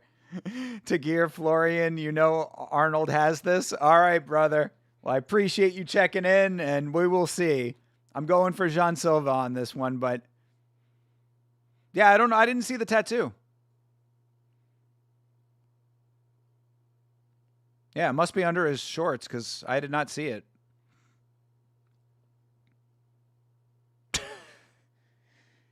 DC really just said he thought Arnold Allen was from Canada. Good Lord, bro. Dom Cruise was legitimately right about him. Like, he does no research whatsoever. He just shows up. All right, good kick for Arnold Allen. Fight is underway, of course.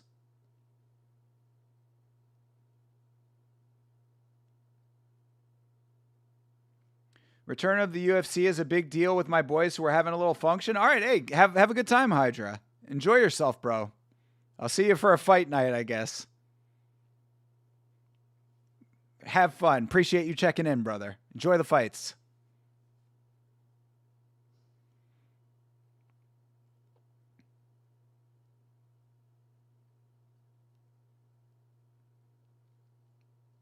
All right, Silva.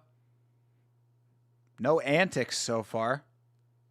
Maybe he's just waiting to land. Very bipolar with that, you know? He's all locked in, then he'll land and he'll start smiling. Excuse me. Oh, that's the Savage sticker? I didn't know that there was a Savage sticker. Nice body shot for Silva. Recommend the channel to one who might actually watch an MMA channel. He better convert to a viewer or else. Make it happen, brother. Make it happen. As I always say, the best way to support is to get more people involved. So appreciate that, Hydra. Thank you very much. Even if he doesn't, I appreciate the effort.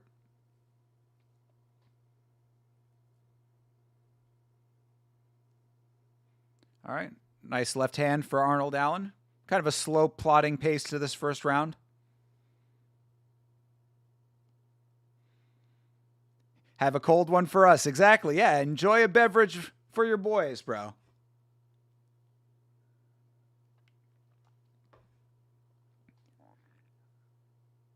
He looks like a wolf when he fights.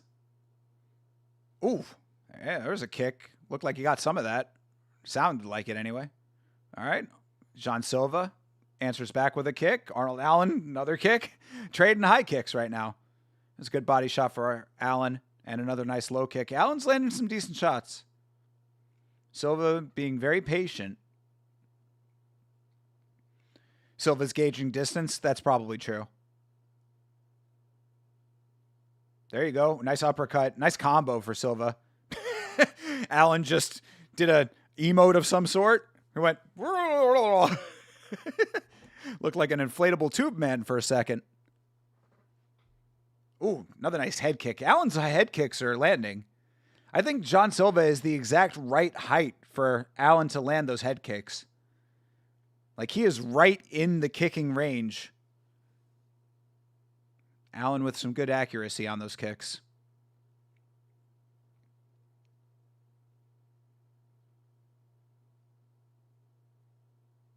Oh. Eye poke. All right. Everybody's okay. We continue action. Arnold Allen getting dinged for an eye poke. Just one body shot like that and you're done, bro. Yeah. That might actually rupture my internal organs.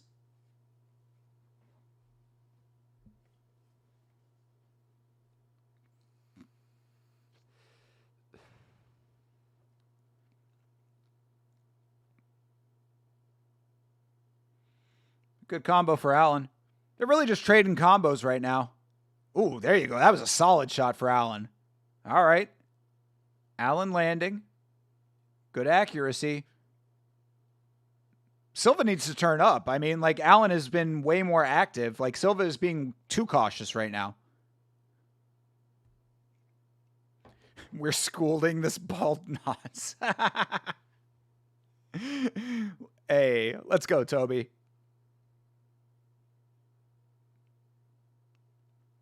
Hail Britannia. Ooh, nice combo for Silva. Yeah, that one had Allen shelling up the body. Another 2 land for Silva up top. Silva having an issue with the reach of Allen. That could be the case. It just looks like he's not trying to close distance often. But there he goes. Okay. Ooh, there you go. Silva right at the end of the round. Hey, Allen possibly saved by the bell. Ooh. Uh-oh. Little unsportsmanlike contact there at the end of the round. Silva trying to get up in his face. Allen was putting his hand out to slap. Silva wasn't going for it, so Allen pushed him. All right, getting a little heated in there. All right. I mean, tension's running high in this fight. I'm liking it. Not bad so far. For a fight that's not super high-paced, it's actually pretty good output. He lives about 2 cities away from me in England. That's like 25 minutes? Cool. Well, if he wins, you can go visit him. I'm sure that he would appreciate that. You just show up at his house. Hey, Arnold! I saw you won! Yeah. I just came over to congratulate you. Okay. Yeah, that was a little heated moment there for a second. Allen looked good, but he's going out. All right, Lachlan. Close fight so far. Silva's bitch ass. Hey, I mean, he's just in his zone. I mean, that's just kind of how he goes. That's how he operates. He was definitely turning up at the end of that round.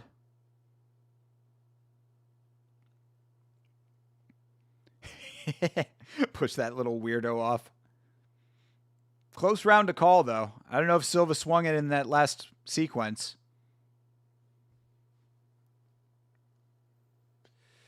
Nice kick for Silva.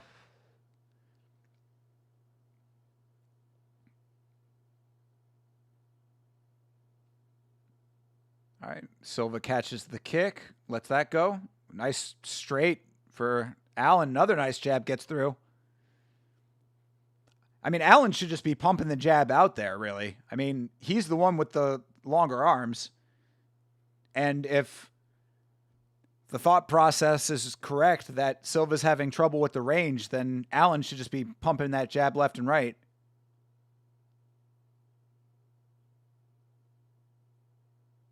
All right, Silva gets his hand on him, takes Allen down. All right, Silva has the back. Lets that go. Ooh, okay. Silva had him hurt for a second, it looked like, but Allen's still in it. Allen returns fire with a switch knee. Silva, I guess, saying he got poked in the eye again, but referee didn't see it. They fight on. Jabs and head kicks, true. Nice elbow for Silva. Silva probably quad polar. He's quad polar. That's crazy.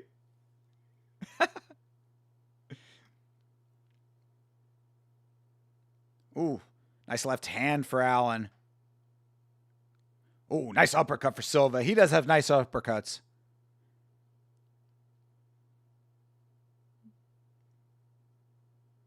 Yeah, couple of shots turning a little mouse up under the eye of Silva.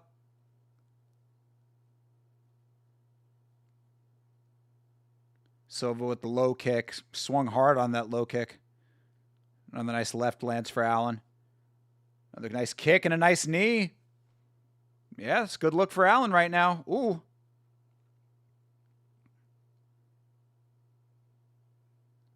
Nice right hand for Silva. There's another 1-2 lands.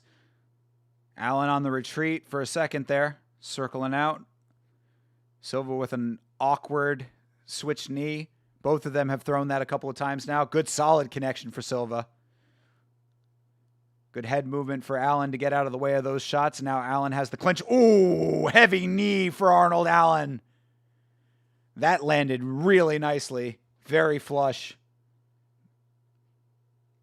Silva with the spinning elbow. Looked like he got it. Ooh, another good connection for Silva. Allen staggering back, but still throwing. It's a good fight. Ooh. Another 2 for Silva. They are trading in this fight. It really is like you punch, I punch, and vice versa.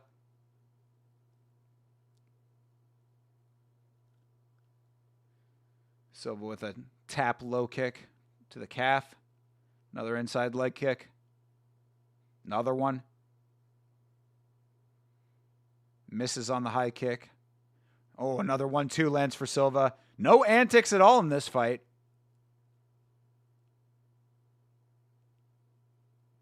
Yeah, Silva's out here with a point to prove after losing to Diego Lopez, it seems. Oh, there's the antics. I spoke too soon. Yeah, good job for Arnold Allen doing what we said on the podcast, not giving in to the antics of John Silva. Do not play his game. Another nice high kick for Silva. A counter right hand lands for Allen. Oh, another spinning elbow lands for Silva. Man, they are trading, bro.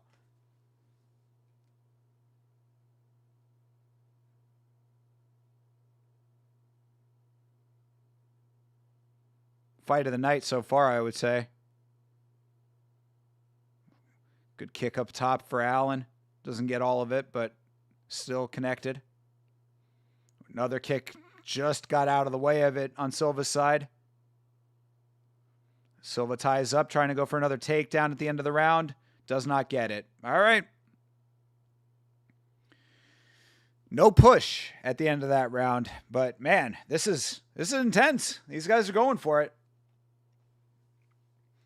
Silva cries if he wins. Silva cries either way, bro. Silva cries when he sees a replica belt. Does Paramount have a mute commentary over there? I think it's just the mute option, period. You just click the little button that says mute. Silva loves the spinning elbow. He definitely does. He's actually landed it pretty effectively a couple of times. Arnold is low-key bitching? Really? You think what, with the pushing and stuff? How is he bitching? Explain yourself, Chase. Or save it for the podcast. Sean lands a baby finger, then Joe. Oh! He's rattling John? I mean, I don't know, bro. 2-0 might be a little generous. I'm thinking it might be 1-1. Oh, he's sunning Silva hard, do you think? I mean, Silva's been landing. There you go. Nice combo there. Oh, kick lands up top. Good start to the third round for Silva. Yeah, CT, I'm in the same boat. I mean, I think this is a pretty even fight, honestly.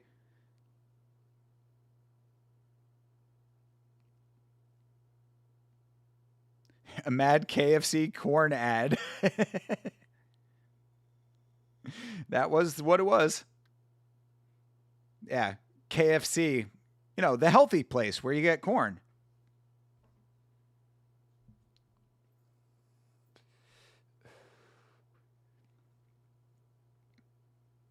Yeah, I think that it's very close. I think it might be 1-1.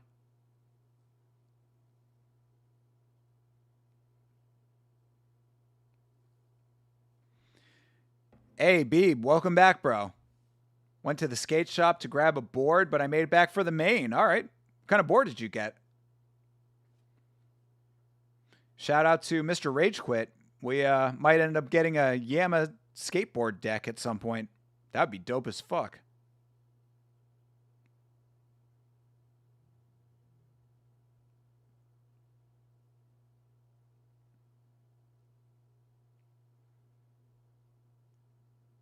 All right, Allen misses on the kick. Nice uppercuts for Silva again. He is really nice with his uppercuts.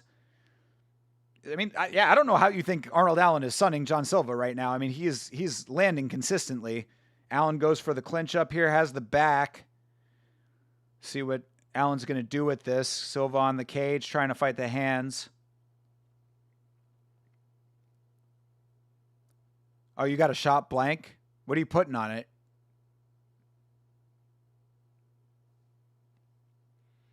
Arnold cleared domination, 50-45 clearly, even if it's only a 3-round fight. Ah. Nice, Savage. I love it. I didn't know that we had so many Arnold Allen fans in the chat. Triangle. They're telling him to triangle the legs standing?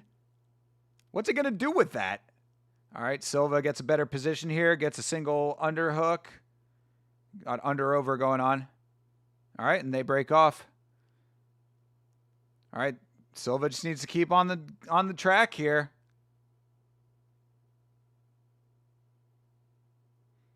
Nice step-in elbow for Silva. Another nice uppercut. Shot to the body. Allen misses the head kick. So, oh, nice snatch of the single leg, but he lets that go. John Silva. Close range elbow. I'd hit another one of those if I was him right now. Oh, yo, grabbing the throat. That's not legal. Yeah, Arnold Allen is bitching. Yeah, I mean, he's right to be bitching, though. That was not legal. Yeah, that throat grab is not a legal move. Oh, John Silva goes for the suplex drop. He got it. And a kick on the stand-up.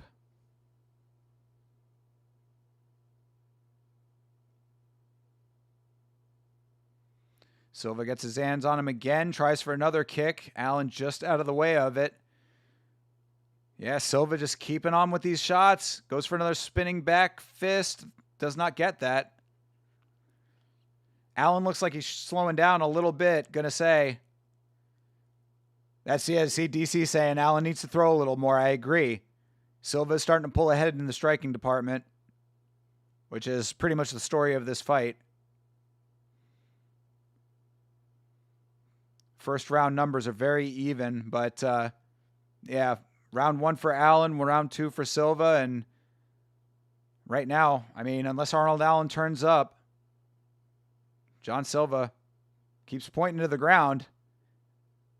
Says he wants to have it. He wants to stand and bang. Well, okay, then go start throwing, bro. Ooh, Silva screaming. The demon scream. Silva starting to emote. He's feeling himself. Oh, head kick lands and the shot after. Another head kick. Oh, Silva starting to pull ahead. Gets the trip. Oh, almost went for the kick. Glad he didn't do it. What the fuck was that? Well, last time I saw that, Paul Daly got kicked out of the UFC for it. Certainly one way to end the fight. I think John Silva's going to take that, but it was closer of a fight than some might have anticipated. A 139 forged hollow indies, and I just bought some new wheels too. 48 millimeter Spitfire Comicals, whatever hardware grip bearings. Okay. Hey, good for you. I didn't realize, maybe you've told me that before, but I didn't realize that you skated like that. That's cool, bro. We're going to get you some merch that you can be skating around in. When I skated, gull wings were the shit. Cockroach wheels. I don't know. I'm not familiar with any of the skate culture that deep, but I do know blind. Who had over on Cry on the win? I mean, I think that was a very safe bet. I had Cry either way. I put money on Cry, win or lose. That was a good fight. Yeah, that was fight of the night so far. You're rich because of that? True. Yeah, I think Silva ends up taking that.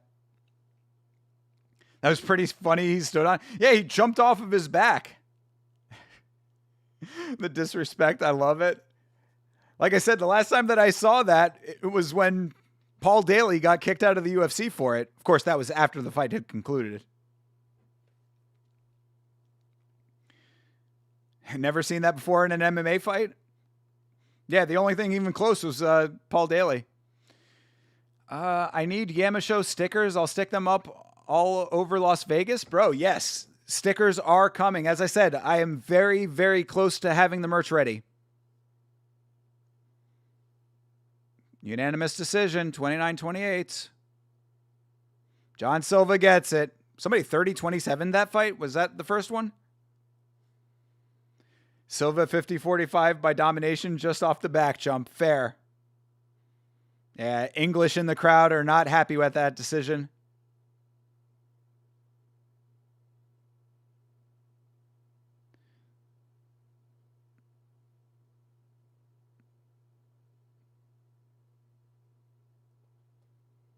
Of course, now John Silva going into his we all love each other mode. This guy is such an asshole up until the fight ends, and then he's the best friend of the opponent.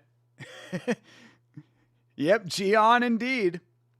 Super dark matter. Why is your head so long? Because I have a lot of knowledge inside of it. I am the thinker. 30-27, once again, not even watching. Yeah, dude, that's a little crazy for that to be a 30-27 by any of the referees or any of the judges. Yeah, 29-28 is the right call. You know what a long head means? A long beanie. These are big facts. He maintains the CTE brand. I love it. Lives to avatar another day.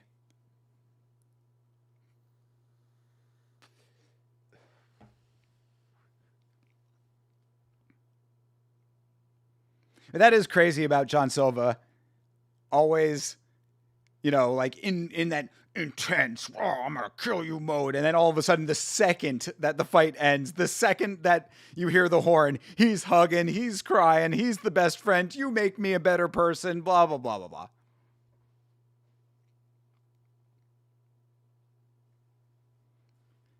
Of course, we get goated Fabiano on the broadcast. Glad to see he made it over. Mark, if you're gay. I said that earlier.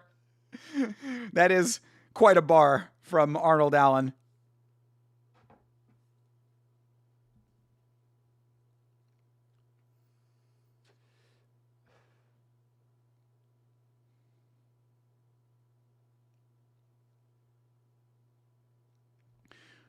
Rose is she really plus 250 right now? Shit, dude. I might actually throw a little bit more on that.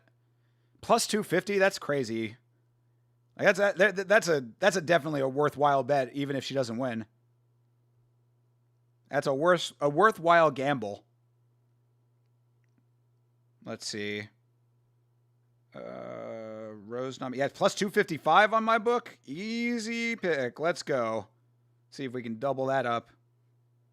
Oh, plus 260 now. Let's go.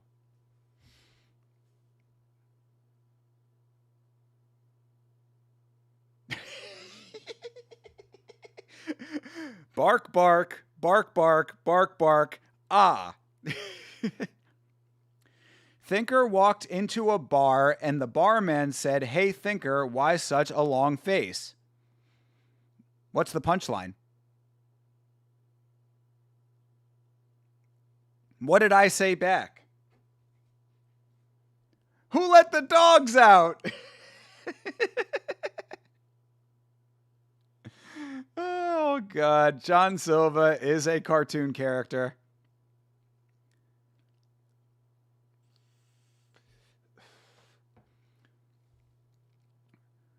$325 blows, bro. Nobody wanted to see Volk versus Lopez again. Weird fight. I'll agree with you on the main event. Yeah, that is a little strange. Hey, Anthony Kiedis in the crowd. Yeah, known, longtime, early supporter of the UFC. Not a lot of people know that. Anthony Kiedis, a very big fight fan. Okay, here's the punchline. So let me say the full joke. Thinker walked into a bar and the barman said, "Hey, Thinker, why such a long face?" Then Thinker said, "My daddy is a Clydesdale. Ever seen a horse... ... Okay, I think I know what you're getting at the end there. Thank you, Didgeridoo Dave. Oh, is that Savage? Oh, it was a joint effort between the two of you. Okay, nice. That was a tag team joke. See, I like when chat works together. I don't know about Rose with this one. This chick she's fighting has happy feet. That is true. But like I said on the podcast, I don't think that Natalia Silva has been truly tested in the UFC. Like, she's fought decent fighters and she's had okay performances, but she did not look like a world ender against Alexa Grasso. And I just think that if Rose is on her game tonight, Rose should be able to beat her. That's the thought process, at least. But I will gladly lose the Bucks if that is what the MMA gods want. No, oh, you didn't even have your own punchline, Didgeridoo Dave? Well, that's your fail on that one, bro. You can pile on. I don't care about that. But if you're going to set up a joke, you can't leave it hanging. You just blue-balled me with a joke. You're lucky that Arrogant Savage was there to pick it up.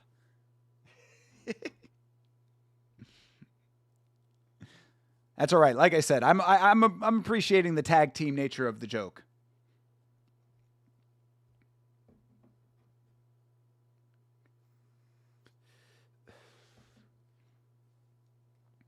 The crowd going silent, seeing Nunes on the Jumbotron. Everyone's like, what the fuck? You're supposed to be fighting? I mean, they're probably just mad that they're not getting to see that fight when they were promised it, you know? I mean, if I fucking paid money and flew out to Las Vegas and then that fight gets canceled, I certainly wouldn't be happy about it. I mean, obviously, it's outside of the control of anybody. You know, Kayla has her very valid reasons for it, but still.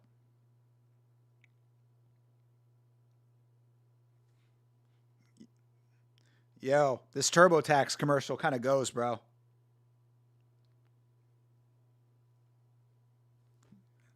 Yo. TurboTax with a banger.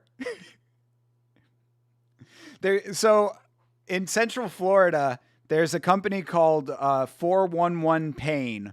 It's like when you get into an accident, you call them and they're like a lawyer referral service or something.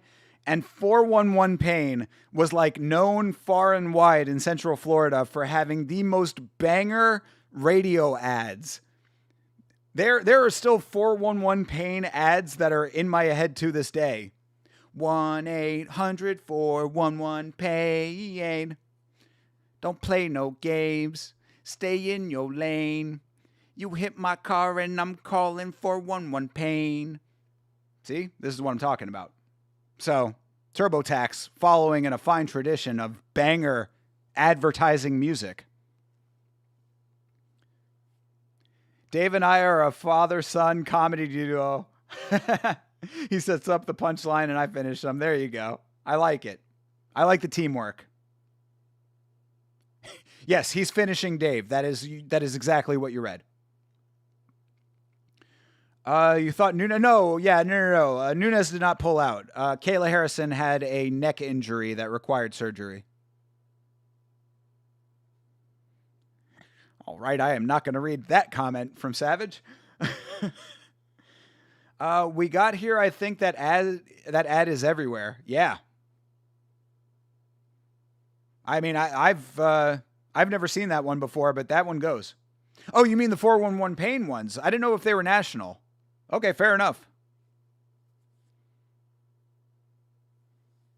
Yeah, I obviously I don't know what the rest of the country's radio is like, but yeah, those 411 pain ads, bro, they are bangers.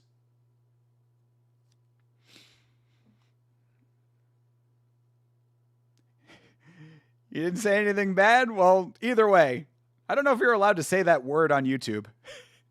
I have to think about being advertiser friendly now.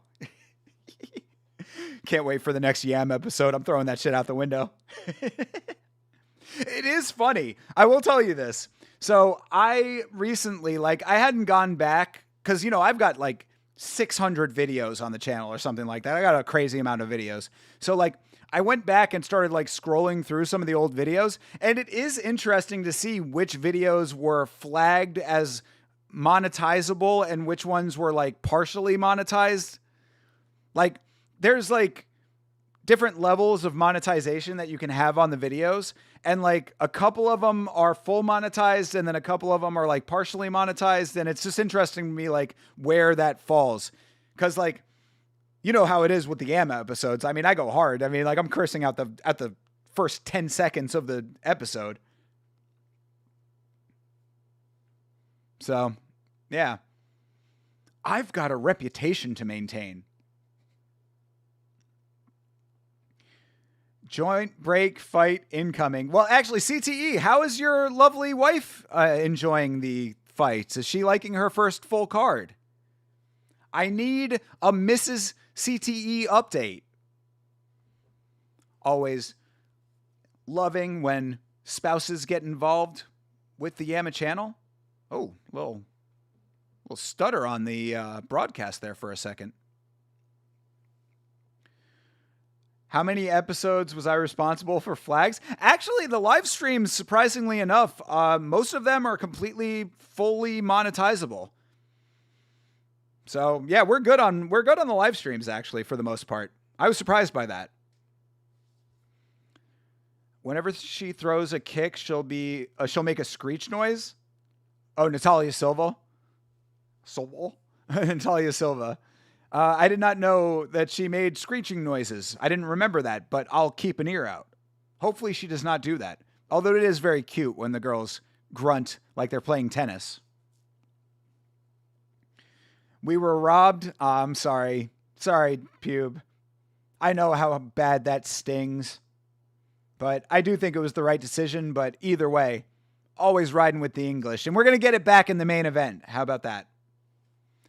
Main event incoming, and we're getting it all back. We're turning this ship around. This English sailing vessel.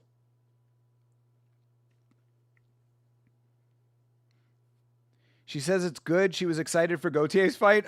I mean, I wish that had ended the way that we thought it was going to end, but cool. I'm glad she's enjoying it. She's looking forward to Patty. Okay, good deal. Well, shout out to the missus. I appreciate her enjoying some MMA along with us. Thank you for allowing me to be a part of your viewing experience as well.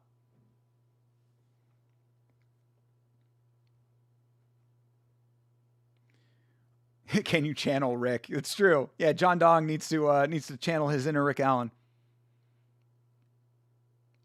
He knows that he can do that.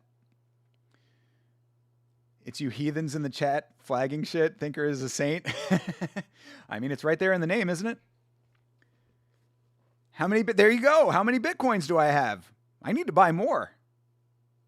Hey, Alan Tudyk was just on the screen for something. We were just talking about him. But yeah, no, Bitcoin is down. Bitcoin is under 90K right now. Perfect time to buy.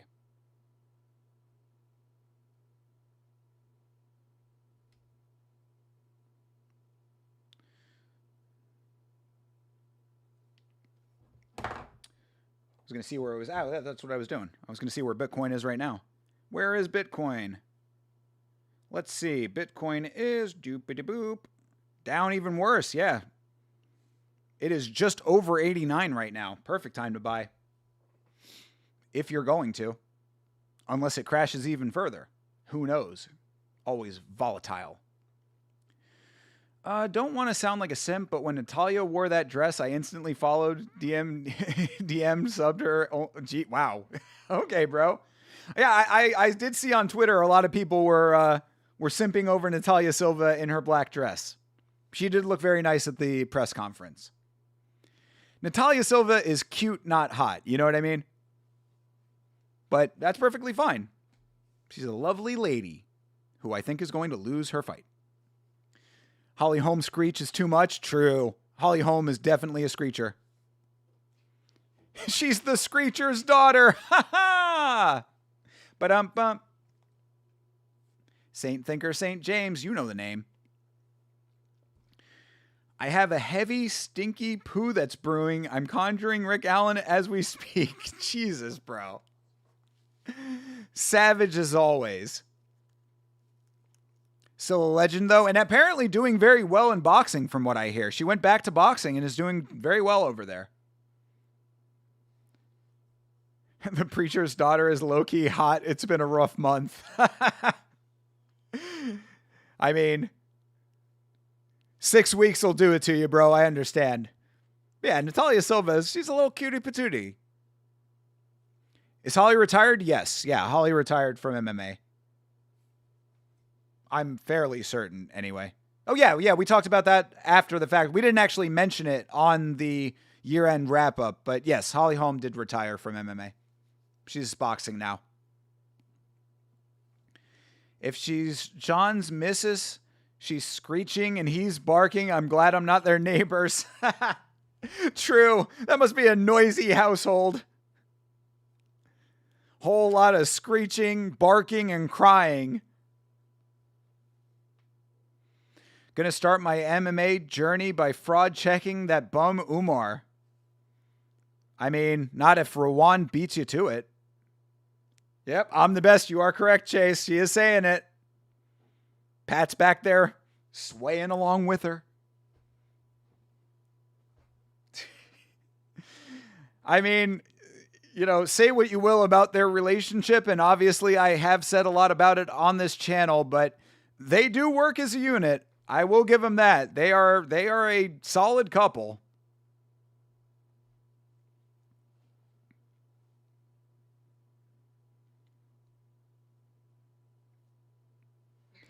All right, Natalia Silva in the skin-tight bodysuit for this fight.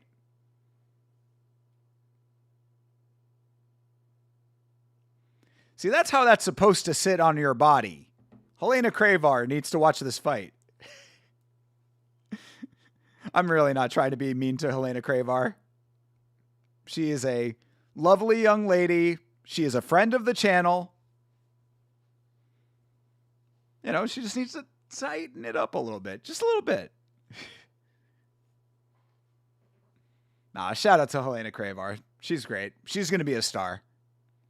All right, fight's underway. Rose versus Natalia. Crowd already booing. That's wild, dude. I don't know if anybody else heard that. It was very brief, but there were people booing before the fight started.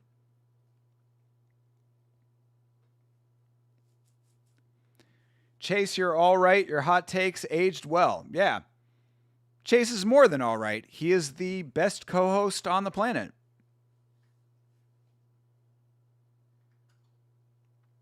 Thug Rose grew up in the same neighborhood I did back in Milwaukee. Interesting. Tough neighborhood from what I heard. You know, I saw the Thug Rose documentary. Could have done that for MMA on film. It was very interesting, actually. I talk about that. If you want to go back and watch that video, I'm actually pretty proud of that video. I do some commentary on Rose Namajunas and her circumstances in life and talk about some of the stuff her brother has said on Twitter.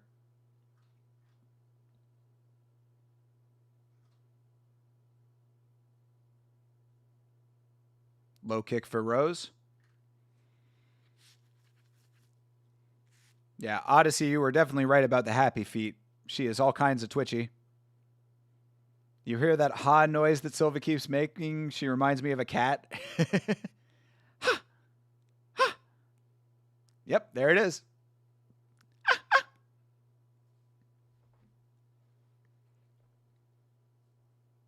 Ooh, there you go. Hey, 2 solid connections for Silva.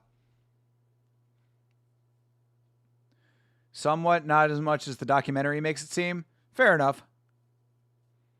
You know, you're also a man, so I mean, that could play something in there.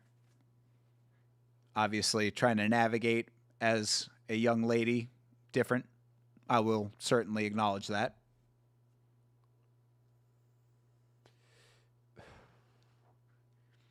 Rose gets a title shot if she wins. How many times, bro? I mean, she's probably got a rematch Manon, I would think, right? I don't know.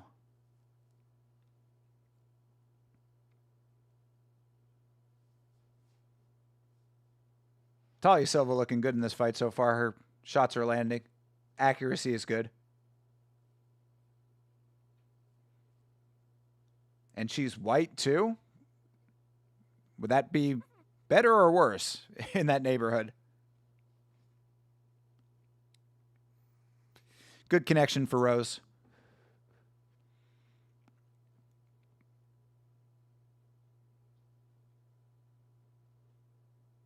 Nice low kick for Rose.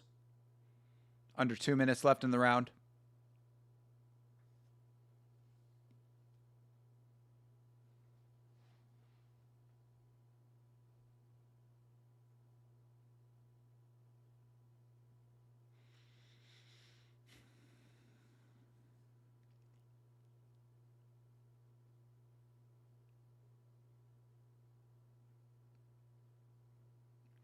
I mean, just kind of throwing shots out there on both sides. Like they don't even really super seem like they're concerned with actually connecting.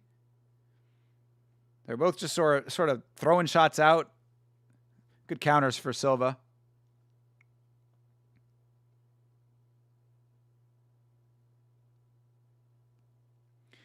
Valentina versus Nunes 3.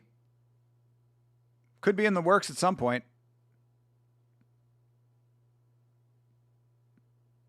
Oh, she said that she's fighting Valentina if she wins against Silva? All right. I mean, the organization wants to do that. She can be the next person that loses to Valentina.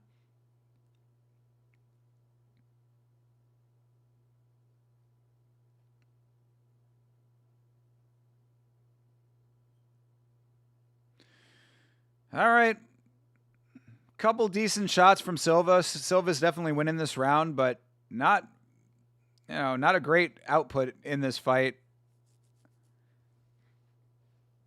Silva's just doing a better job of actually getting into range and connecting and then getting back out.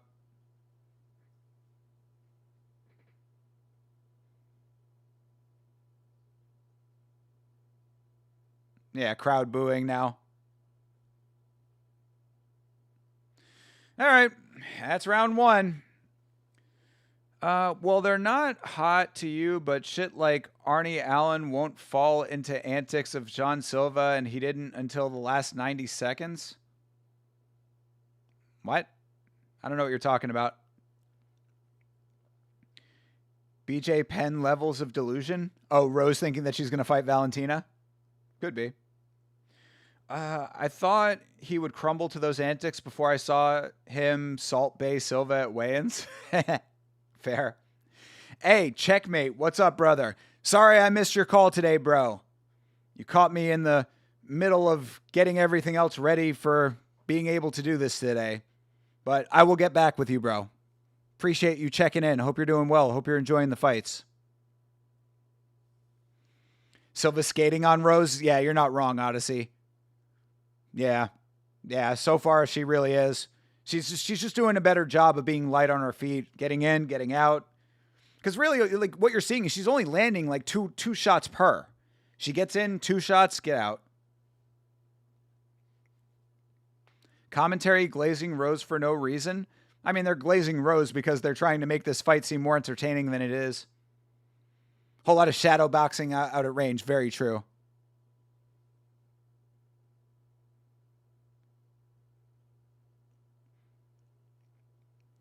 Great show. Pacing is great. New bonuses. Yeah, true. I mean, we did have a lot of promos that I think weighed it down a little bit before main card, but not enough for me to complain about it. Yeah, I'm loving. I thought the presentation looks good. For me, I know other people are having different experiences, but Paramount Plus has been fine, so I'm enjoying it. I'm not interested in seeing Rose fight unless she gets on some TRT. Let's go. Uber Rose. We need the Uber Rose.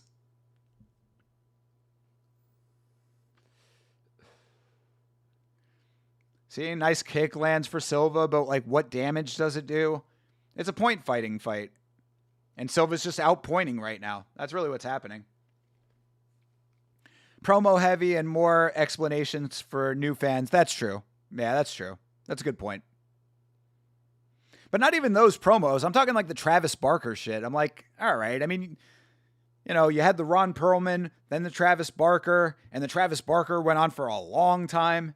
But again, these are minor critiques. I mean, it's not stuff that I really like, you know, I'm not like getting down on it. Sonnen is high? Why? What did Chael say? That was a good right hand from Rose. I mean, Rose is not doing anything.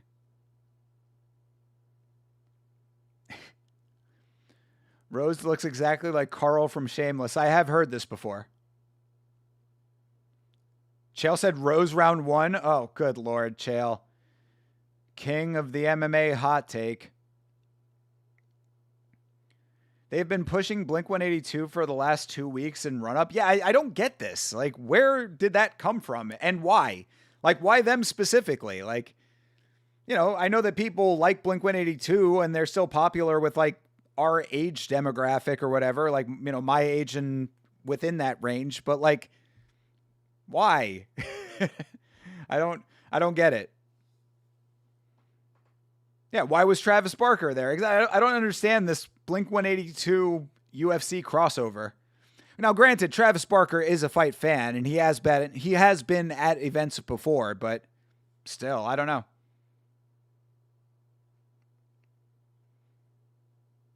Oh, they're fans and they're rep by Endeavor? Okay, that tracks. There you go. A little brand synergy going on.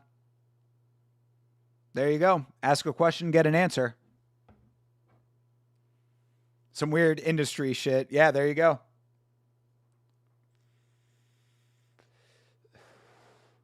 I didn't know they were repped by Endeavor. That's interesting. All right, nice takedown for Rose, finally. That's the most significant thing Rose has done in the entire fight. Now do something with it, Rose. It's all activations, true. Brand activations. Something that I can certainly help out with. If you are in need of certain things for brand activations, talk to your boy. Also, Checkmate MMA knows a thing or two about that.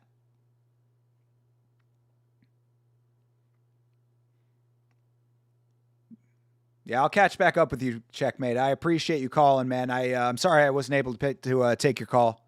I was actually on the phone when you called with something else that I was sorting out. This is 24/7 job when you've got your own company.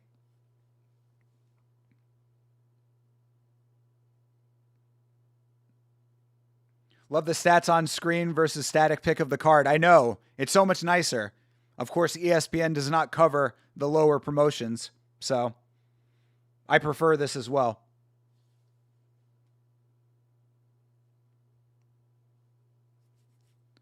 I mean, Rose just doing these little baby slams here. Like, try to transition into something, Rose. Go for a sub. I mean, she can't really do much with the guard being locked up, but like, I mean, she's really not accomplishing much with this top position right now.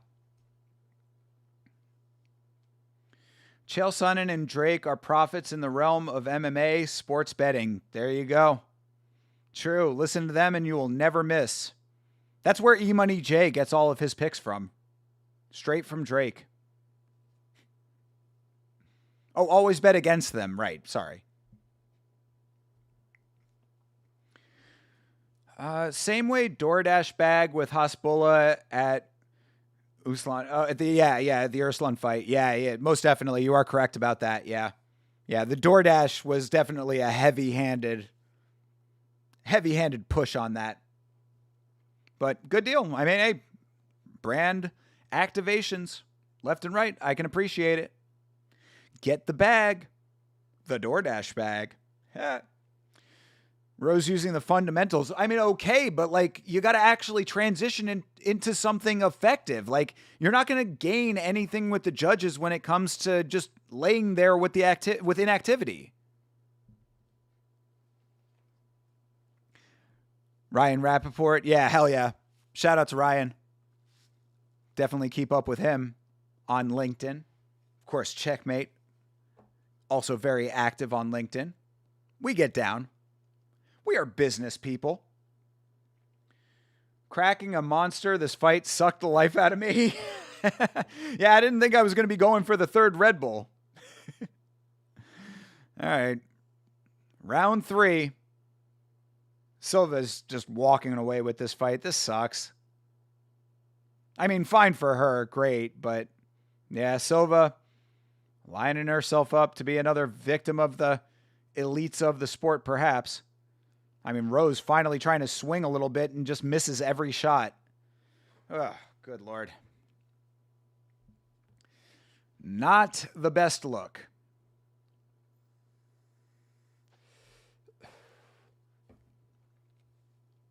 You haven't been paying attention. Who's winning? Natalia Silva is winning this fight very handily. Korean John has Rose up 2 rounds.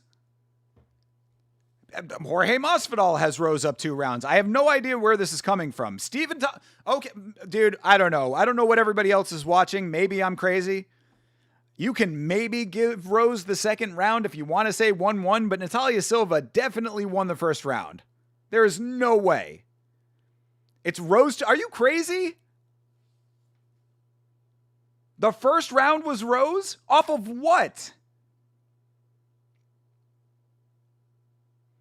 I mean, dude, I'll go back and rewatch like I always do, but like, I mean, from what I have seen, Natalia Silva easily won the first round, and I thought she did the better work in the second round. She's up on the distance striking, which has been the majority of this, and all Rose did was get the takedown and lay on top of her. Yeah, see, Odyssey is seeing it the way I'm seeing it. I do not understand where this is coming from. All right, nice spin kick to the body for Silva.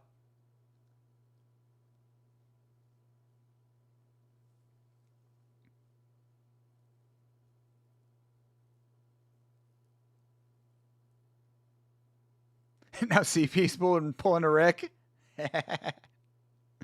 I mean, hey, if Chase sees it differently, but I'm not. I mean, look, all of those fighters said Rose is up 2 rounds. I don't see it. I have no idea what they're seeing with this. Rose has whiffed on 90% of her shots.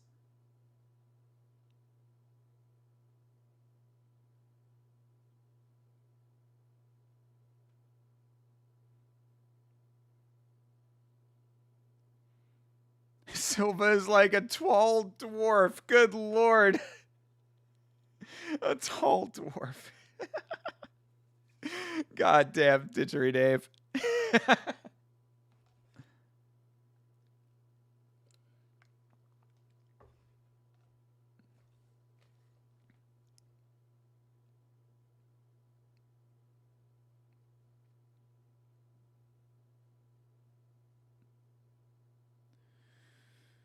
Oh, good Lord, this fight, man.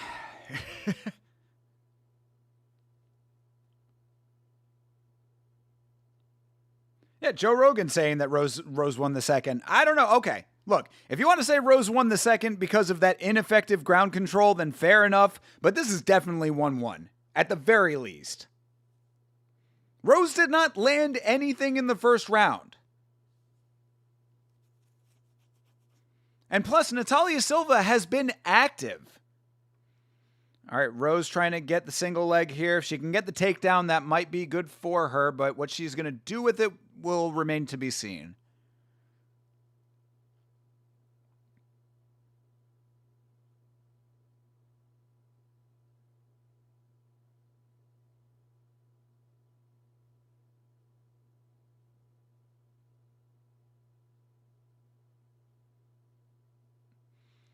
I mean, Silva working the body while Rose does not get the takedown. Nice trip by Silva. Exactly. Rose been swinging at the air mostly. Dude, I feel like I'm taking crazy pills right now.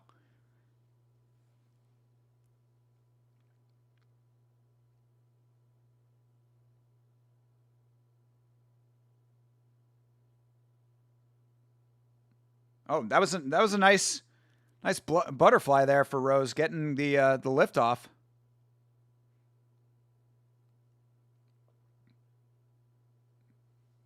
All right, last 10 seconds here. Silva smiling. She thinks she won this fight. Nice kick to the face by Silva to end it. All right. Fight starts at 30-27 for Rose in judges' eyes most times. Well, that's a different story. That's a different story. If that's what you're talking about, then okay. But I mean, I don't know how. I mean, look, like I said, I will rewatch the fights like I always do. I will rewatch every single one of them. But I don't know how you see what we just saw there and thought that Rose won the first 2 rounds. If Rose won round 2, it was very close off of ground control that went nowhere. But round 1, she did not land anything. Silva won. Thank you, Jeremy Hall. Again, whoever wins is fine. What? I have money on Rose. I would like Rose to win, but I got to call it as I see it. I mean, I cannot imagine how Rose wins that fight. She barely landed. They might give it a draw. Obviously, the PTB, the powers that be, don't want Silva to get the dub. I mean, why not? Silva's on like a ridiculous... She's like a 16-fight win streak. But I mean, she's not great. But this is what I'm saying about her not being tested. And I don't really even feel like Rose tested her. Rose had 8 significant strikes. Let's go. She had 8 significant strikes. That's funny. 29-28. Natalia Silva. Exactly. Judges got it right. I don't know what to tell you on that. Natalia Silva clearly took the first and third. Second was, I guess, somewhat debatable. Crowd booing, fine. I mean, they might be booing because the fight was not great, or they might be booing because they like Rose. But either way, Natalia Silva won that fight.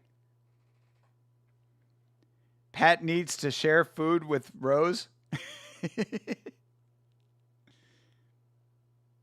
Oh, they are not happy in the crowd.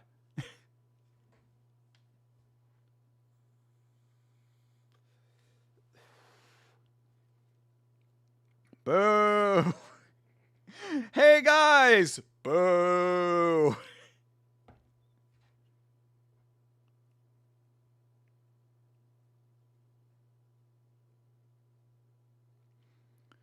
Rose won round 1 and 2. She did not win round 1. Bro, this is a wild thing for people to be thinking that Rose won round 1. Bro, I put the money on Rose. I wanted Rose to win.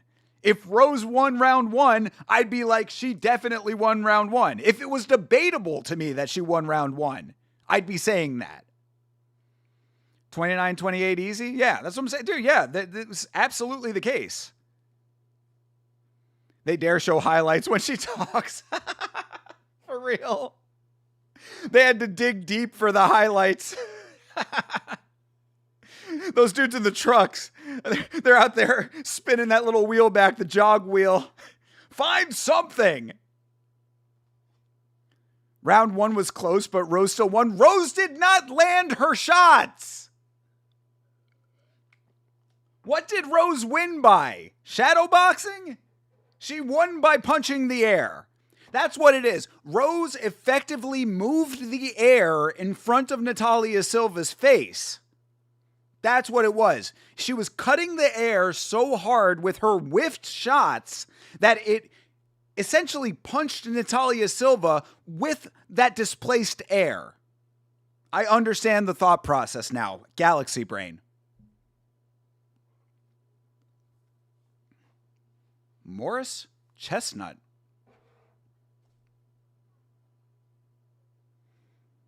Hey, the champ. Champion baddie.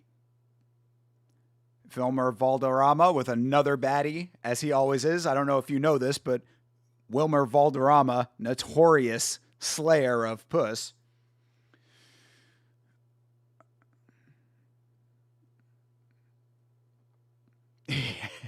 Yeah, one more. No. Yeah, ask your bookie, right? Rose the Last Airbender, exactly, dude. Hey, Anita. Anita get laid. I love it. Hot take, men's MMA is better than women's MMA? Spicy. Seriously spicy. I don't know. What do you think, chat? Yeah, quick, exactly. Quick cue the Blink 182 for real. All right. We got the big boys coming up next. Hopefully we'll see a knockout. Hopefully we'll see a finish. Yeah, a couple of people not getting 25K off of these fights. Good to see you again, though, Anita.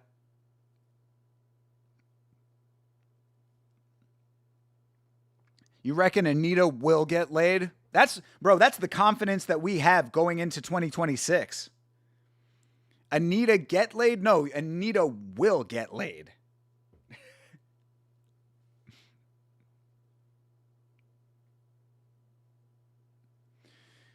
There's some irony. They played All the Small Things as the song talking about the heavyweights. Yeah, some dude who was cutting the promos was patting himself on the back for that one. It's like, that was clever. Check the stats. Rose rounded more strikes in round one. I don't care. I don't believe it personally. I don't care what the stats say.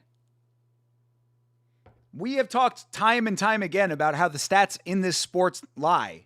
The stats are not accurate. The stats will be retallied.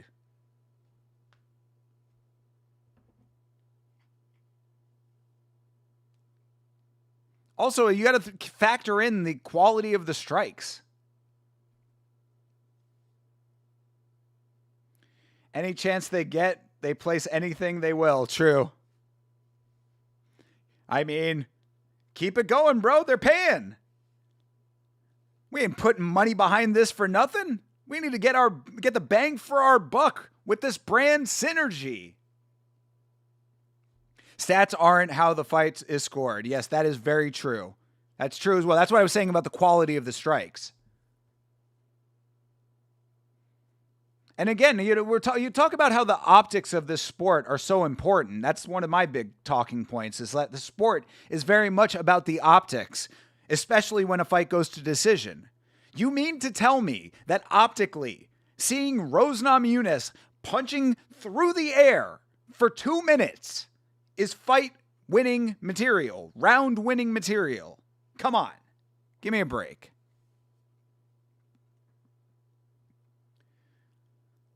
Yeah, I actually might agree with Rick Allen that 325 is not the greatest card.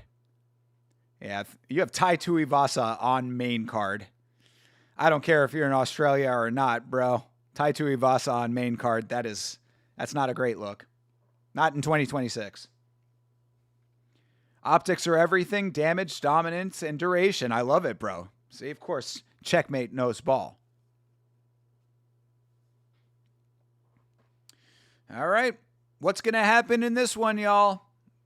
Big Waldo going to continue his skyrocketing towards Tom Aspinall, the white whale? Or is Derek Lewis going to spoil the party?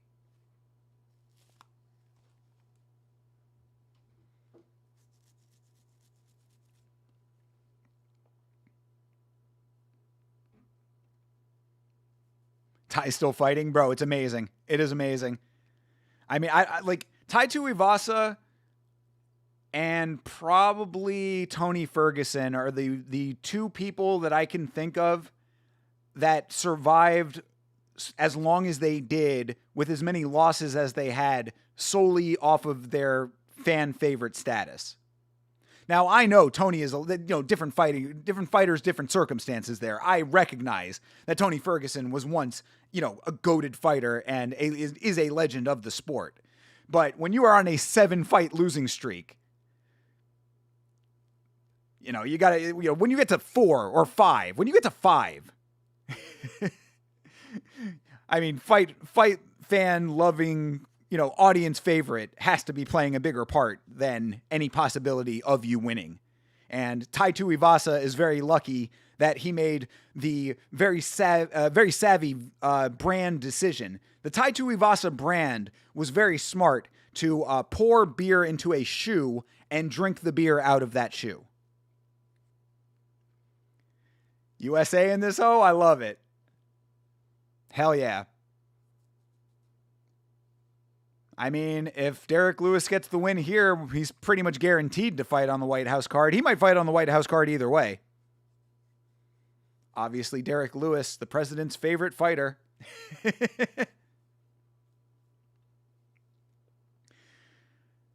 That fight Tony had with Justin was hard to watch. No lie. Yeah, dude, come on.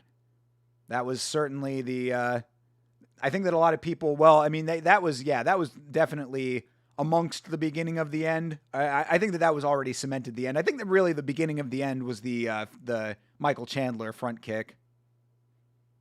But pretty much every fight that he had, after the front kick was hard to watch.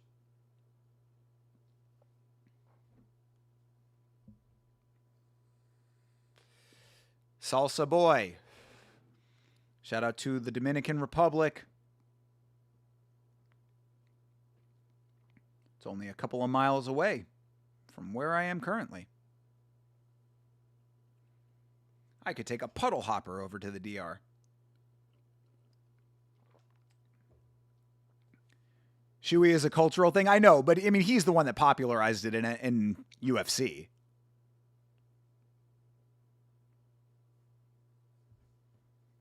But yeah, I know it's an Aussie thing. It's a gross thing. I don't care if it's cultural or not. Like, some cultural practices should not exist, and I would class that as one of them. Imagine Tony never tripped when he was about to fight Khabib, bro. I think that a lot of people feel like that's one of the greatest what-ifs in the sport. Tony tripping over the wire, Zabit retiring, Khabib retiring.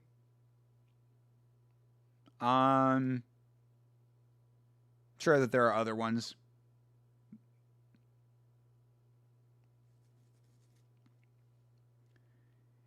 You be careful talking about shoeys and tie, bro. Fair enough, Didgery Dave. Sorry. Have you ever done one? I don't know if we've talked about this before. We probably have at some point.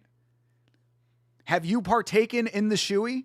And if you have, did you do the shoe? Did you do the advanced disgusting shoey where you had someone spit in it first? Dude, I got a lot of love for Australia, but there is some shit that I cannot abide by.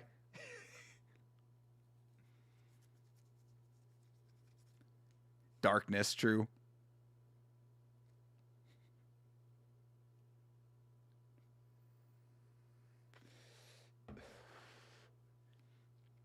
Ty is popular and significant. He covers both island and Aboriginal culture.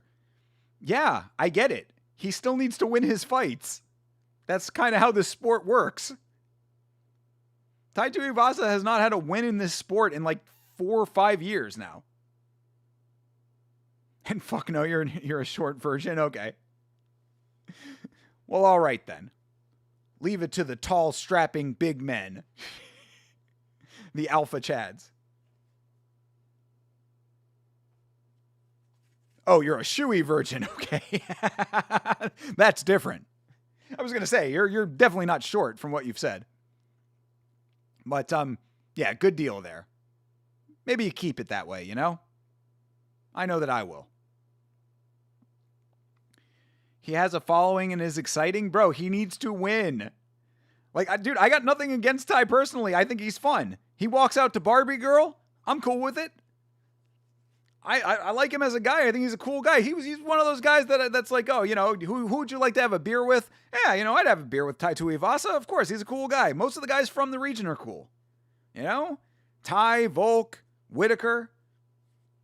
Like, there's a bunch of guys that I like down there, but you cannot deny the reality. He needs to win his fights.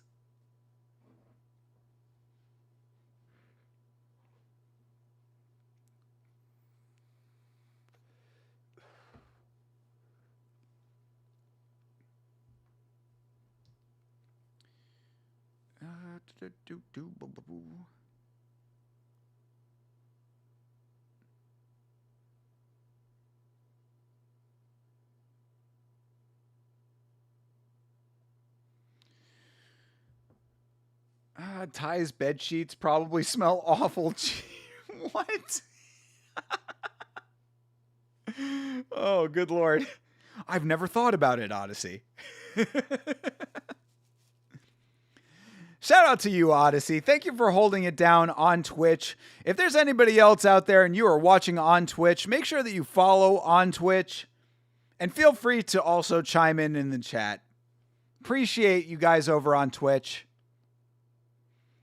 Underrepresented.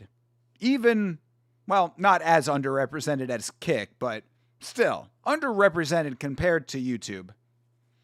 So make sure that you are followed on Twitch. Make sure that you subscribe on YouTube. Make sure you like the stream as well if you're on YouTube. Appreciate you guys. You wouldn't want a beer with Ty, bro. You're not ready for that. Neither am I. True. Yeah, the Islander guys, like, I've had my experiences, and yeah, they can get rowdy. That is true. I would like to have one beer and then leave before things get crazy. Ty's sheets could walk themselves to the laundry. Jesus.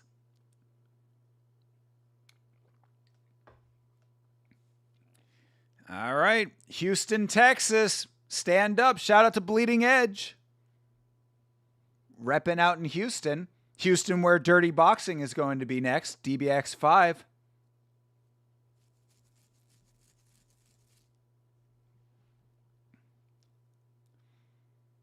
All right, Waldo, no eye patch. Here we go indeed. Yeah, crowd booing Waldo. USA in this hoe in a legitimate way.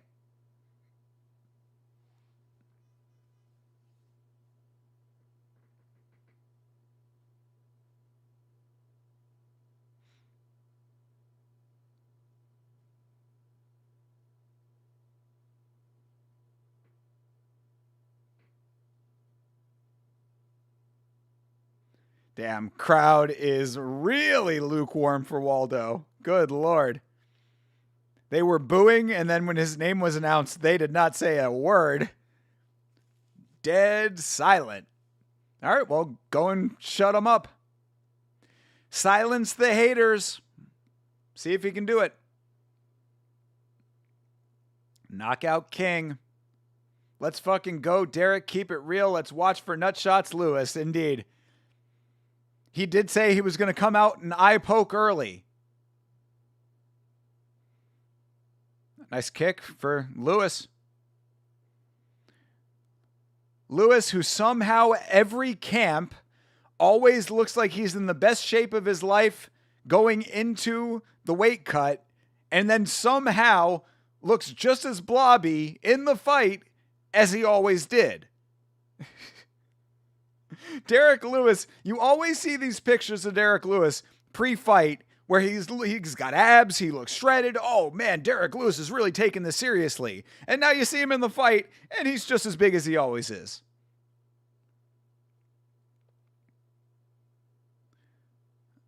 All right. Lewis with another kick, goes in for a rangy hook, does not land it.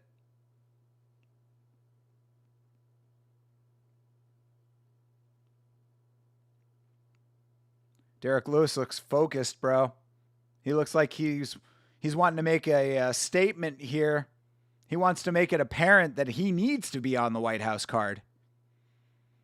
I wonder how much they're getting a bump on being on the White House card. What's the payouts looking like for that? Probably the same as any fight, which is wild. An event of that size, and they're making, Derek Lewis probably making, 250 and 250 or something like that.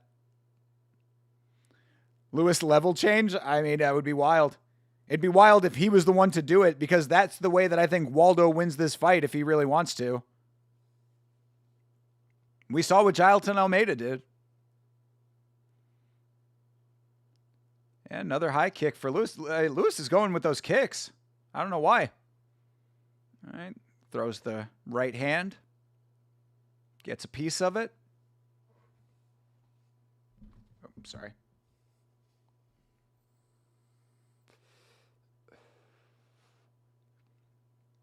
Good jab for Waldo. Got Lewis right on the cage, and Lewis circles finally. Like, Waldo needs to take advantage of that.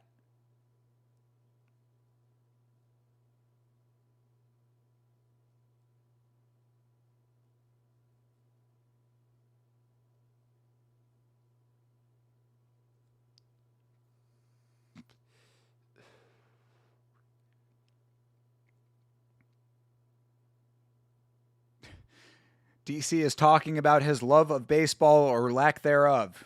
So exciting this fight is right now. Keep Cortez at range with those kicks. I mean, he's going to the side with them, though, so it's not like he's really pushing range necessarily. But, fair enough.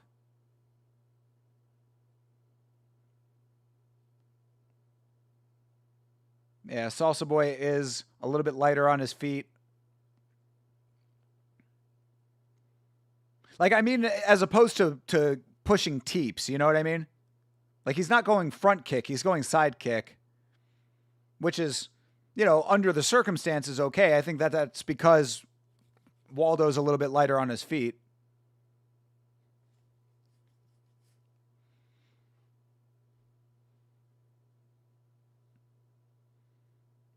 All right, Lewis gets a kick caught, and Lewis goes down. This is Waldo's chance right here, bro. Go down to the ground with him. You literally laid on top of Robellis for an entire fight. Lewis got laid on by Jailton Almeida for an entire fight. And he lets him up. All right. I don't know why he did that. That seems very dumb to me. He literally could have laid on top of him for the entire round, and that would have been a winner for him. Kicks keeping him at distance. Thanks, James. Thanks for that expert insight. Appreciate you, bro. Thank you for checking in. Lewis throw some calf kicks. That would be helpful. Slow him down a little bit. Yeah.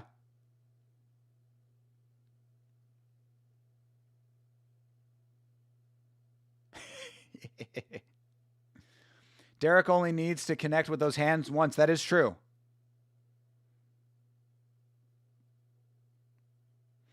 He gets laid out. Now, yeah, I mean, that would be the irony, right? You had the opportunity to easily take the first round.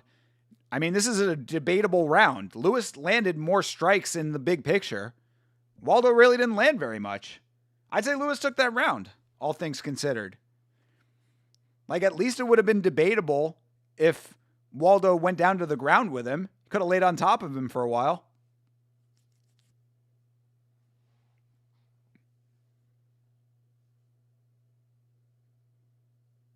This is good cornering right here with Derek Lewis's coach saying that he's letting Waldo dictate the pace. I agree with that. Lewis took it. All right, fair enough. Expert in the chat right now telling us that Lewis took the first round. I got to believe him. Gable Stevenson runs through both of these guys. Hey, that's a spicy take. I mean, Gable is okay at running through low-level regional guys right now. We'll see how he looks when he enters the UFC, but I mean, I understand where the confidence is coming from. Lewis was busier for sure. I agree. Hey, the Tattletale Strangler. Good to see you, bro. One of my favorite usernames in the game. How you doing, dude? Good to see you, man. Hope you're enjoying the fights.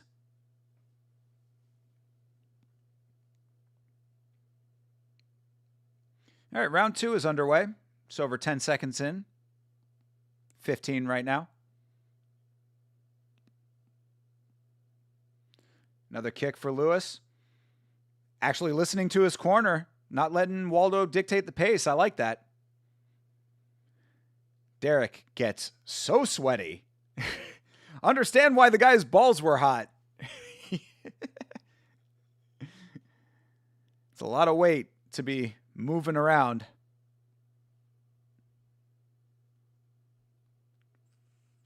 Ooh, nice counter shot for Waldo. Oh, he caught him. Lewis got a little wobbly there for a second. Nice knee for Waldo. Ooh, nice, another nice counter for Waldo.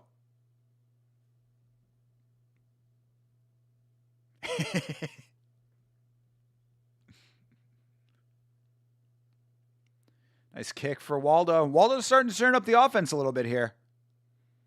Maybe that was good cornering on his side.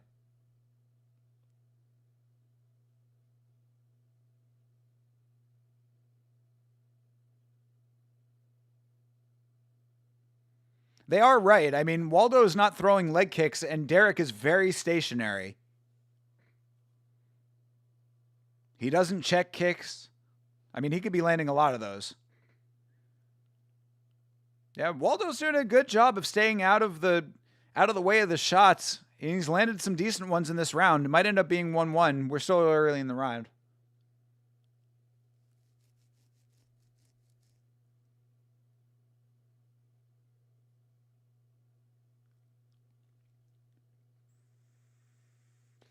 Nice jab. Yeah, Waldo is landing some better strikes now.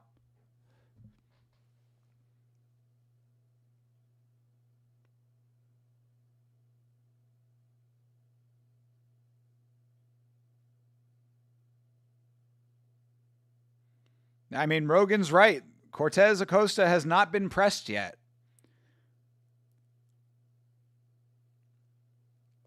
Lewis is so slow, but he got them lunchbox fists. That is very true. Very true, Tattletale. Ooh, there you go. And that's one of those lunchboxes right there.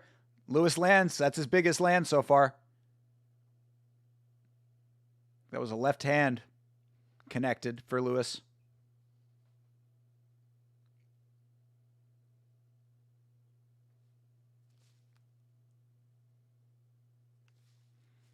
Lunchbox fists, exactly. Oh! Uh-oh.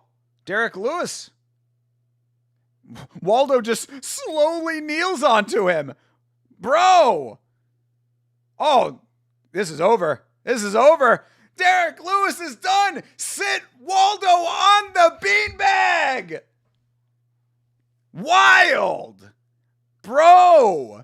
Lewis just went down off of like a nothing jab, it looked like.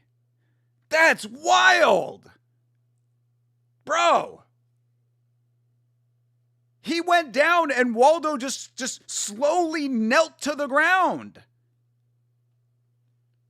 Zesty? What was zesty?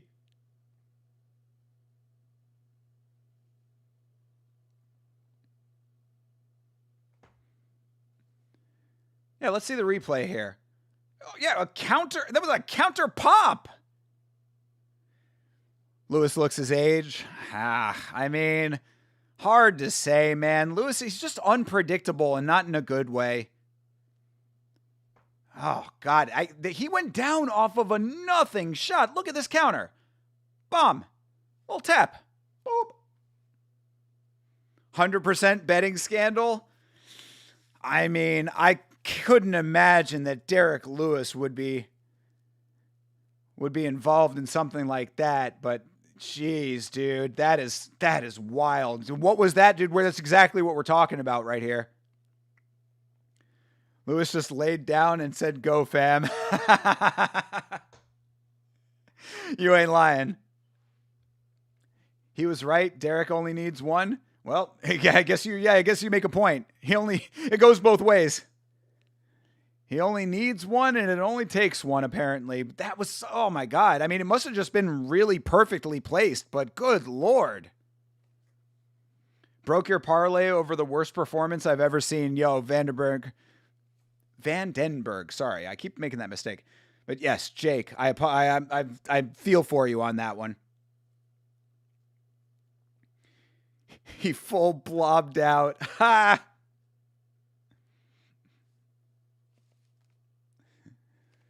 Remind me of Guskov versus Elikana. Said just finished me. True. Yeah. It does smack of that. Oh. No dis. Hey, congratulations, E-Money J. Yeah, you're having a good night tonight. Derek just got victimized and accepted it. Off of a shot that looked like it was a stiffed breeze. That was one of the shots that Rose whiffed against Natalia Silva. You had Silva, Lewis, O'Malley, and Pimblett. Ah, brother. Like I said, I feel for you, my guy. Off of whatever that was. CTE mod 2? Yeah, absolutely, yeah. CTE has ascended. Congratulations to you, CTE. I appreciate that, man. Thank you very much for wanting that position and for taking it seriously. You know, it's something that I don't take for granted. Charles Johnson and Rose only losses? True. Good deal, man. You won your buddy like 150 on football off 20, but lost him 30 tonight on UFC. Guess I don't know very much about UFC, bro. No, it's the most unpredictable sport in the world. Who could have predicted a Teba Gauthier and Andre Polaev to go to decision? Come on. Any last minute bet recommendations? I'd go O'Malley and Patty personally, but the fuck do I know? I mean, again, some of these things have been so outlandish tonight. I never in a million years would have bet that was the shot that was going to drop Lewis. Got to preserve the Yama space I hold so dear. Appreciate you, bro. Thank you so much, man.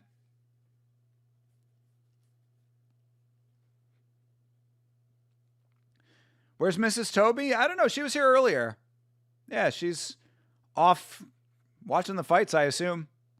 Yeah, but shout out to Sarah always. If you trust a guy who's been wrong about everything but Umnar decision, I've got a lock on O'Malley. True. Umnar Nurmagabangov. I'm sure she would appreciate that, Didgeridoo Dave. Let her know. Should go over to her stream sometime. Her streams are chill, bro. I enjoy hanging out with Sarah Toby on stream. All right. Who is that smoke show? Holly Madison? Oh, yeah. Miles Teller, the actor, is a big MMA fan.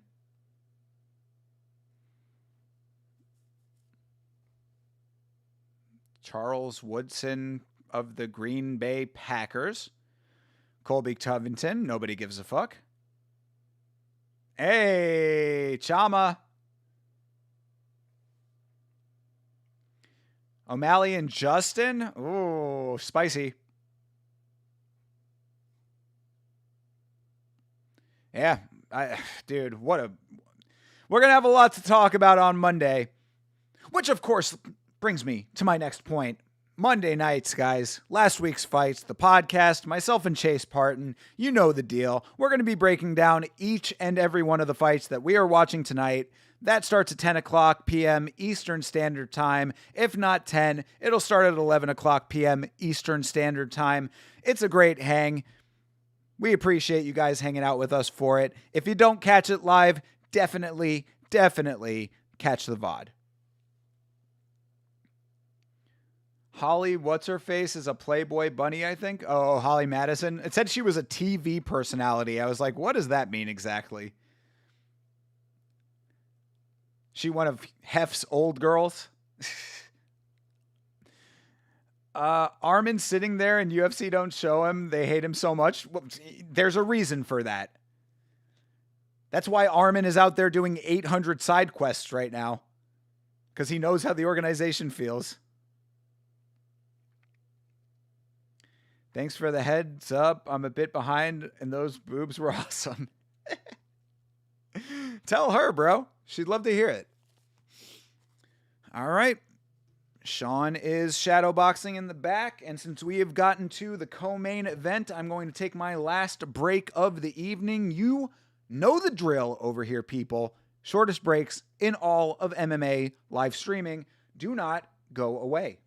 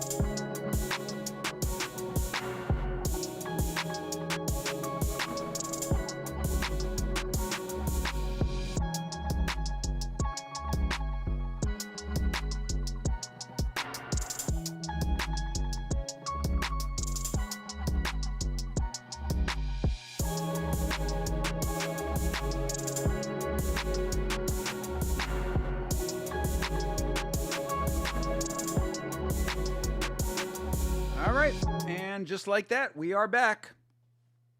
Good deal. Thanks, as always, for sticking with your boy throughout all of these fights. I hope you're having a good time. I certainly am. Yet again, as always, you know, the broadcast partner might change. We might be coming out of MMA Winter, but the goofiness of MMA never changes. Some things never change, and the weird and wacky of this sport is certainly one of them. So I'm enjoying all of this wildness. And also, I believe that if Sean O'Malley wins this fight, then the community parlay will have hit today. So pass the pizza, bro. I wish I could eat more pizza right now, dude. 2 slices and a fucking lava cake is way more than enough for me right now. I'm actually kind of proud of myself that I didn't overeat, because that would not be a good look while I'm on stream. I'm so upset. I should have dropped 20 on Waldo. I mean, I don't think anybody could have predicted that it was going to end like that, but Lewis did not look good in that fight. Winter is almost over. Well, that's like actual winter, but MMA winter is the time when the UFC takes their long winter break. I coined that term, by the way. If you ever hear anyone else using that term, just know that Yama made that term. That came straight out of the big, large four-headed brain of Thinker St. James.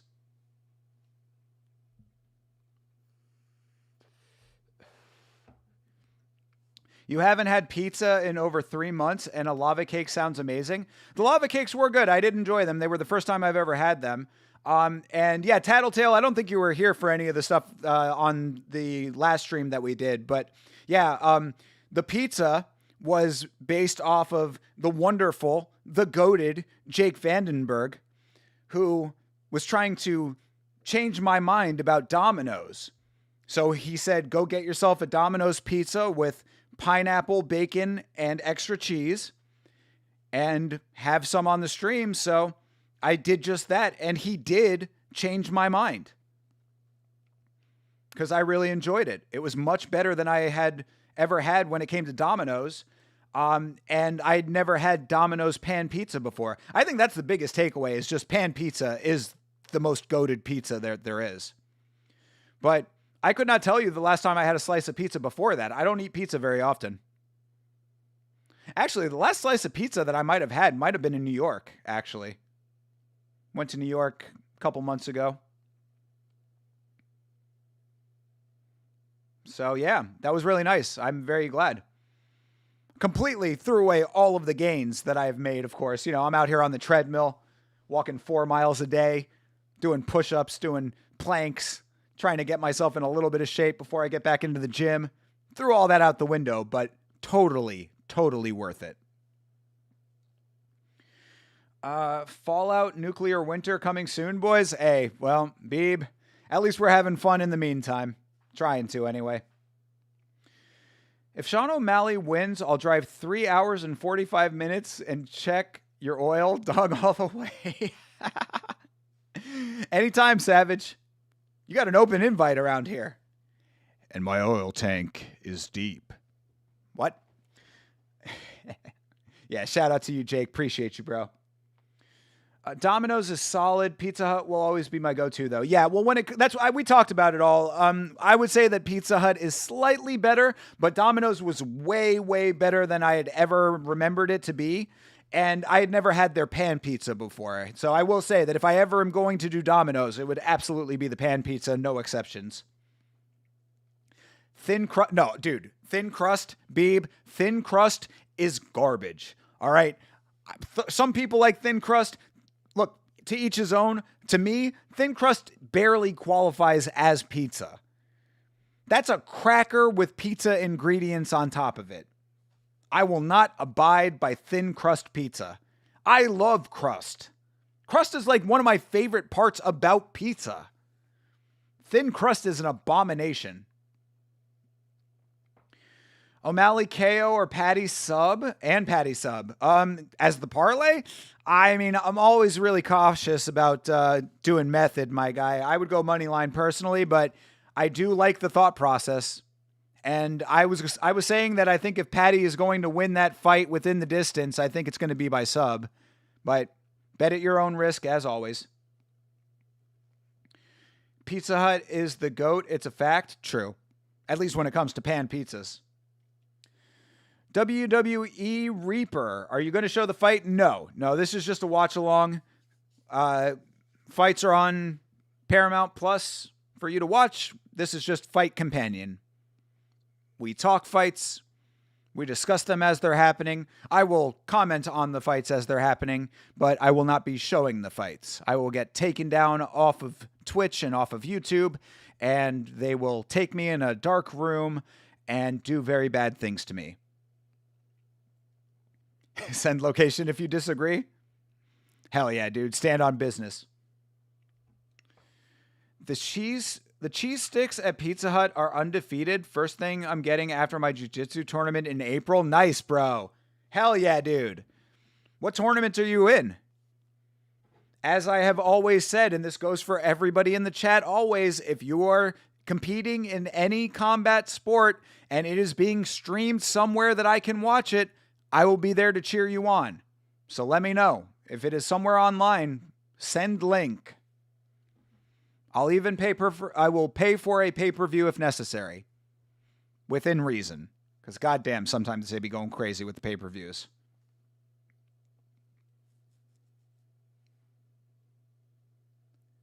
Yeah, WWE Reaper, Beeb's comment is a little message for you.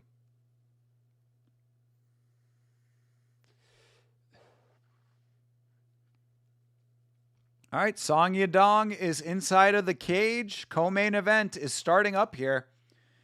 Man, just like old times, people, it feels like this card has flown by. Can't believe it's already 11. Sean O'Malley getting a big pop in the building. A lot of support for Los Estados Unidos.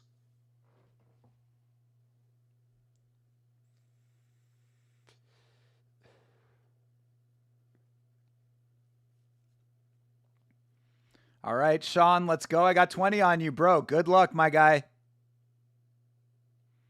Oh, and he went back to the old walkout music. Good deal. This is always the best walkout music for him.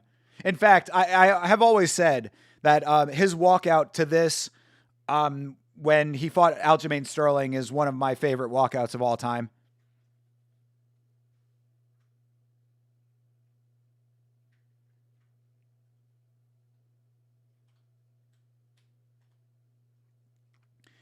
Yeah, and there is Tim Welch, his longtime coach and friend behind him.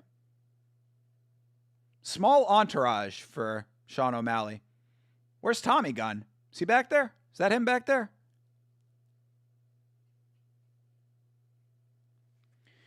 Thoughts on Adam 22 cowering in his boxing match against Jason Love? What I posted about that in the Discord and what I will say here is that I don't care at all about two, randos boxing. But if I ever even so much as set a single foot down the path that Adam 22 has chosen in his life, take me out behind the sheds and end my misery. That guy, talk about having an empire that you have created and then making the most brain dead moves to try to chase clout. Like, his clout chasing is so ridiculously dumb. And he didn't need to do it. That's the thing. He already had a platform that was going to thrive. He wanted more. He was too greedy. He's a walking humiliation ritual. Lachlan, big facts. Big facts. I couldn't imagine. This guy has this massive platform, which he mismanaged, by the way. I've seen videos a little bit here and there about like the behind the scenes stuff at No Jumper. Like, get a fucking business manager, you moron. But anyway, regardless, he mismanages his platform, whatever. But then, in order to continue to try to suckle at the teat of relevance, he does the most asinine things and then self-owns by being with this girl who is doing the work that she does. And look, if you're comfortable with that, that's your life, bro. Do whatever you want. It's not a life that I would be comfortable with, but I'm not here to judge that part. But the way that he has navigated himself as a public figure is potentially one of the most brain dead that I have ever seen, and I would never want anything to be anywhere near like how he is. He can keep whatever money he has, save for the rug pull. He's another one with a crypto rug pull, but any legitimate money that he has earned, you can keep it if it means doing what he did. So that's how I feel about that. I got you, James. I'll take you out back and give you the old yeller right between the eyes. Thank you, Beeb. Appreciate you keeping me honest. You think Extra would beat Khamzat? Not anymore, now that he's only got one hand. That's going to significantly impact his in-prison boxing ability. Sean's going to stiffen Yadong. All right, hey. Yadong is right for the stiffening. Holy shit, Thinker at the right angle, shaved head, and get a face tat. You look identical to Adam 22. I will not take this slander.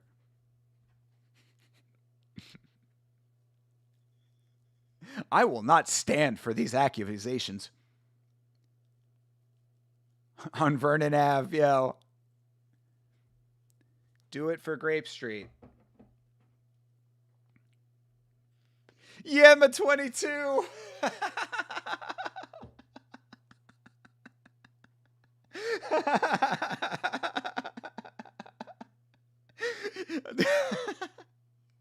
don't know why that got me, but that's really funny. Yema 22. Oh man, I love you guys. Sean by KO, you're confident? Let's go. Hey, Hot Cat MILF. How you doing, darling? How's things? You've probably seen more of the Vitz King than I have lately. Hope you're doing well. Hope everything's going great for you. Hope everything's going good with the house. Song Yadong. I don't know. There is still a sinking feeling in the back of my mind that Song might be able to pull this off, but we shall see. Yeah, my 22 is gold. Bro, that really got me. That's funny. Doing just peachy? I'm very glad to hear it. Glad to hear it. Yeah, hopefully you've been able to connect with Ray. I mean, it has been a long time since I've seen the Vitz King. I think this is a good match for Sean. He's going to be too slick on the feet, and Dong isn't a grappling threat, so Sean can open up. Tattletale, that's pretty much exactly what I said on the podcast. I think this is prime matchmaking for O'Malley.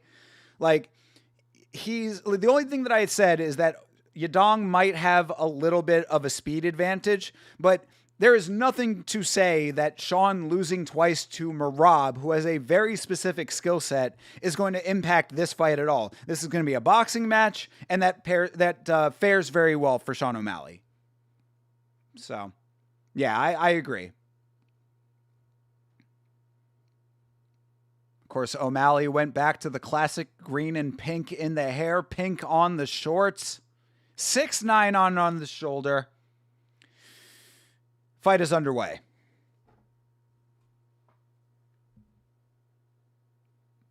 And they touch gloves. Joe Rogan loves the touch. You got the touch. All right. Front kick for O'Malley. Yadong very light on his feet. A lot of bouncing. I don't know if that's nervous energy or just his normal style, which I think it more is.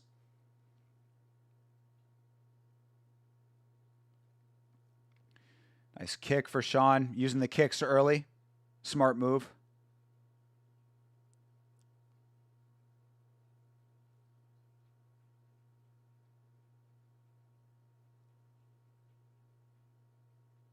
I always forget that Song Yadong is Team Alpha Male.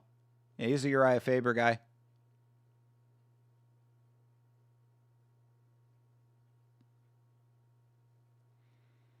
All right, both these guys a little cautious right now. No one really engaging in any major way yet.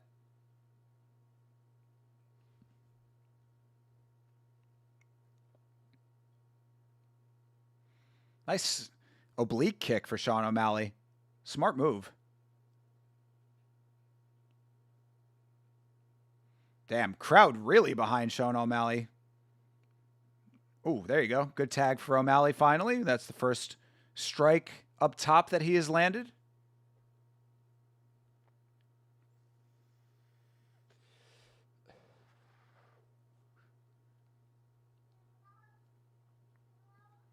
All right, Song with a couple good ones.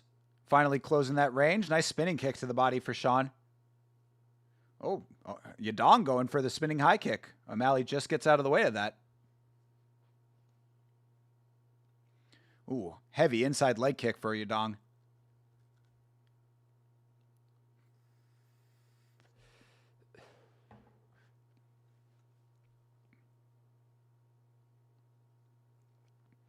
O'Malley really not initiating a lot of hand striking right now. He's really keeping with the kicks. Lands another one. There's good left hand.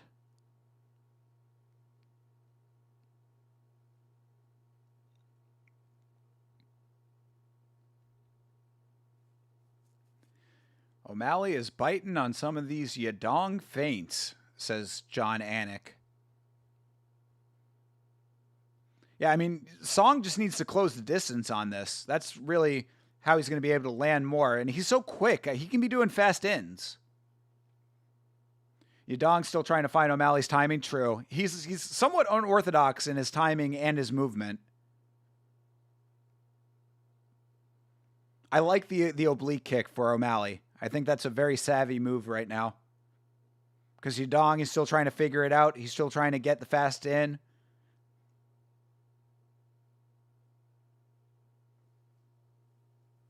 That's a nice body strike for Sean. Keeps going with that front kick. If Sean takes an L, perfect time for Cody versus Sean at the White House. Come on, let's hear the hate.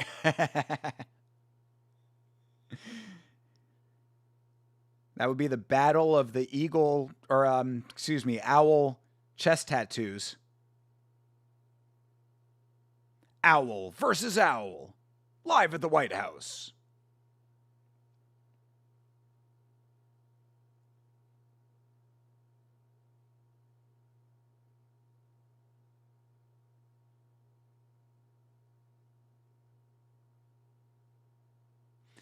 I mean, somebody needs to, like, pull the trigger on an actual engagement here. Like, come on, guys. Like, this is a 3-round fight here.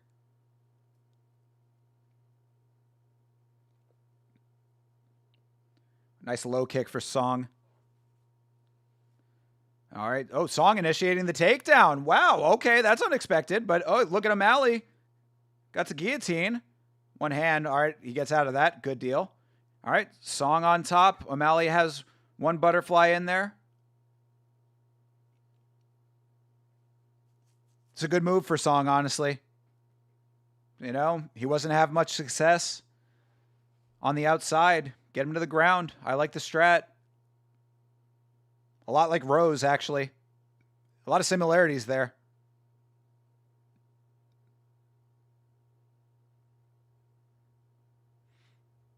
All right, and that's the round. Sean's not counter-striking. He's just circling out. True. Yeah. Yeah, I don't know. It's an oddly cautious. It's an oddly cautious like approach from both sides. Like both sides, it feels like they both want to initiate the explosive action, but they're not doing it. Like they're just like holding back on it. I don't know if it's nerves or if it's like cautiousness or what it is, but like you see the actual engagements and they're all single hits. Like nobody actually wants to stay in the pocket, and I understand that, but like, you know, you can at least get two. It's what I say this often, but it bears repeating in this instance. If you land the first shot, 2 and 3 could be right behind it if you try. And then if you start getting stuff back, just get out of there. Bro, Tim Welch is so bad that's perfect, buddy. Yes, yeah, true. Yeah, well, dude, I've got a lot of opinions about Tim Welch as a coach. Any coach with one student, low kick affected O'Malley in the beginning of the second here. Kind of sent him off balance for a second. But yeah, any coach with a single student is always somewhat questionable. I guess he's got McMillan now, but still. He's got Sean and then Sean's clone.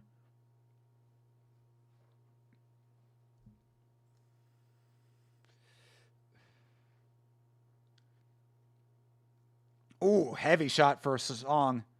Good work. Yeah, O'Malley got a hand up to block, but it still got a little bit.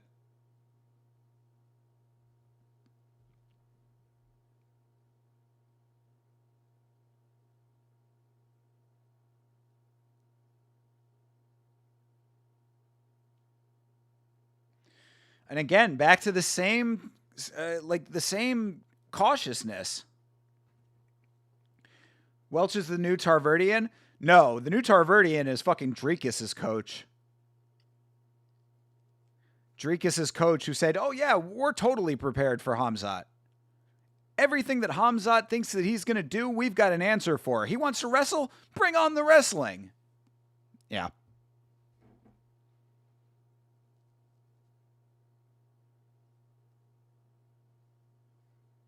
It's a decent start to the round for Song, but like, we're just not seeing any significant engagements here.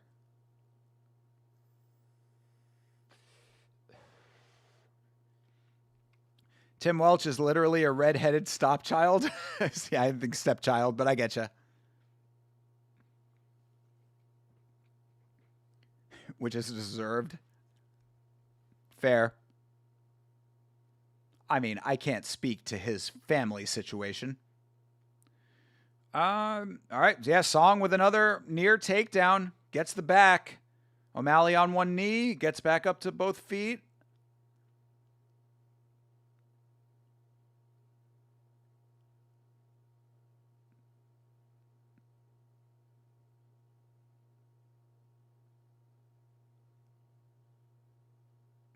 O'Malley kind of folded over there for a second. Trying to break the grip a little bit, but not even really attacking the hands. That's what DC was just talking about.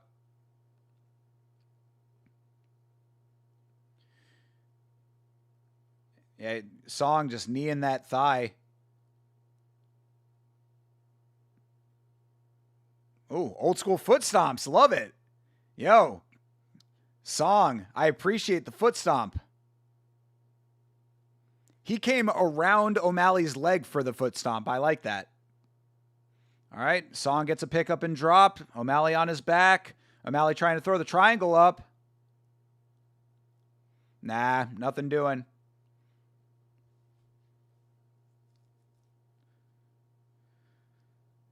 Yeah, I mean, first round kind of debatable. I'd say Song is pretty handily winning this round right now. All right, O'Malley back to his feet. Song grabs a leg, lets that go. Song has him backed up. Bro, this is your time to strike. There you go. O'Malley dips out of that, gets himself back out to the center.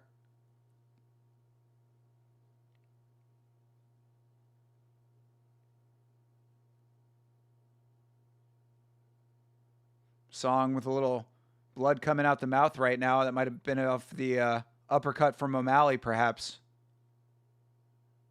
But little blood in the mouth region.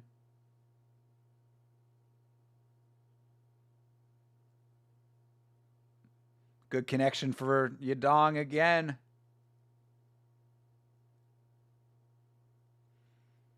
O'Malley's era is done, bro. It's what I kind of said on the podcast. I was like, if he loses this fight, this is going to be a significant step backwards.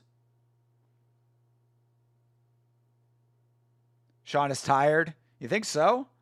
I mean, bro, if he's tired after the second round, that is not a great look. Off of this amount of activity,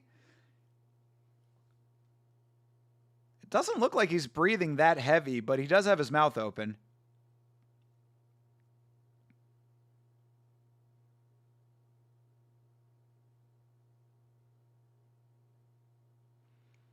Yeah, that was a solid round. Solid round for Song Yadong. So yeah, I mean, if you want to give O'Malley that first round, I think it would be a little bit generous, but maybe not. I think maybe Sean took the first round. I think it might be 1-1. Violin music to O'Malley's career and the White House card. I mean, I'm not super sad about it personally. I've kind of been an admitted prayer on O'Malley's downfall. I've never been a fan, but it's not a great look for this to be the way that it goes out, you know? This is 3 rounds, Sigma. 3 rounds. O'Malley looks like complete cheeks. Bro, I'm telling you, it's just, he doesn't seem to want to actively put together combinations and stay engaged with Song. It's like he's trying to get little pockets of activity, and none of that is going to work when Song Yadong is getting his shots off nicely like he was in the second round. I think he did okay in the first round because it was like a feel-out round, which you should never have in a 3-round fight, but that's besides the point. But either way, first round he might have taken, but second round was clearly Song Yadong. Makes it worse when you know the fact he took an easy Cheeto fight to get one defense and die off. Bro, this is why I was so upset about the Cheeto fight when it was announced. The vanity fight, I called it. O'Malley always underwhelming? I mean, he wasn't against Aljamain Sterling. Fight with Petr Yan was a lot better. Whether he won it or not. Rip $20 could be, bro. I mean, he needs to do something significant now. I mean, like he needs to make this his round.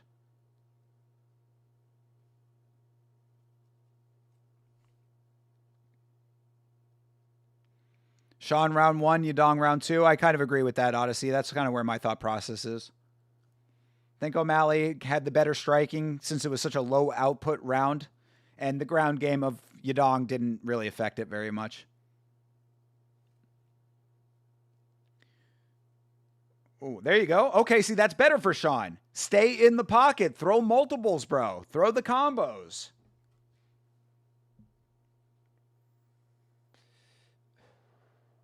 I'm curious what the shot that had Yadong bleeding from the mouth is. Oh, that was a nice shot for O'Malley. Why have you not been doing that for the entire fight?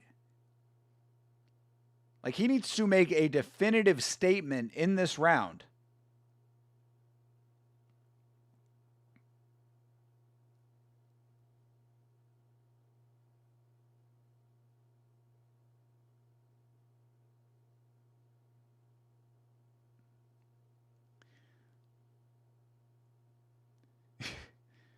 Bro, DC talking about the Natalia Silva fight like That is actually the truth. I'm floored by the commentary I am hearing about the Natalia Silva fight.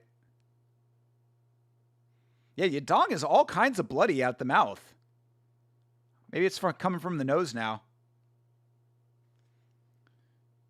O'Malley, when he can't get round 1 KO against a good opponent or rob them, Sigma. You ain't lying. Avoided Corey Sandhagen. Yo. No and ball right there, Odyssey. Avoided Sandhagen for a vanity fight. Ain't that some shit? The organization just let it happen. O'Malley doing good now? I mean, like, he's doing better. He's landed a little bit, but he needs to be way more active than this. Yadong is slowing down a little bit, but that's a nice combination for Song. Ooh, there you go. That was a good connection for Sean, finally. Bit of a roller coaster, this fight.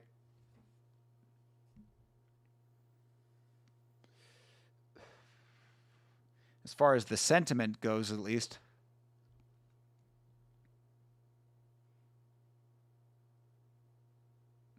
Nice connection for Song. Ooh, another good one for Sean. I mean, why he has chosen to wait until the 3rd round to be landing shots is beyond me, but he is looking better. Faint frenzy? Bro, that is the biggest of facts. Yeah, this fight has certainly been that throughout the entirety of the rounds. Serious facts.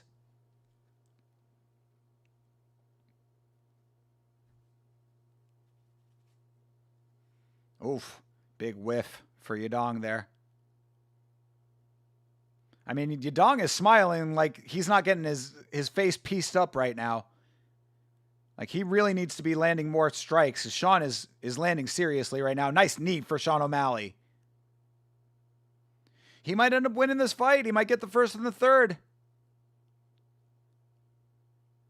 Finally. I don't know where the hell he's been all fight.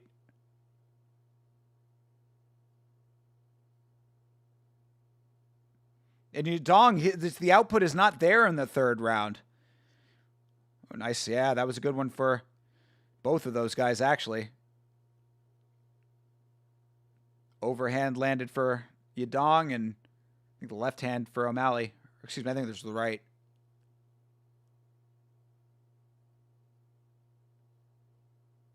Another good one for Sean. Sean slips on the kick. All right. I mean, look, I think Sean won that fight, but I don't know, guys. I don't know.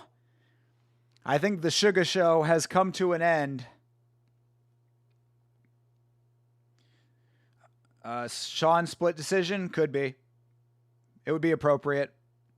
Sean hasn't KO'd anyone in a minute. Aljo doesn't count. I mean, Aljo does count, but I understand the sentiment. That's why I was never convinced on O'Malley's ability in his division, honestly. Okay, yeah. 2-1 O'Malley sounds about right to me as well. Wish that was 5 rounds, true. Yeah, it would have been nice if they had made that a 5-rounder based on everything else that happened on this card. All aboard the sugar train has left the station? I don't know about all that, dude. I don't know if that inspires a great amount of confidence in me that we are in a new era of the Sugar Show.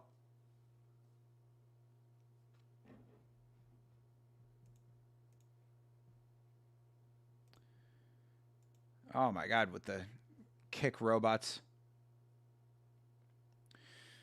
5 rounds, Sean would have gotten him out of there probably. True. That could have been. I mean, he certainly was turning up. I don't know. I don't like the pacing of it.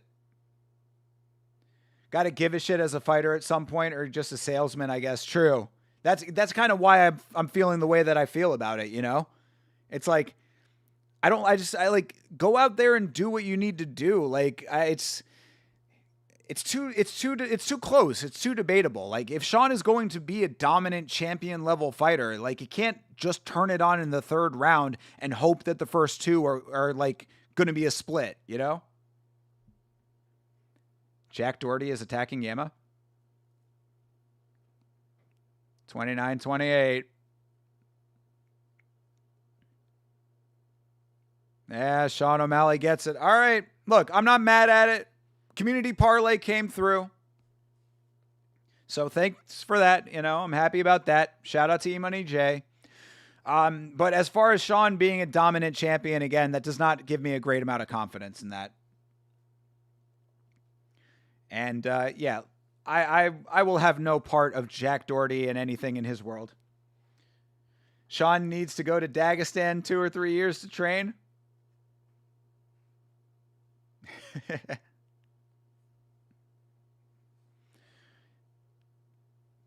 Drop Sean Dagestan 2 or 3 years and forget. All right. It would certainly be helpful.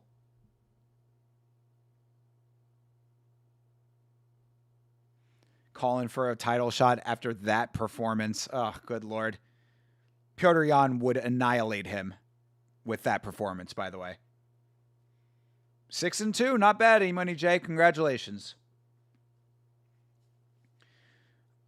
Yeah, they couldn't let the CCP ruin the White House card. That's funny, Lachlan.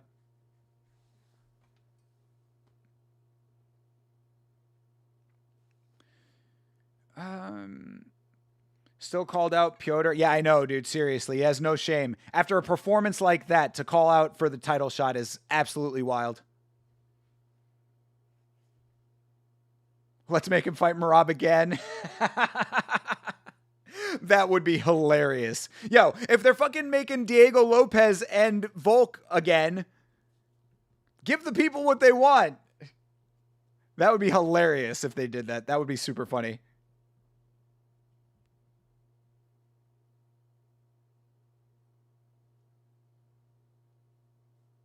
He was a lot slower than you thought. What are you talking about? He was 3 steps ahead of you for most of that fight. He just didn't engage in the 3rd round.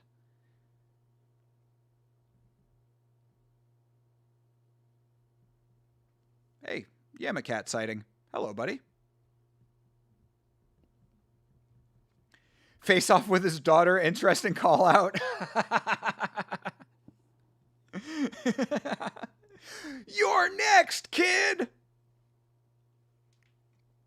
Sean versus Cody. I honestly want to see that. Really? Cody Garbrandt? You just want to see Cody Garbrandt get his face destroyed? Fair enough. Hey, Bubs, if you want to go, get out of here, bud.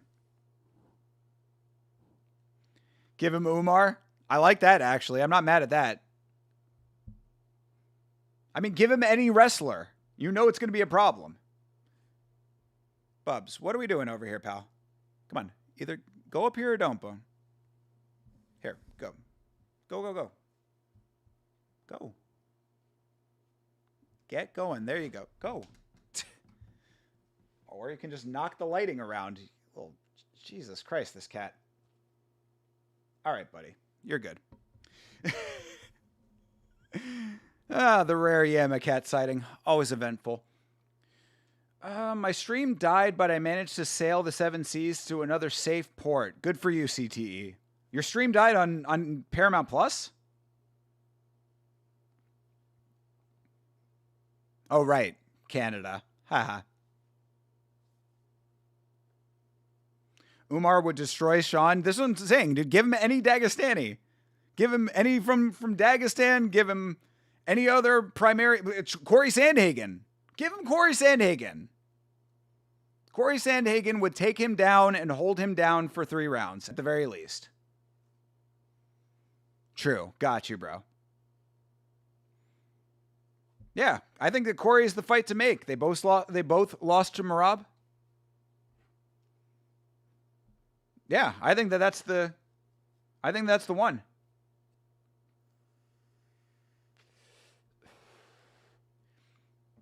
Look at Kayla Harrison getting a little representation in the graphics.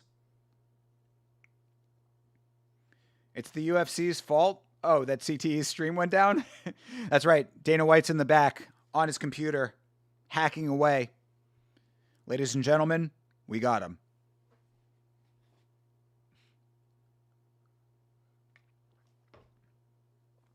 Song's second round was amazing. Gonna rematch that good MMA grappling. Yeah, they ain't rematching that. But yeah, I mean, I think that Corey Sandhagen is the fight to make.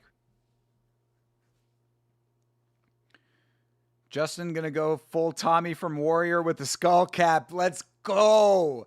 I'm telling you, people, if you have not tuned in, I know a couple of you have, and I appreciate it so much, but if you are amongst the people who have not tuned in to our episodes of MMA on Film, you are missing out. Seriously. We've done Warrior, we've done the Roadhouse film from 2024, we've done all of the episodes of The Cage, KO with Cyril Gahn, and now potentially Bloodsport might be next. So get hip to game and get yourself over to the MMA on Film YouTube videos. Patty round 2 sub, I feel like that's not risky to go with. I mean, dude, anything by round is always going to be risky, especially in a 5-round fight. 5-rounder, that's a 1 in 5 chance, and then you add the method on top of that. Armin is making mukbang ASMR videos with the Tate brothers and Rockhold. Ay, good lord. This is the guy that Chase wants to have a beer with.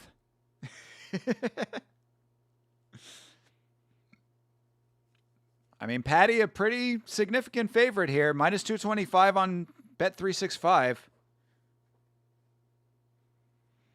Oh, I guess DraftKings did not come over to Paramount. That's interesting. Bet365 is the new official sports betting partner.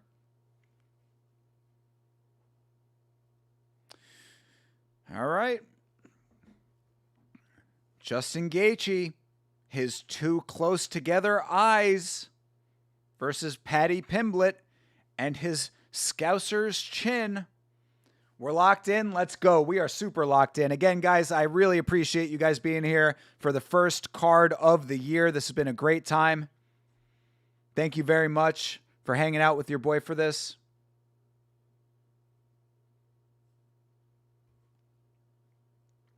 Get another Paddy Pimblett promo real quick. We are indeed locked in. It's been a good deal. Of course, just before we get to the main event, as I've said now many times, of course, the Roadhouse review is out on the channel. Monday is the podcast. Sunday, tomorrow, actually. We're doing a stream tomorrow afternoon. If you are around and hanging out and have nothing to do on Sunday afternoon, come on and hang out with your boy.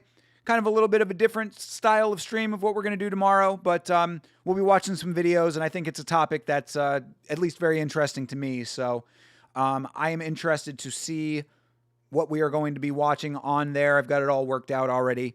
So tomorrow afternoon, I don't know exactly what time yet. I don't even know if I'm going to make an announcement about it, but if you've got the notification bell on YouTube, you will get your notification. Come by and hang out with your boy for a little while. You're going to be snowed in, so you'll certainly be there. All right. Appreciate it, bro. Putting that wrench to good use, my man. Aside from that, probably more watch-alongs during the week. We'll see if I can get a video out. I would really like to get back to doing other video content. So keep an eye on the channel, of course, youtube.com/@YamaShow. And as I have also said, the merchandise is dangerously close to being ready, and I will do a launch stream of some sort, and we'll do something very special to announce all of that as well. So keep your eyes open to everything that's coming out, because we are doing it big in 2026, and that's all because of you guys. So thank you very much for the support.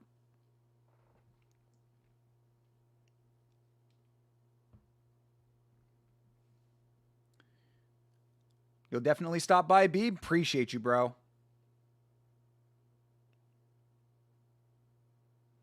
Derek Lewis is allowing you to stop by? Oh, okay. Derek Lewis let you down. But I almost feel like he got injured. Dude, I don't know. I really would like to know what happened in that fight. I mean, we saw the replay. The shot that dropped him, that did not look like... I mean, look, man, Derek Lewis is a little bit older. Waldo is a powerful guy. You hit somebody in the right place, it turns the lights out, whatever. I get it. I understand the dynamics of this sport and the physics and all of that, and the biology and all of that. But as a heavyweight fighter, the shot that dropped Eric Lewis just seemed very. It just did not look like a shot that would have been powerful enough to do what it did. And then for Derek Lewis to stay down because of that, and for Waldo to kneel down slowly and just start peppering the side of his head with no opposition whatsoever. I have questions. These are the questions. My verdict prediction is Justin round 2 KO. How is everyone feeling? I've got Paddy winning this fight, and as I have said, I am the lone wolf when it comes to thinking that this fight might go to decision, but I think I have Paddy by round 2 sub myself, or round 3, I think, maybe. I think the thought process was that Paddy's going to wear him down over the course of the first 2 rounds and get him tired enough to actually get him to the ground, but actually, that's a good point. I didn't even mention that. Because of CTE and his great work, if you are not a member of the Verdict Yama League, make sure that you join the Verdict Yama League. You can hang out with your boys, see who gets the win at the end of the year, and I got to figure out what I'm going to do to crown the winner at the end of the season. I got to maybe get a little trophy made or something. But definitely join the Verdict League if you're not already. Paddy is subbing Justin in the third. That's, like I said, that's what I got on Verdict, so we shall see. Also, Community Parlay did come through today, people, so thank you very much for that. Good job. In fact, while we wait, or not pause. I needed to mute. There we go. Mute that. I've got to sing your praises for the parlay coming through. Here you go. Choir of Angels. Thank you very much. Shout out to the Community Parlay.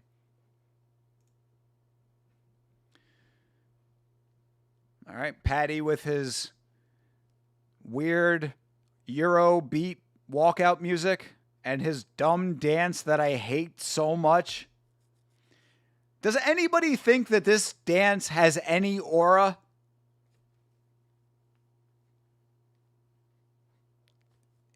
It's absolutely atrocious.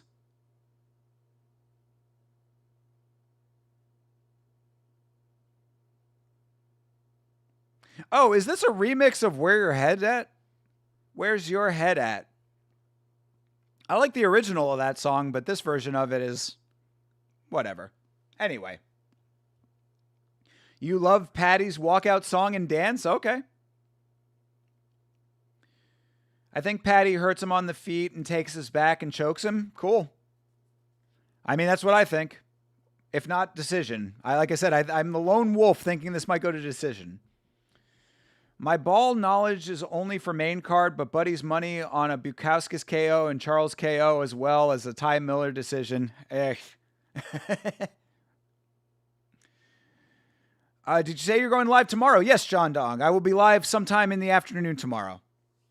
Come on and hang out. It'll be a very chill stream. We're just going to be hanging out. We're going to be watching some videos and just chatting and stuff. So it'll be a nice chill afternoon stream, hanging out, chilling with the boys. Very, very low, low stress. We're going to be relaxing. Silly guy dance. Yo, it's the silly guy dance. It looks like something SpongeBob would do. Connor had a walk, so of course Paddy has a dance. Don't you get it? True, CP. Yeah, I get you, man. Where's Ilya's walk? What's the Ilya strut? I'm very happy if Paddy wins, but I'm just expecting Justin to his way to another KO. Maybe. Look, we're gonna find out momentarily, man. I'm excited. Men loving other men's dancing. China invade us now. Bro, look, Beeb, you can be as much of a red-pilled alpha male as you want, but facts are facts. When a dude's got moves, you got to acknowledge. You have to acknowledge reality. These moves right here, that ain't it. But Gregory Hines, back in the day, that was a good dancer. Fred Astaire, that's a good dancer. Mikhail Baryshnikov. Or Rudolph? Yeah, no, Mikhail Baryshnikov, I believe. Yeah. These are all great dancers. Hey, Beeb, I was a dancer for 12 years. Don't diss dancing. See? Exactly. CTE. Goated. And be careful, Beeb, because CTE's got a wrench now. Those could be fighting words. Something SpongeBob would do. Yeah, I'm telling you.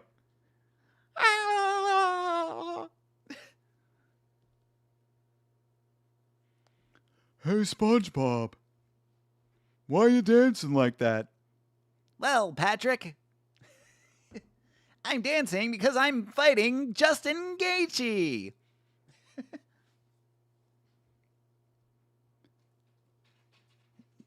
What? Yeah. Yeah, what song is this?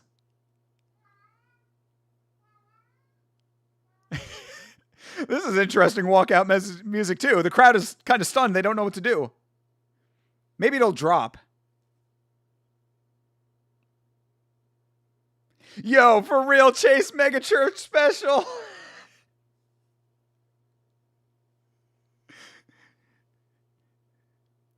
Yeah, this is some country music that I am not aware of.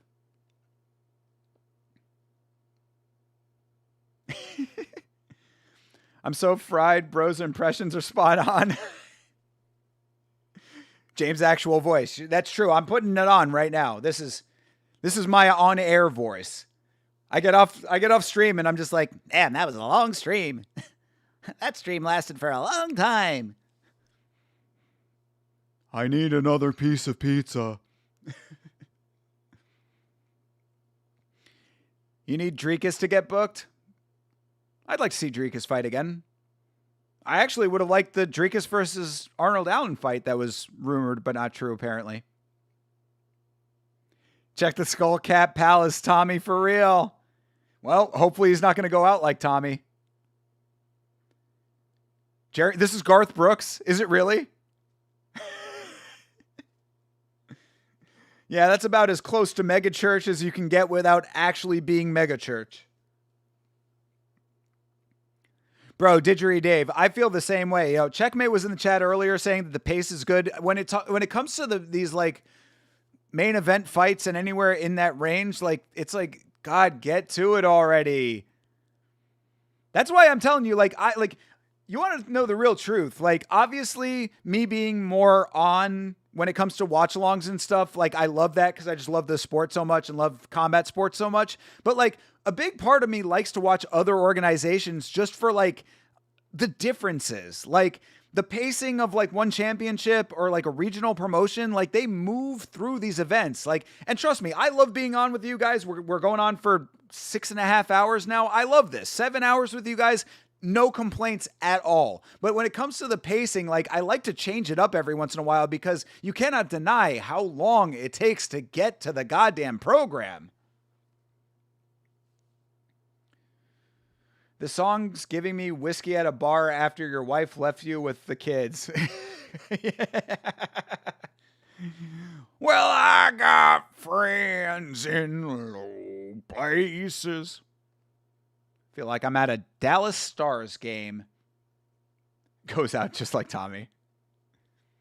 Isn't Garth Brooks a serial killer? That was a meme, which is pretty funny, though. I think that was a Burt Kreischer thing. It sounds like Garth. Yeah, we'll have to find out what it is. What do we do if this goes to a no contest via eye poke? Trying not to manifest it? Bro, Justin Gaethje's eyes are too close together for them to be poked. No one is that accurate.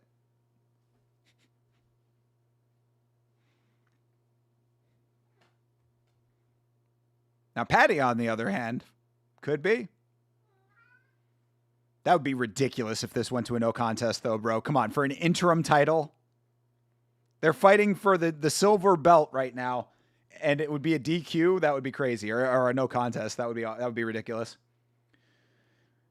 I think every country song is about lifted trucks and love for tractors. No, not the truth. I would highly recommend that you listen to the very fine music of the GOAT country musician, Jerry Reed.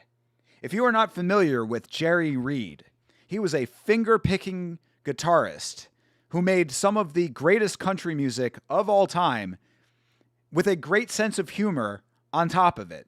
So if you are not familiar, get yourself hip to game after the stream. Those are your two homework assignments when it comes to music.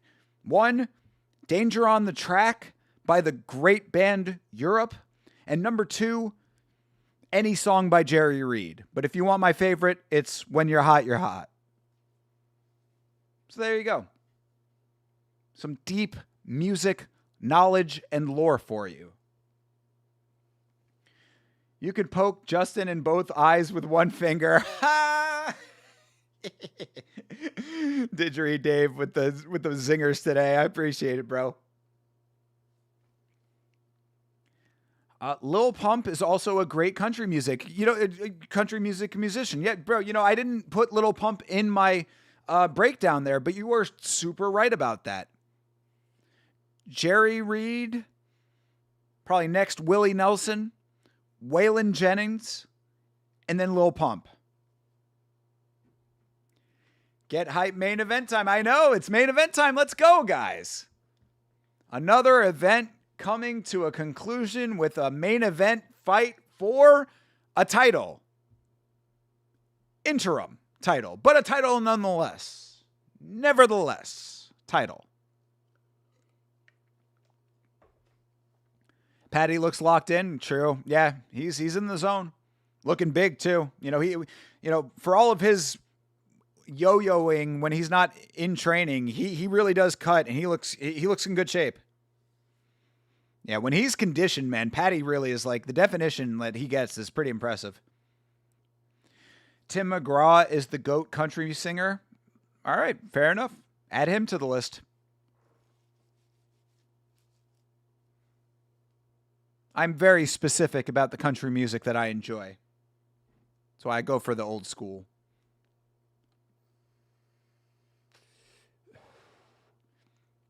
Surprised no one brought up Lil Nas X. My life is a movie, bull riding, and boobies. Garth, where are the bodies? Inquiring minds want to know.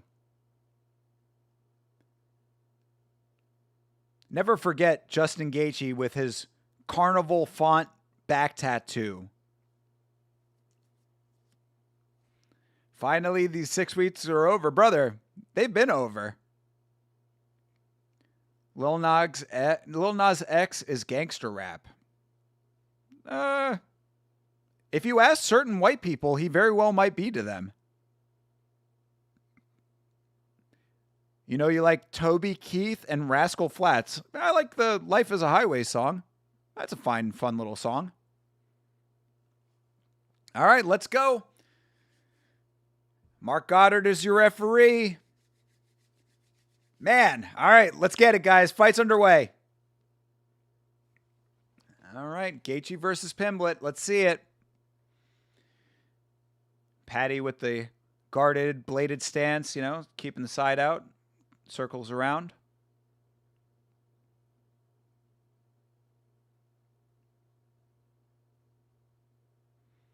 Paddy feinting the kicks early. Overhand right. Overhand right for Paddy. Got a little bit of it. Just testing distance. Kick on the opposite side for Paddy lands. Justin trying to find the range himself, it looks like. Justin lands one. Paddy a little bit more aggressive here. Keeps with the kicks. Ooh, nice combo for Paddy. Ooh, Justin strikes back. All right, trading early a little bit here.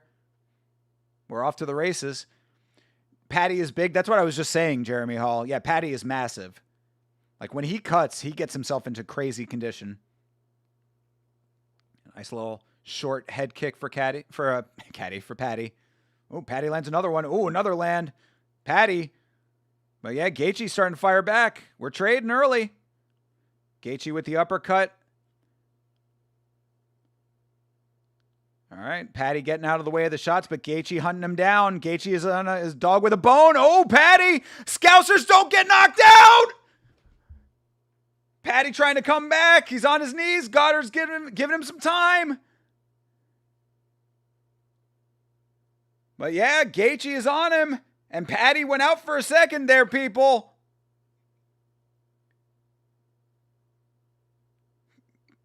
Gaethje pepper in the body, couple to the head at close range. He disengages. Patty is on his back. He wants him to stand up. Smart move by Justin. Patty with the uppercut. Patty somehow back in this thing. But yeah, that was scary. That was scary.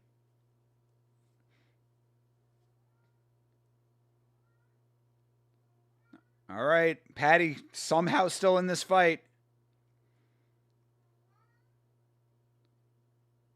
Yeah, he looks a little bit labored now. Goes for a low kick and slips. He's on his back now. Justin stands him up again. Justin with these high fight IQ moves. Oh, nice uppercut for Patty. I think he needs to abandon these uppercuts, dude. These uppercuts are bad news. They keep him in way too close range.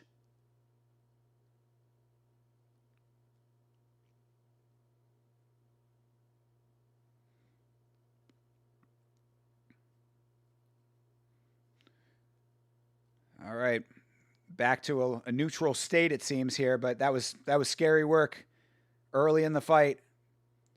All right, Justin takes the back, knee to the thigh. Patty throwing his right like a hammer fist. I'm not liking the striking from Patty. I mean, he's never been a great striker to begin with, but I think that he's being reckless with how he's entering with his striking, and it's leaving way too many openings. Why he's trying to stand with Justin is very beyond me. This really is the story of this card, is people not level changing. Again with the uppercut, bro. He's going to lose this fight because of that uppercut.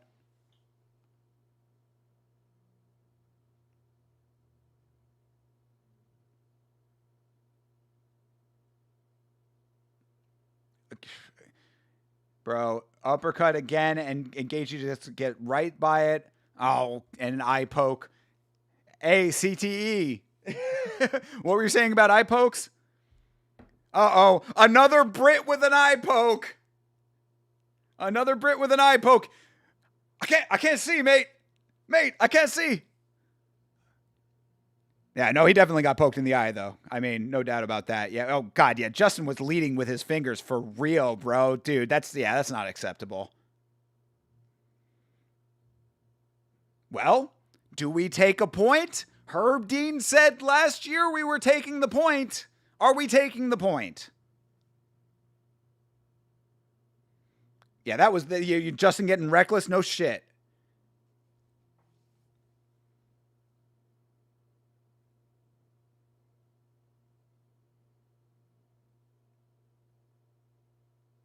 All right. Hey, Patty says, I am good to go.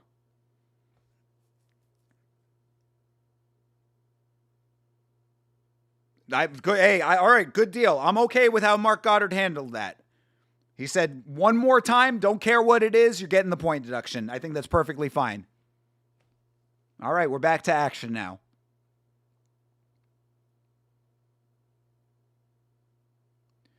All right, Patty with the kick lands. Low kick lands as well. Prior one was to the head while Justin was dipping. Oh, Gaethje landing some hands again. Another one lands, but Patty striking back. Patty clinching up now. Smart move. He really needs to get this thing to the ground. I do not know why he thinks he can stand with Justin Gaethje. This is very dumb. Knees from Patty. Smart move in the clinch. Patty disengages now. eye poke gave him a little bit of time to recover from the drop, but clear first round for Justin Gaethje.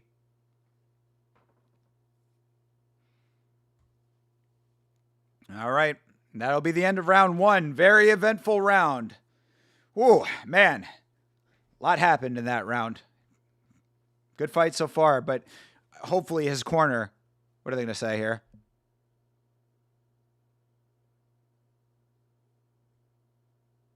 I'm listening to Paddy's corner.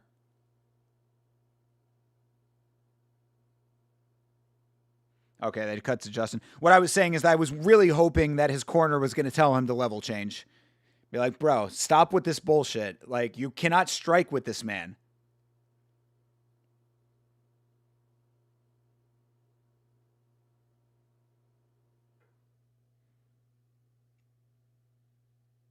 Oh, yeah. Scousers don't get knocked out. I said from the first second that I heard him say that, I was like, that is going to age like milk at some point. To his credit, it has not happened yet, but that's as close as he's gotten to it. All right, round 2. Justin's leg is cooked? Off of what? The low kicks? It looks fine to me. I mean, he's hopping a little bit, but he's still moving fine. Is this going to go 5 rounds? That's the big question, Nav. Shout out to you. Good to see you, brother. I don't know. We shall see. It certainly didn't look like it in the first. Definitely going to be a finish this fight. I think that a lot of people want that to be the case. Staff Justin killed a man. Wow. I'm mad he's doing so good. What a round indeed. Yeah, for real, bro. Same. That round was crazy. Yeah, this is a really nice way to cap off this event and start the year. But we got a lot more fight to go.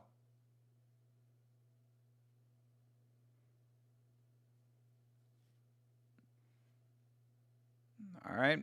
Justin abandons the ground, gets back to the feet.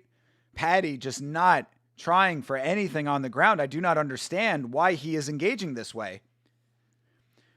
Josh Bryan, yes, great fight indeed. Absolutely.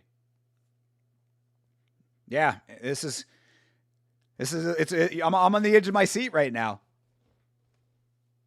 Paddy lands the kick and then stumbles backward. He slips again. He keeps going for these high kicks and slipping. Paddy's banana peeling himself. Oof, nice close range shot for Justin. Ooh, elbow just missed.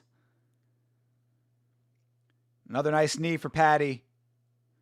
Oh, jab. That was actually a solid jab from Paddy. Bro, you have to stop with the uppercuts, Paddy. Dude, I'm telling you, man. Paddy is going to throw an uppercut, and Justin is going to counter after that with some haymaker that is going to knock his head off. He just will not abandon it.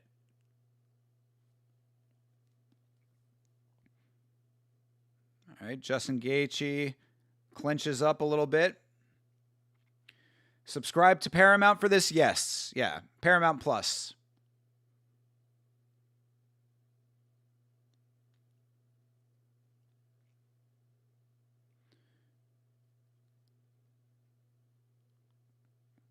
Hey, good jab for Justin. Oh, Paddy with the wild shots. Justin gets right under that. Okay, uppercut lands for Paddy. Paddy is nice with the knees. He's good in the clinch with the knees. He should lean on that a little bit. Good hook for Justin, lands that overhand.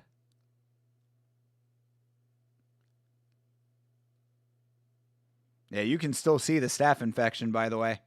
Staph infection is clear as ever. All right. Justin drags Paddy down with the neck gripped. He's got a head and arm right now, but he's not locked up.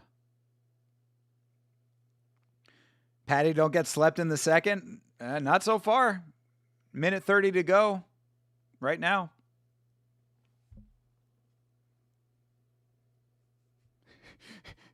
corner is super loud. Single leg!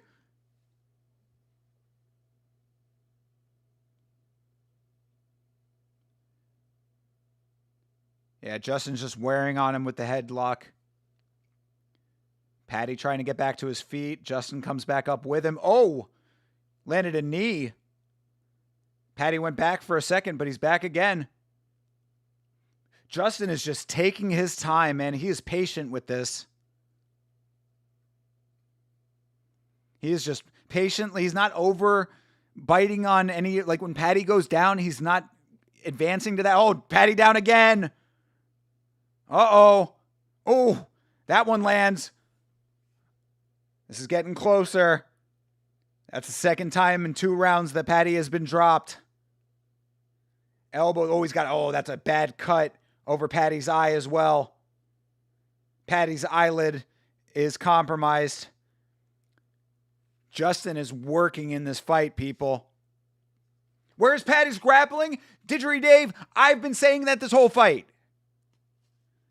Why Paddy is playing this game with Justin Gaethje, I will never understand. But Justin Gaethje is taking full advantage of Paddy with this terrible game plan. Oh, he is getting cracked now. Is that the round? Okay, that is the round. Thank God. I was like, oh, jeez. All right. Jesus, boy, this is a crazy fight. His corner, if Paddy Pimblett's corner is worth their salt, they need to tell him to level change right now.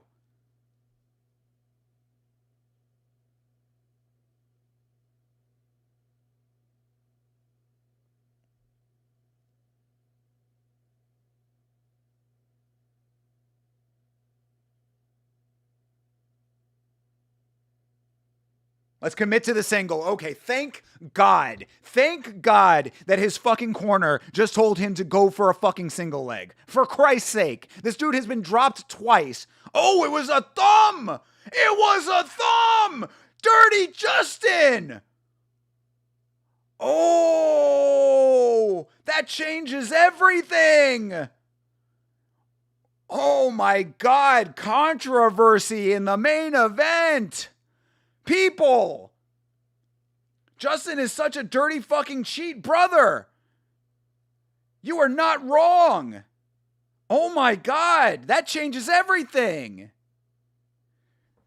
Oh my God. Oh. Dude, this is some controversial shit. Yo, Shame is right, bro. I thought it was a clean shot. Paddy got derricked. Dirty cheat, hand closed, and thumb knuckle. Bro, he went to the Manel Kopp School of Finger Hiding. That's wild, dude. Controversy. And now really, no matter what the outcome is, unless, not no matter what the outcome is. If Paddy wins, then he has overcome ridiculous adversity. And if Justin wins, there's a huge asterisk. That's insane. Shout out to Paddy, bro. Seriously, shout out to him for being this tough. Michael Tom, now Paddy. Serious.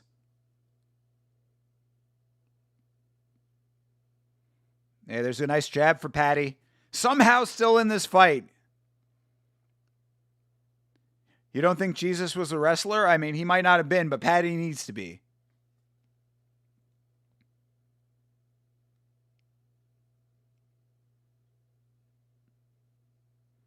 Oh, yeah, it wasn't the thumb knuckle. No, it was the fucking thumb. Yeah, the thumb came out. Yeah, like Hydra is saying. Yeah, but that was an outstretched thumb. Yeah, no, that was definitely dirty. That was a legitimate eye poke with the thumb. That was really camouflaged by the fist being closed. It was this. It wasn't this. It was this. I can't make this shit up, bro. Seriously, dude.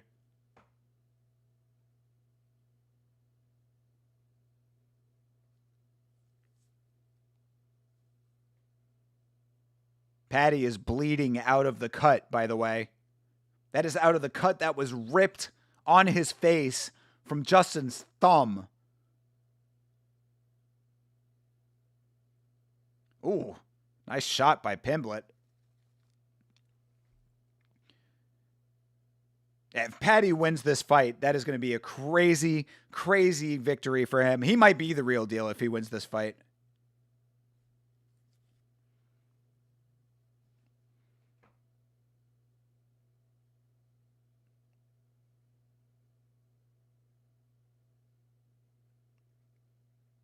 I mean, Gaethje looking pretty good in this fight still, aside from all the dirtiness. Cardio looks good. Obviously, a lot of 5-round experience.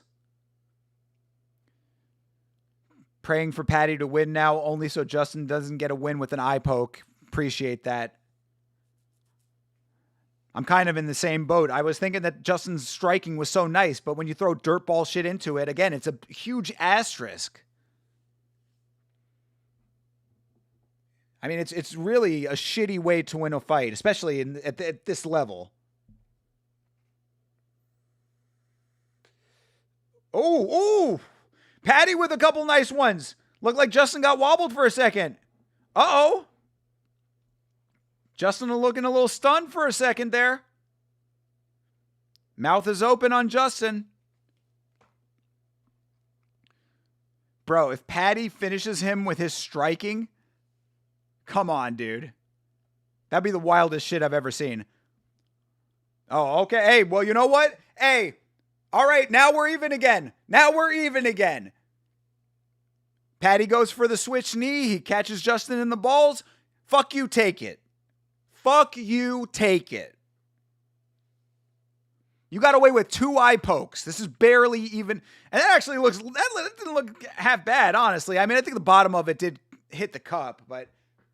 Oh, yeah. Nah, all right. That's on the cup. All right, never mind. Let's see. Yeah, that hit the cup. But yeah, again, seriously, this is a fuck you, take it moment.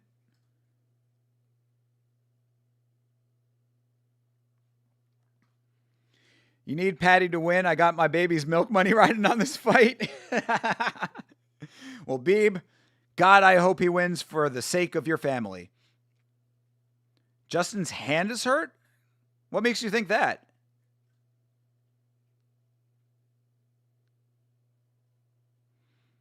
I mean, maybe so. His striking has slowed down a little bit. Which hand is it? Well, he just threw the left.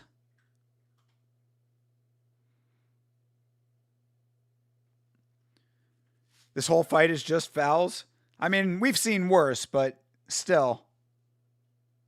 Paddy's face is all kinds of fucked up. I mean, Justin's landing with both hands. He just looks like he's slowed down a little bit. Nice elbow for Paddy at the end there. All right, this is a crazy fight, dude.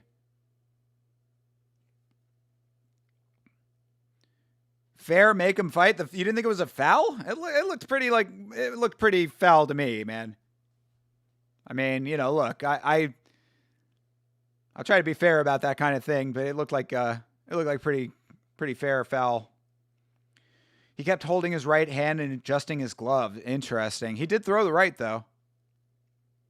Round 4 is crazy. I know, dude. This is what I'm saying. I tell you, I'm in the rare minority that thought that this could go for all 5, but 3-0, what, 3-0 Paddy? What are you talking about, 3-0? No way. I mean, Justin's up 2 rounds, especially since no point deductions.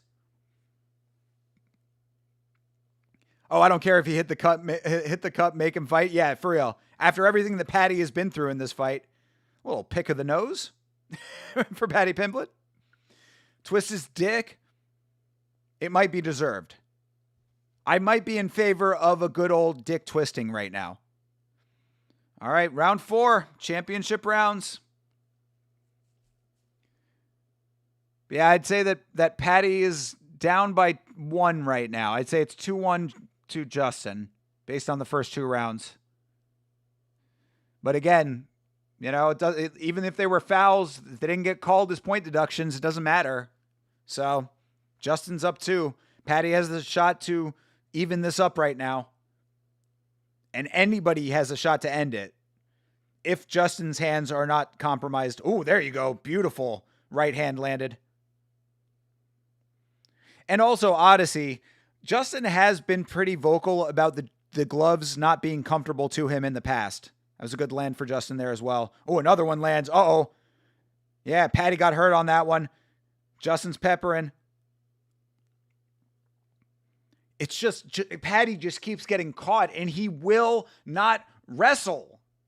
I don't understand why he is choosing to engage in this. Fook indeed. All right, they get back up again. Justin lands another one. Patty's face is all kinds of messed up right now. He's got a mouse under his left eye. He's got a mouse under his... Oh! Another drop. Patty back up. He is tough, bro. God damn. This dude is taking some monster shots. Just pops right back up. Hell of a fight is right. Good Lord. What a way to start the year. I'm literally on the edge of my seat.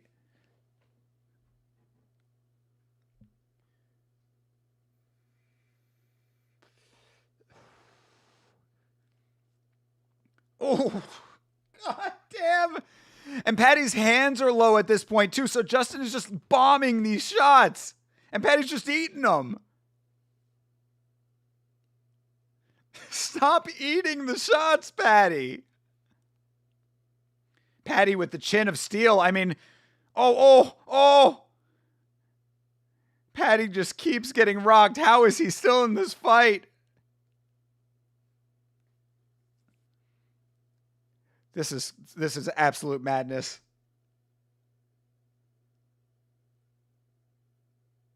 Oof. Oh, uppercut from Justin. Oh, another big one lands for Justin.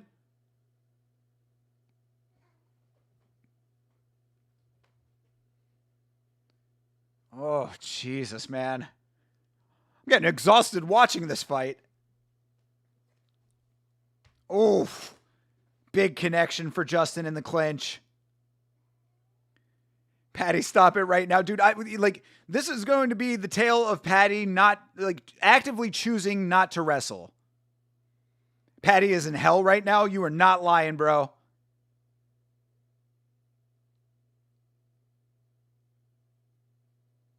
All right. I have more possible fouls.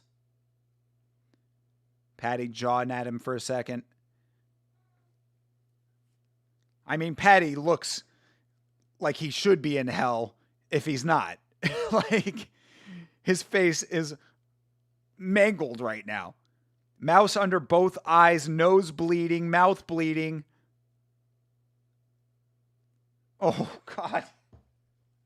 Just walks right into the jab. Justin, God, if it wasn't for the fucking eye pokes. Oh, Patty whiffs on a big spinning elbow. I mean, if Patty's been playing possum, just trying to lull Justin into a false sense of security, only to go for the submission in the 5th round, that would be a crazy, crazy strat. But I'd be okay with it. If it would mean not having to watch him get pieced to fuck anymore.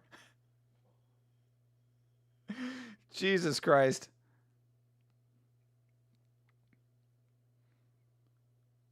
All that's left is a glove hold and a cage grab for real. Oh, a couple nice hands for Patty out of nowhere. And then, Patty ends up on his back. He threw the legs up for a second there, but he's trying to get back to his feet again. And Gaethje is peppering the side of his head again. Oh, my God. Woo! This is fucking wild, dude. Oh, my God. This is why you love the sport, bro. This is why you love the sport. 4-0 at best, 3-1. Definitely 3-1 in my opinion. I think Patty took that 3rd round. But yeah. 3-1 is absolutely accurate. Is this the greatest fight ever? I wouldn't go that far, but it's definitely a good one. And it's a great way to start the year. I mean, well, look, early fight of the year contender. Obviously, the first of potentially many. I'll put it on the list. I got to start the new year tracker. This will be the first entry and potential fight of the year. Patty digging in that nose. Ramen for the next 2 weeks, and I'm okay with it. Well, as long as the baby gets the milk.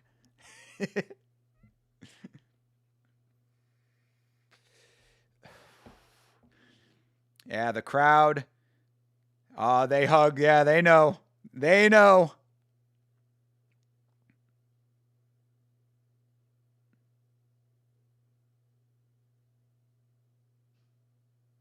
Oof. God, jabs going both ways. Oh, Justin just laying shots on. Patty, couple shots off of Justin's stumble there. Nice knee for Patty. Okay, Patty laying it all on the line. You got 4.5 minutes to work. Oh, another big one for Justin. Patty finally trying to start level changing, but I don't know. Might be too little too late. What a war is right. Yeah, there you go. John Anik saying what I just said. It's going to be in the fight of the year conversation. Crazy to have it on the first card of the year.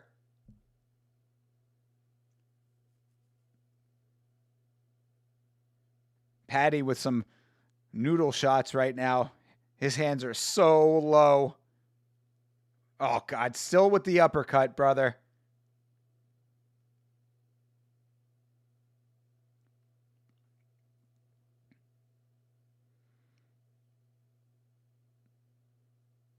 Patty with a couple good ones there. Yeah, DC's not wrong. Patty needs to finish this fight. Controversial as fuck with those eye pokes. Very true. Very true. Still a great fight. Yeah, there will be an asterisk.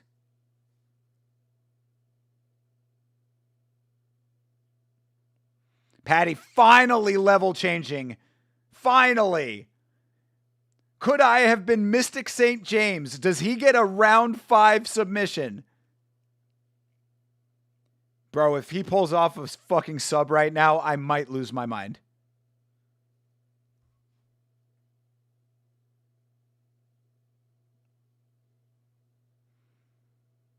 Justin rolls good with all these shots. Very true. Way too late? No shit.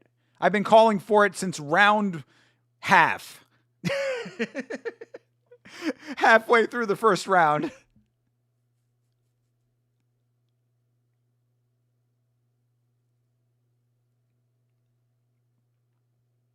I mean, he's got to move, bro. He's got 2 minutes, just 2 minutes, 20 seconds right now. If he's going to do this, he needs to do it right now. He disengages. Yeah, Patty's going to lose this fight. Sucks. It really does suck because obviously Patty is very tough. But yeah, he ain't winning this fight. He can't get him to the ground. That's it. He's not knocking him out.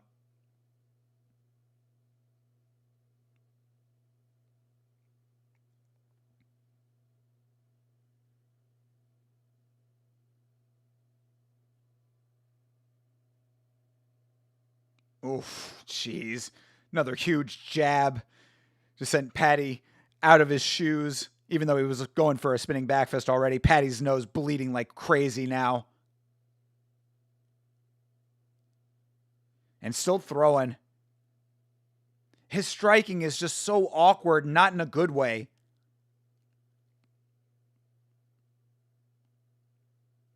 Justin tired now, too. They're both tired.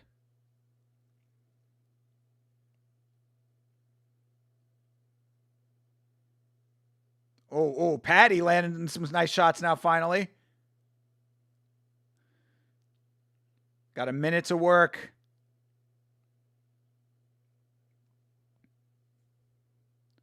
Patty's still going for it, but Justin clinching up. Trying to preserve himself a little bit. Think tank might be empty for Justin.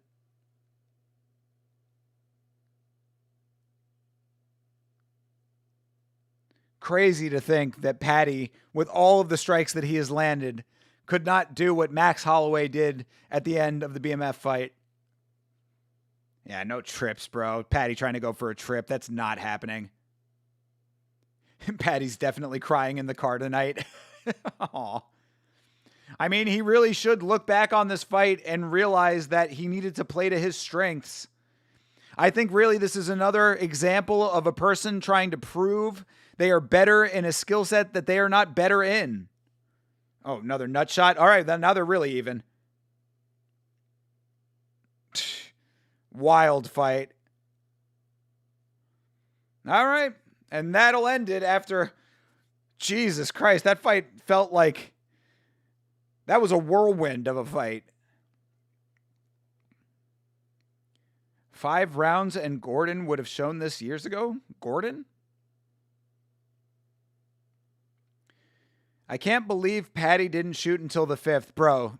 I'm telling you. It's like I said, I really do think that this is another example of somebody who said, oh, everybody thinks that I can't strike with Justin Gaethje. I'm going to show them all.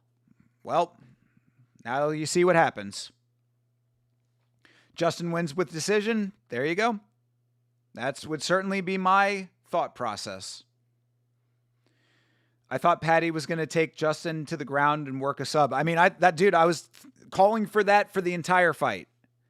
For the entire fight, I was saying that Paddy Pimblett needed to take it to the ground. I think he really wanted to prove a point that he could stand and bang with Justin. And now you see what happens. Oh, well. Sometimes it be like that. And again, I mean, do you mean to tell me that anything that you saw in that fight gives you any pause when it comes to either of those guys fighting Ilia Topuria? I mean, come on, dude. Ilia Topuria is going to walk through Justin Gaethje. It's unfortunate. And Paddy Pimblett doesn't get the opportunity now. And that's unfortunate for him. Paddy didn't level change. That was the theme of the night. No one level changed. It's Jeremy Hall. You're hearing it, bro. Exactly. I often say that on the podcast. I'm like, the theme of this show was people not doing the level change when they should have. That necklace around Paddy Pimblett's neck is fucking atrocious, by the way.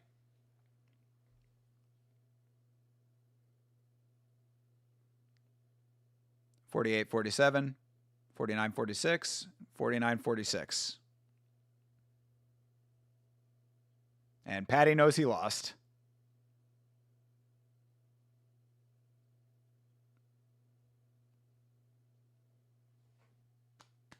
All right. Put the silver belt on that man. Grapplers have the same level of hatred as closeted gays? What? We all know you're a grappler, but when everyone's watching, you act like a striker. I mean, okay. I kind of see what you're saying. It's an odd way to say it. Ilia would beat Paddy. Ilia would kill Paddy. Yeah, I mean, Ilia's going to kill Justin and would have killed Paddy. Paddy looked good, but there was no way Paddy beats Charles, Max, Armin, or Ilia. I think he should take the Hooker BSD winner. I like that, CTE. 100 here at the moment. Didn't need to see that to sweat anymore, and I'm all ready. Hey, dude, good for you if you got that $100. Congratulations. It's called blings. Yeah, I know what bling is. That ain't it. Polymarket bet 1.2 million on Paddy. Ooh, predictive markets getting it wrong.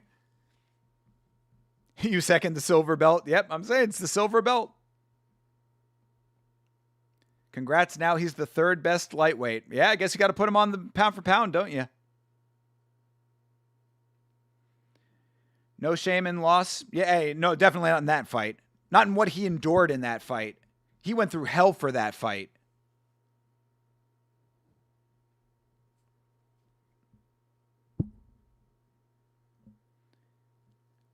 Rick Allen, please don't use that kind of language in the chat. Good Lord. Have a little couth, please. Do I think he got robbed? No, I don't think he got robbed. Hey, buddy, what are you doing over here? Rare double Yama cat sighting. Bob, come on. There you go. DC getting some facts totally wrong in commentary. It was Gaethje who said Oliveira hit him the hardest, not the other way around. Okay. Yeah, DC often getting things wrong in commentary. These are known facts. Well, as always, gentlemen, it's been a pleasure. Stay safe and stay awesome. Peace, and remember to stay hydrated. Hey, Beeb, love hanging with you as always, bro. Thank you so much for being here for this. This was a great one. I appreciate you, as I appreciate all you guys. That reminded me of Gaethje versus Ferguson. I mean, I think Tony did a little, or excuse me, I think Patty did a little bit better than Tony in that fight. But yeah, it was a crazy one.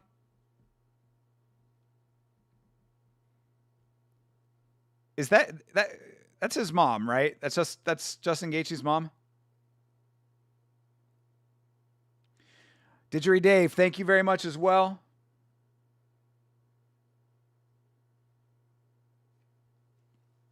Michael, GG's brother. Good to see you, man. Silent Assassin coming in at the end. Appreciate you always. Tattletale Strangler, appreciate you as well, my man. Take it easy. Everybody, thank you very much for being here. Hope to see you on Monday. Oh, you won your Parlay Odyssey. Congratulations, bro. Good to see you as well. Thank you for holding it down on Twitch tonight, man. I appreciate it, guys.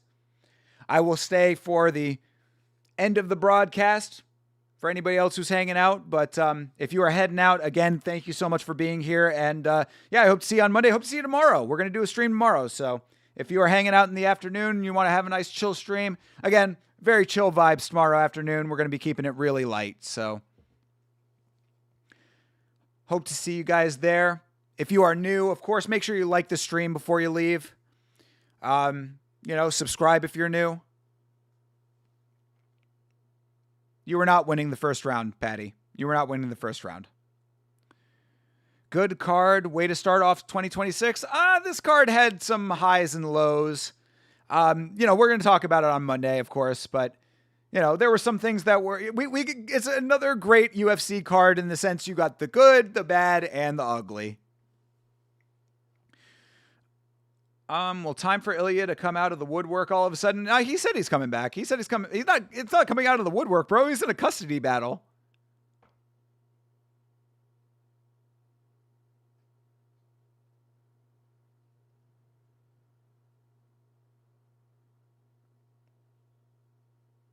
And Patty with his mental health messaging. Very much appreciate that. Something I can certainly agree with and get behind.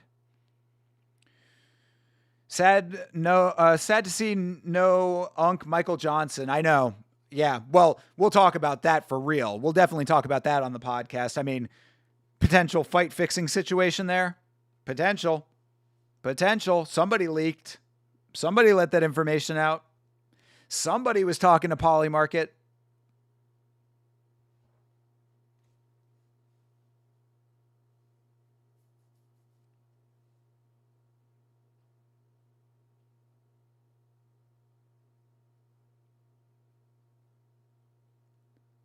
Yeah, oh, definitely fight of the night. Yeah, that goes without a saying. I mean, good Lord. Yeah, fight of the year contender there, potentially. And we just started the year. All right. Look at Justin with his mama, with his girl. Very nice. Congratulations to the new champ and the champ's family.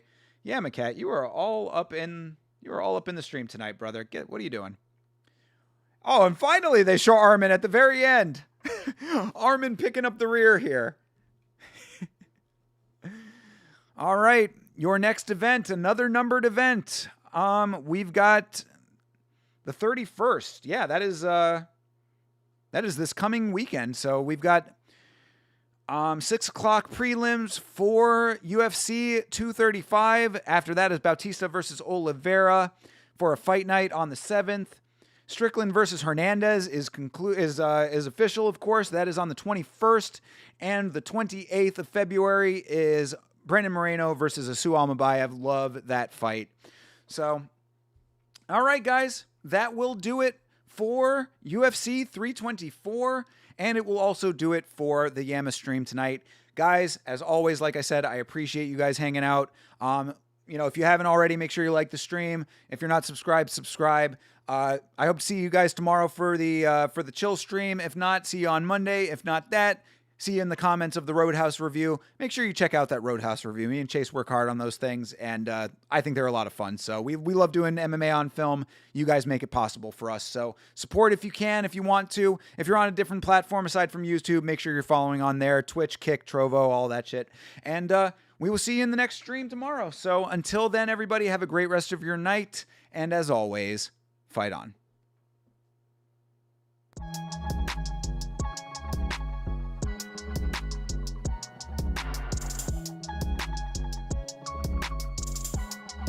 Change.